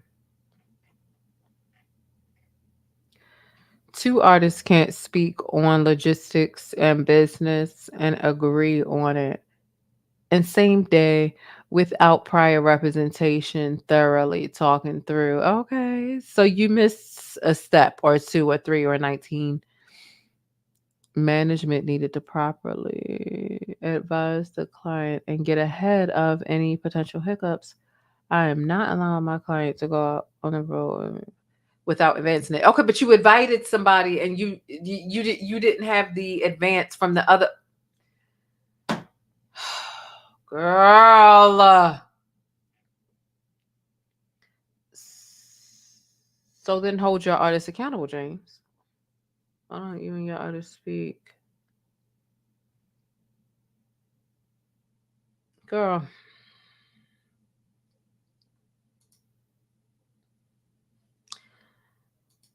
These people, didn't Ice Spice practically beg Cleo to come on tour? Yeah, she did. Absolutely did. She sure did. She absolutely did. Hey, look. It's not that I don't know what to say, it's that I've already said enough. We're going on 4 hours now. Probably going to end exactly at the 4-minute mark. I need y'all to hit the like button. I need y'all to drop some pancakes. We're going to come back. We're going to give our closing remarks. I'm going to drop the link. Y'all are not going to call in, but I'm going to do it anyway, just to say I did, just to get some calls, drop some pancakes, hit the like button, drop some comments. We'll be right back. Oh, she's taking it. Get into this Black-owned business, Stickies. It's got things for inside your home, outside your home, and even on the go. JasmineMadeIt.com is your new destination for Black Girl Magic mugs, tumblers, and even wine glasses. You can even customize the tumblers and wine glasses. There's a lot going on for a low price over at JasmineMadeIt.com. And if you've been serious about wanting to support more Black-owned businesses, here's your chance. Let JasmineMadeIt.com handle all your problems for family and friends. You ever had a friend over and they just wasn't catching the hint or paying the rent? Y'all asses all get to stepping. Yeah, tell them to get to stepping with this nostalgic Martin-themed doormat and shop over a dozen different doormat designs over on JasmineMadeIt.com. All right, Stickies, you know what time it is. It's time to put your money where your mouth is and shop Black today. Make life easier for you and your household by taking your family's hot or cold beverages on the go with one of these unique tumblers. It's insulated to keep your beverage at temperature, and it comes with a few different reusable straws and even the specific brush that you need to wash it so you can keep it sanitized and germ-free. They've got all kinds of designs to match your mood or style. So grab something for your wife, the hubby, or even the kids over on JasmineMadeIt.com. That's JasmineMadeIt.com, and I'll see you over there.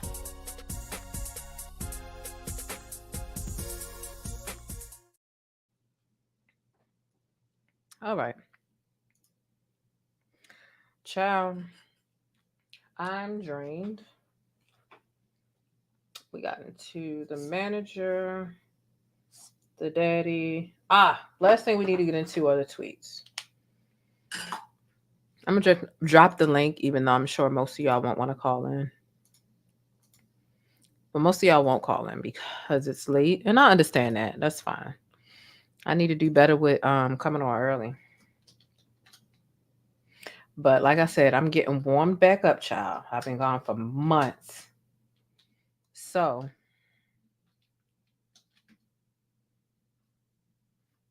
I'm rusty. That's the last thing I need to get into. Oh, the tweets. The tweets of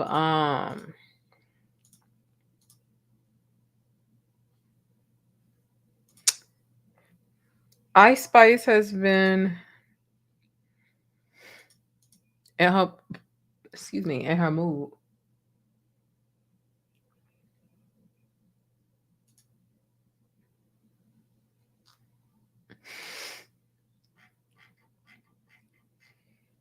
All right. We just gonna scroll through my Twitter page, baby, because that's where they is. They on my Twitter page. I love a Scorpio. I came here to get managed. Oh, I know it's good when you start speaking Spanish. I hate Tyrese's antics. I wish he would just sing.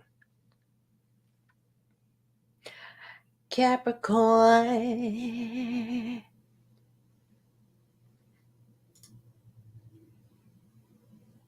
Signs of love making. Are you that zodiac freak I've been looking for? Girl, you're sending me.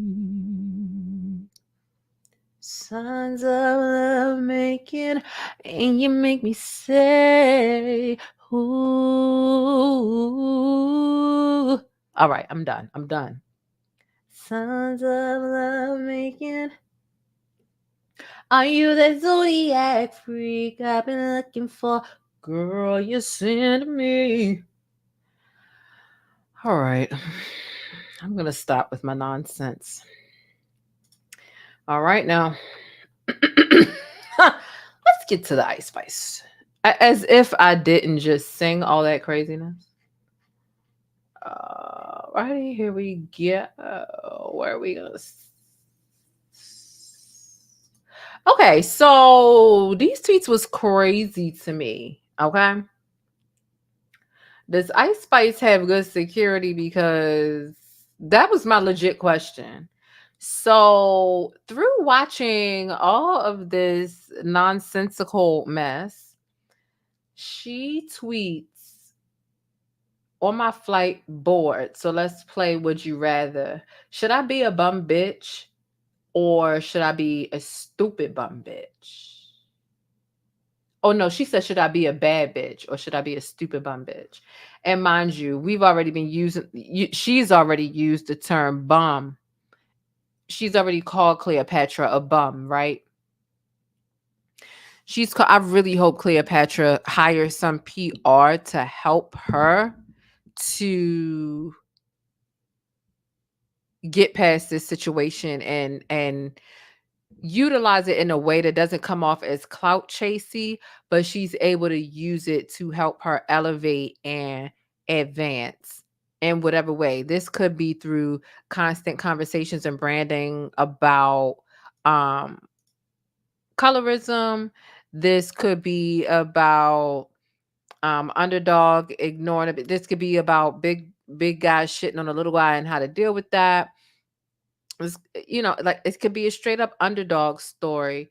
It could be a matter of ignoring the negative and focusing on the positive. It could be the Michelle Obama, when they go low, we go high. There are so many different ways that she could handle this, especially with the way that you're able to utilize metaphors in rap, especially female rap, and the way that you are able to utilize your brand and the way that you move and the people that you link up with. I hope that she's able to, because it's clear Ice Spice is using this in a way in which she thinks is going to elevate her in the long run. And I don't think that this is going to elevate Ice Spice in the long run. She doesn't have enough talent to do this. I get pissed off is seeing, should I say that?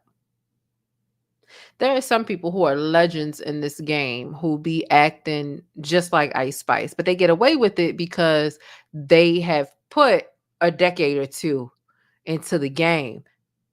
Ice Spice, baby, you put all of 18 months into the game. Like you're a fucking newborn acting like this. Like you really,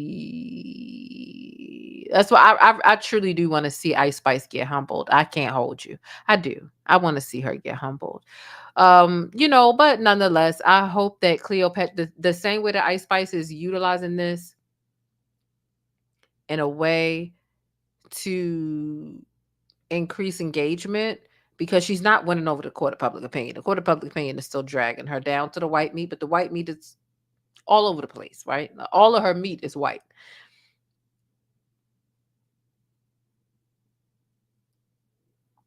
So that's that. And girl, you not slick. I'm on my flight. Let's play Would You Rather. Would I rather be a bad bitch or a bum bitch? And you just called the bitch a bum in your text messages. Girl, stop fucking playing with stop playing with them, Riot. Stop playing with them, Riot. You thought I was feeling you, Ice Spice? Bitch, you a munch. You are a mean girl. And if for lunch, hunch. Nobody should ever want to. Girl, I just. Let me hurry up and get through. Now I'm bored. I'm bored. This is why I should come to y'all when I first see shit. Because now I'm so bored that I'm just like making jokes about all things regarding this situation. I can't even be serious. I'm very unserious about it now. Oh, yeah. Hold on. Here's another one that she did. Let me make the screen bigger. I'm like, girl. She says, what should I order for dinner? Steakhouse or chicken salad? Like, girl, you know damn well Cleo brought up the steakhouse and the chicken salad in the story time, exposing your bitch ass. And this is what you do?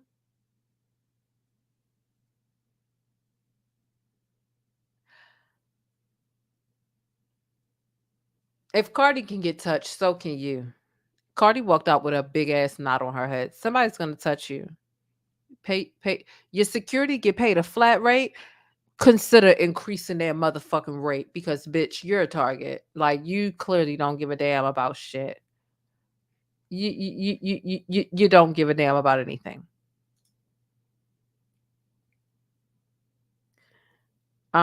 This one also threw me for a loop. You losers can body shame and falsely diagnose me all day, but I'm wrong for defending myself. I want you to realize I'm just a person, a rich troll, yes, but just a person. I said, I Spice, you's a nasty woman. You's a nasty woman. You really are. You really are. You're a nasty woman. You're a nasty woman. And okay, you call yourself trying to be a big bold villain for once in your life out in front of everybody. Can you really handle all? Because I feel like you're doing this because of all this backlash. You like, fuck it. The internet ain't on my side anyway. Let me go ahead and just like come out and just be. It's just like, let me see. Let me see how many of y'all are really hip and cool and up with the times. Oof. It's this girl on TikTok, right?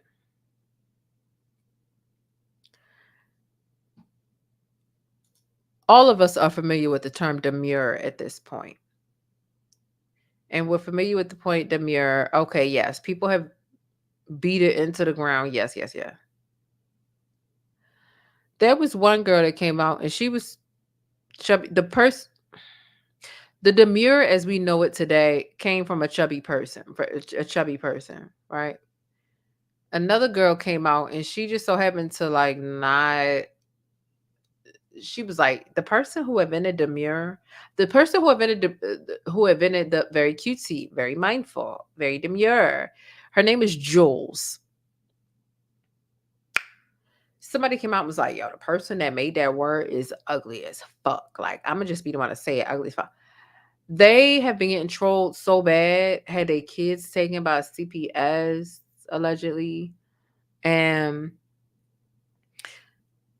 very cringy TikToks. Like, I don't care what y'all say. Like, I don't get like.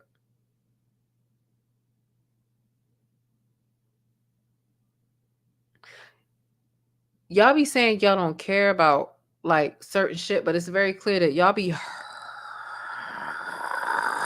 hurting on the inside. Like, hurting. Like, I gotta gather up. Y'all be like hurting and it be like low key giving like humiliation ritual the way that y'all be acting. It's almost like y'all got a humiliation kink.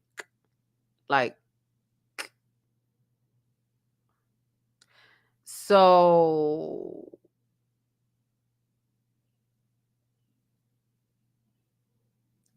she was all online like, y'all ain't gonna do nothing to me. Y'all ain't gonna do antagonizing people. And child, people be fake hurting on the internet. I'm not bothered. Y'all keep as many times as you say you not bothered, you bothered. You bothered. Like, that's just the truth of the matter. So when it come to Ice Spice acting like she's unbothered, and then from the spaces and her basically thinking that she basically called Cleopatra greedy, but greedy for food. Like, oh, you a vacuum, you eat a whole, but and then that didn't go her way. It got worse. And now she's coming out with all these different tweets. Should I go to the steakhouse, or should I eat a chicken salad, or should I, like, using the key points from Cleopatra's testimony to talk to the public like, you's a bitch. Somebody gonna get you though. That's the thing with people like her. It's like, you can try to get with them if you feel like you are time enough and you have all that amount of energy and that bandwidth to really, like, fuck with them, fuck them up, or make them pay for what they did for you, or you can just watch karma get them. You have got to choose if you want to take on that crusade of um getting them back, or if you're going to let Jesus do it. Because sometimes you don't want to wait for the Lord to do it. That's the truth of the matter. Sometimes you do not want to wait for the Lord to do it. You want to make it happen yourself. I might be asleep when God do it. I want to witness some suffering. You know what I'm saying? Like, it be like that sometimes. And it might not always be right, but those are the natural feelings, urges, whatever that we have as humans. We're people.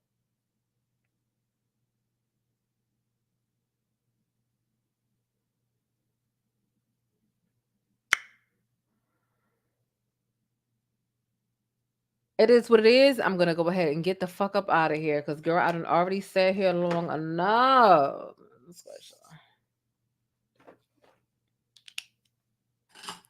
Scratch the last thing off my little list. Scratch the last thing off of my little list.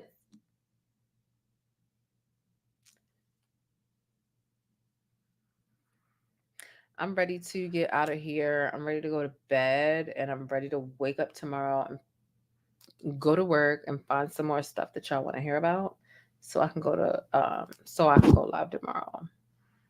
So I'm ready to go. I'm ready to get off of here. That's what I'm going to do. I love you all so much. Thank you all so much for tuning in. Thank you all so much for tuning into the show. It means so much to me, especially to come back and even, like, what is it, 5:30 in the morning, and it's like 200 of y'all here. That's crazy. Like, I low-key want to delete this video. I'm not sure if I will, if I won't.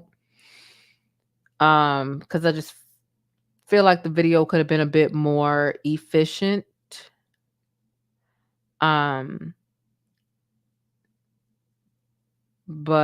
I'm just getting back, so I'm kind of long-winded with a lot of the things that I have to say, because it's been so long since I've spoken to y'all. So it's taking me longer to explain things, and just like, I'm just getting back into the swing of everything. But I am happy to be back nonetheless.